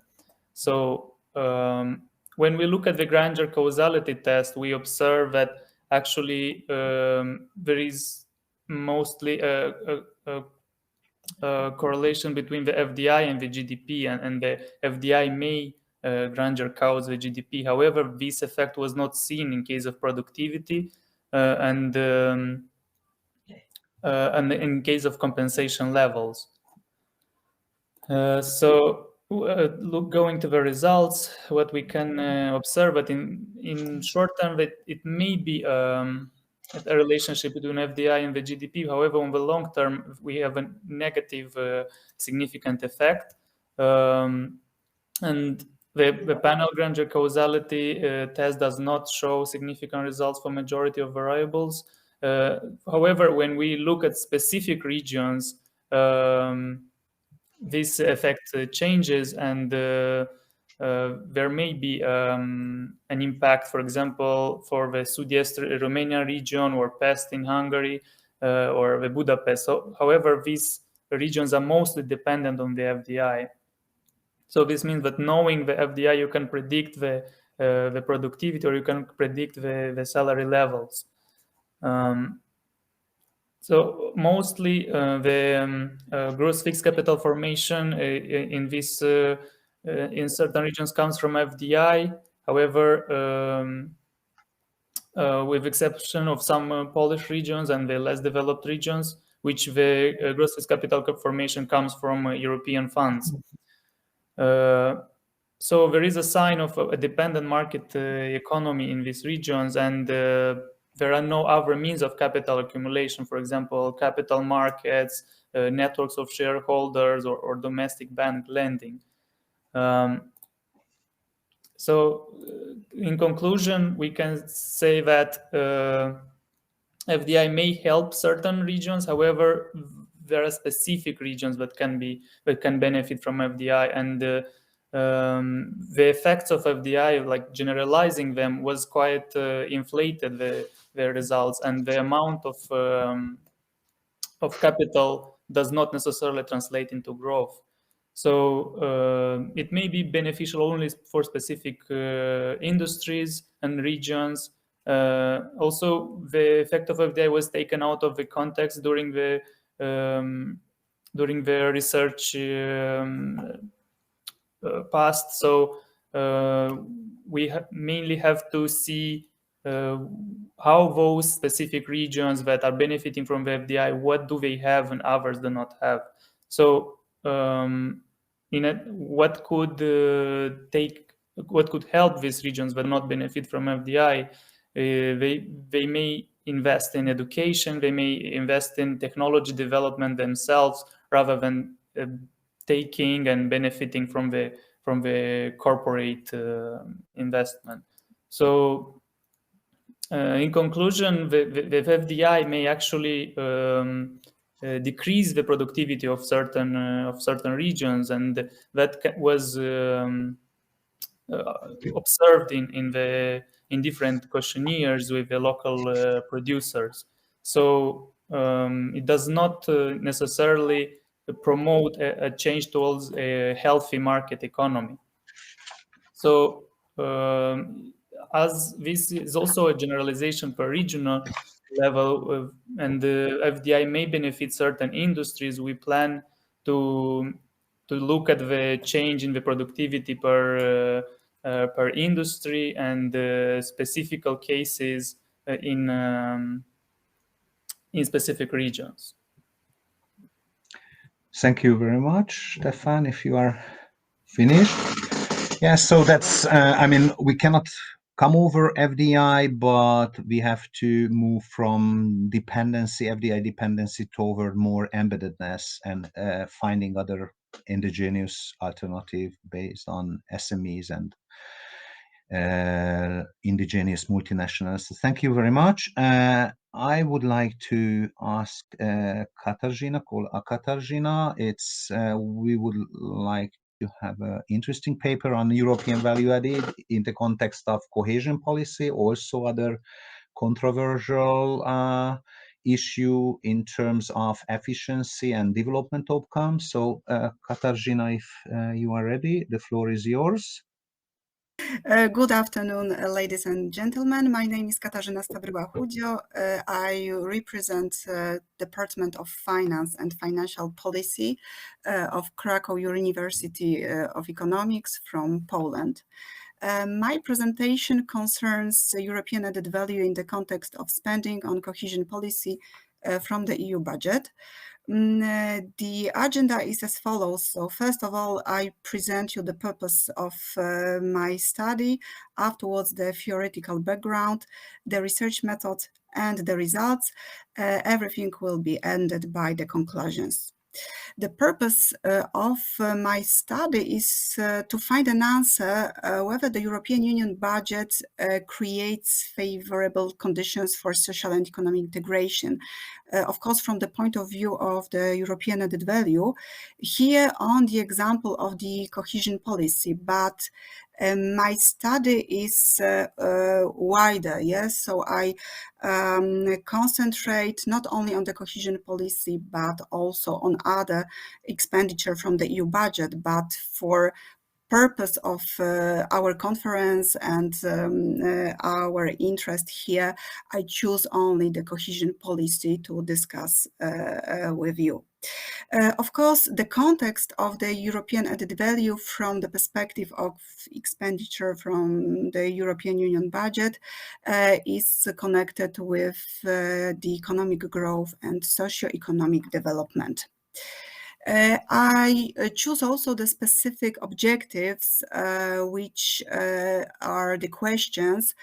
How should the concept of European added value be interpreted and what factors determine it? And the second one, from the macroeconomic point of view, does the expenditure on the EU's cohesion policy contribute to economic growth and development? And is this their role?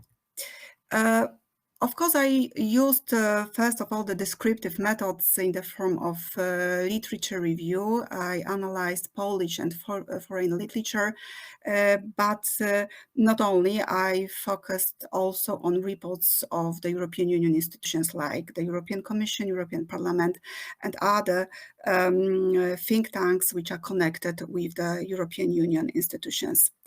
I use models for panel data from a group of 28 EU member states. Why 28? Because I choose the period from 2000 till 2019. That's why I included in my research also the Great Britain. Yes, so I had the possibility till 2019 also to use the data from the United Kingdom.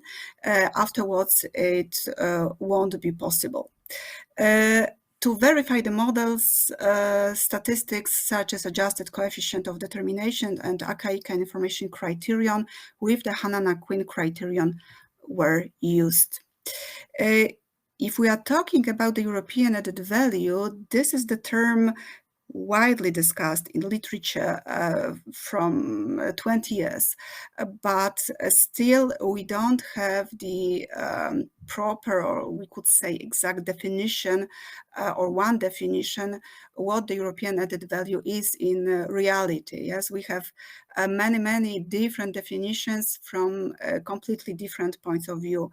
Here, for my research, I choose, of course, the financial approach to the European added value, and that's why also I choose some definitions coming mainly from the European Commission.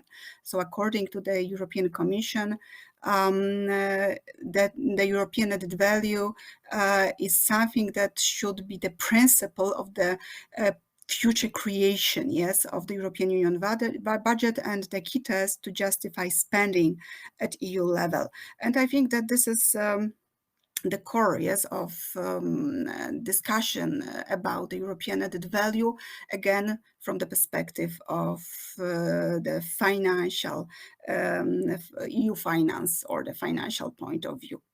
But also we could find other element of the financial European added value, and this is the element which is now very important and also visible in the literature. This is the question of what should be spent from the European Union budget, taking into consideration mainly international or global public goods. If we should choose to the EU budget only the spending on international or supranational public goods, or it's better to stay with this actual contemporary structure of expenditure in the EU budget.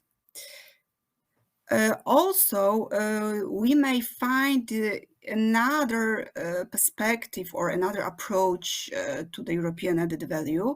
And here, this is the concept of costs of non-action, or the costs of non-Europe, or in other words, lost European added value. Yes, so this is the situation where we imagine that the European Union doesn't exist. Yes, so again, this is not the case only for the finance, but also for other aspects of integration.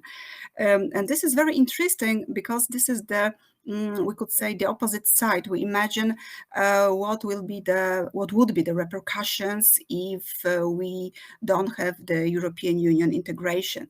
But in my opinion, this is harder to study, to make some research about this opposite side, because this is more theoretical. Yes, this is very, very hard to find exact methods to find the answer for this question. Also, in other definitions of the European added value is posed the question about the solidarity between member states. Yes, so in the financial terms, we cannot exclude also this question about the financial solidarity, because this is one of the elements, we could say, of the European added value. Solidarity, but of course, if we expect and if we will have afterwards the proper effects. Yes, so solidarity without effects won't give us the European added value. We need to have the effective kind of spending from the European Union budget, and of course, not only from the European Union budget, also from national public budgets. This is the core. Yes, from literature review, we could say that this aspect of the European added value could be based on this kind of rules. So first of all, the principle of subsidiarity and proportionality. This is, of course, one of the most important rules of the whole integration, that the European Union should act only in the case if it's needed, and also in the proportion, yes, in the scale which is needed. The second and the third one, this is of course the economies of scale and synergy effect. So this is elements which for what, yes, we would like to spend money on this European Union level. The rule of solidarity, as I mentioned before, and we need to remember that this rule of solidarity, this is the opposition to the principle of just or fair return. Yes, if we translate from French, le juste retour, this just and fair return is something very, very dangerous. Yes, it's not the positive notion, but this is rather something which we should avoid. But this is very popular from the point of view of opponents of the European Union integration. And very often populist parties also use this argument of fair return. It means that we expect exactly the same amount of money from the EU budget as we pay to this. Yes, so both ways transfers should be equal, and this is very, very dangerous. That's why the opposition of this is the rule of solidarity. And finally, of course, co-financing. So we expect that we don't replace national money, but we add to national money the expenditure from the European Union budget. The research method. I used panel data and to check if we have the European added value from this financial point of view. I choose as dependent variable GDP per capita and human development index. So for the socioeconomic development, I use one of the indexes. I am aware that there are myriad, yes, now of indexes which measure the socioeconomic development. I choose this one, according to me, maybe the best for the whole study. I divided the member states into 4 groups.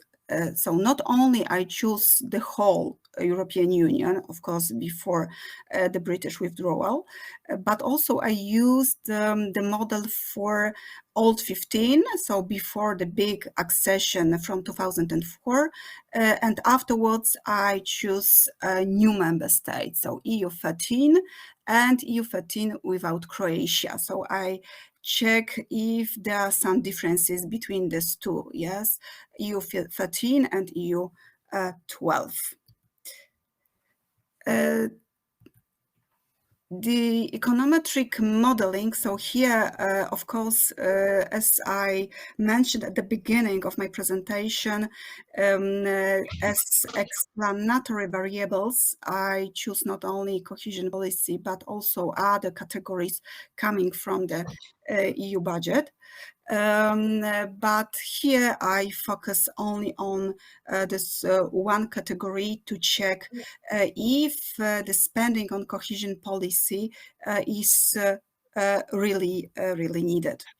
Of course, first of all, we need to know that originally cohesion policy was aimed at reducing disparities between countries and regions. Yes, so it was emphasized firstly the redistribution function of the EU budget in this context, of course.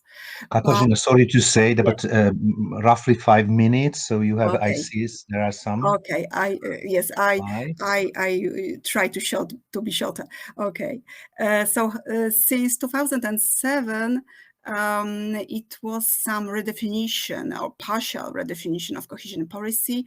It was emphasized more to improve the competitiveness of the regions and balanced development. Yes, so to check if the regions use the internal potential. And this, of course, this new paradigm in the cohesion policy results from the ineffectiveness of the current policy. So we could observe some drawbacks, yes, on the former presentation or leading of the cohesion policy. That's why, of course, according to my study, it was created that expenditure on cohesion policy in relation to HDI for the old 15 in the period 2000 and 2019, the relationship is significant and negative. And for the same countries, but in shorter period of time, it's also negative, but insignificant. A positive and significant relationship appears only in relation to all EU countries, which would prove the importance of cohesion policy only for new members, but mainly in the first years after accessions. So it could be concluded that some categories of expenditure, including redistributive expenditure, should be reanalyzed in terms of the European added value. I think that cohesion policy should focus more on innovation based on local knowledge or experience reflecting local capabilities. Yeah, so smart specialization. Finally, I could say that my research result was connected, so I find more or less the same answers in the European Commission reports and OECD studies.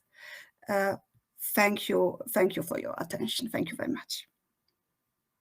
Was muted. Thank you very much. It would have been very interesting to show this panel model. I mean, numerically, it would have been interesting. I mean, visually, it would have been easier to digest. And also, you were talking about the differences between new member states, and that also interesting to see it more visually or elaborated. But the results is very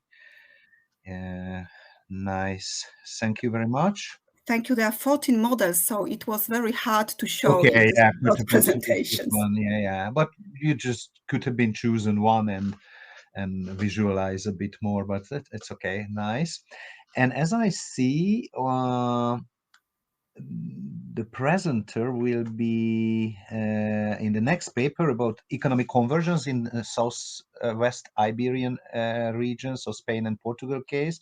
And as I see, Luis Fernando is here rather than Maria. And we are presenting this communication. My colleague Maria Gema Flores Polan and me. There is a stranger name even for Spanish people. And well, if you don't mind to pass to the, or I can pass. Okay. This is our acknowledgement for the aid for presenting this to the European Union is needed. Here we have got the agenda for communication, introduction, spatial framework, time framework, methodology, results, and conclusions.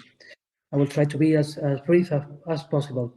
This is economic area of Iberian Southwest is an emerging area of peninsular development. I will show you later in the Iberian states, so Spain and Portugal. That demands our attention and economic analysis in the period 2000 and 2009. We propose the comparative socioeconomic analysis between the Iberian area and states in terms of convergence of economic activity using the usual statistical and econometric techniques, sigma, beta, and gamma. As you know, they are two statistical methods, and the other one is a econometric model. So we have here we have got the framework, expansion framework. Here it is Spain and Portugal by we name provinces or not fruits in the terminology of the European Union. You have marked there the area of comparison. So we have been working all the time with all, by one side, with all of the not free from Iberian Peninsula, from Spain and Portugal. And from the other side, taking in mind the emergent area of development that, as you see, is a connection between Madrid and Lisbon, the capital of Spain and Portugal. So the area focused here we have got in terms of NUT 3 is Madrid, Cáceres and Badajoz that belongs to the region of Extremadura, Toledo isolated NUT 3 from Spain, Ciudad Real and another isolated province or NUT 3 from Spain, and from the Portuguese side we have got Lisbon, Lisboa if you want in Portuguese, and 3 alentejos, and there is the next region to Extremadura, High Alentejo, Central Alentejo, and Littoral Alentejo, and 3 more upper from the central region in Portugal. Medium Tagus, translating into English, in another part of Tagus, passing, Beira Baixa, that is next to, of course, to Cáceres, that is in the Extremadura region. And this is the spatial framework, divided by Node 3.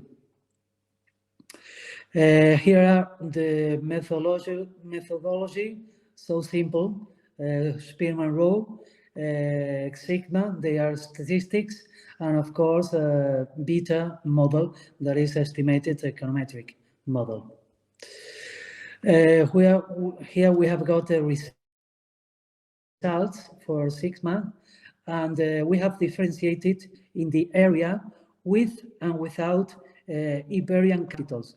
So with and without Lisbon and Madrid, and we have different results if we include or we are not including the 2 capitals. We have distinguished, analyzing beta models, 3 different clubs. We will distinguish.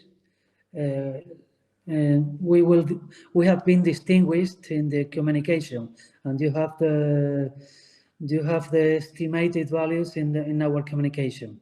But graphically, you have 3 main parts. Here we have got all the new 3s for Iberian countries in Iberian Peninsula, and we have distinguished and adjusted 3 main equations, distinguishing 3 clubs. So we have, and here we have got the clubs only for the focused, analyzed area of southwest developing area. In the Club A, you've got Toledo, Badajoz, Medium Tagus, that's another part of Tago, High Alentejo and Central Alentejo. Club B is Cáceres Alentejo, Littoral Alentejo, Beira Baixa. And of course, this makes sense, is so different. In only 1 different club you have in the area, Madrid and the metropolitan area of Lisbon, translating into English.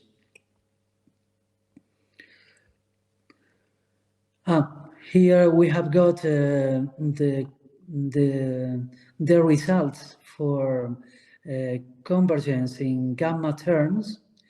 It is not concluding for no determined effect, as we will see. Here we have got the composition in 2 factors of GDP per capita along the time. Annual average growth along the time in 2 factors, decomposing the evolution of the GDP PPS per capita. And at last, we have our conclusions. I can read for you all. Low consolidated difference of the spatial units in the varying states, composed to a similar one in the Iberian Southwest area. If we consider this area without capitals, the result of this convergence, sigma, would be lower. On the other hand, we managed to find 3 main trends, as I told you, represented in 3 convergences clubs in the conditioning of the convergence beta of the varying states. To each of them are added spatial units also to the Iberian Southwest area, drawing expectative of differentiated potential stationary states. Regarding the convergence gamma, we find very different behaviors between the different spatial units of the Iberian states. And we cannot conclude either absolute stability or complete destabilization of the variation in the ranking. And in the Iberian Southwest area, we detect a permanence over time, especially if we know the behavior of the Iberian capitals that, as has already been demonstrated throughout our study, they are belonging to the Southwest area, are point apart in their behavior. Although this is it when defining the area, because the area is defined because you have at the end of the area these two capitals to try to determine a new developing area.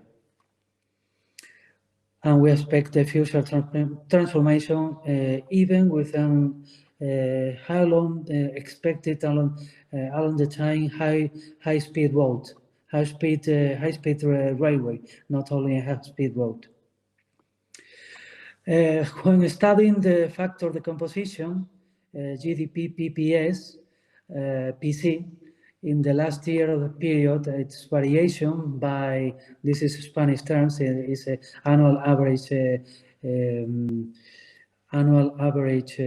movements or increase or growth rates. In the entire period, we detected a great disparity of results, both for all the spatial units of the Iberian set and also for the Iberian Southwest area. Well, thank you very much indeed for your attention. We are open to your comments and questions. Thank you a lot. Thank you very much. Thank you very much. I'm just checking whether any questions or anybody can ask questions, but I would like to, I'm interested in whether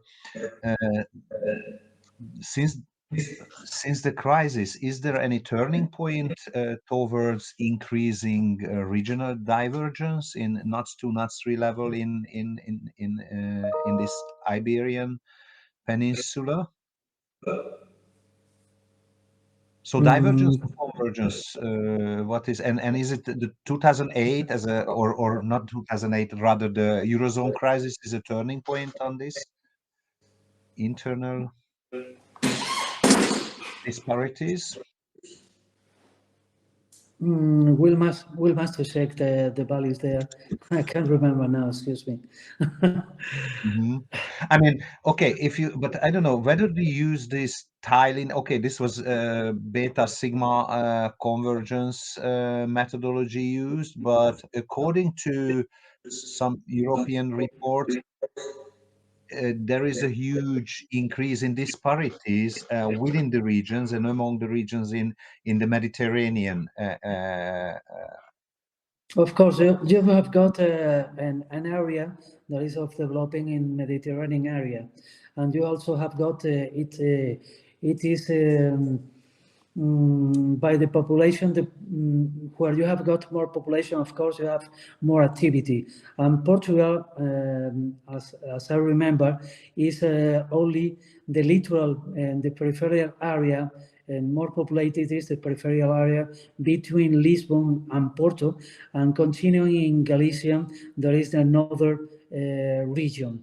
And for Spain, you have you still have a division between more or less the Mediterranean area, and but also the Mediterranean area that is upper from Madrid to from Madrid, the capital, to the east. This is the most developed area in Spain, and continues more or less being this area more developed in Portugal and in Spain.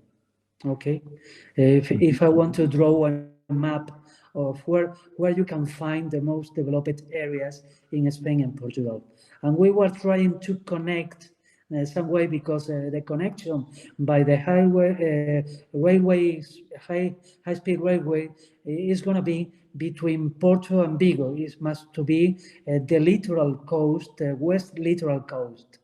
And we pretend by our region, we live in Extremadura, this central position, link in some way the two capitals, Lisbon and Madrid, to have a more developed area.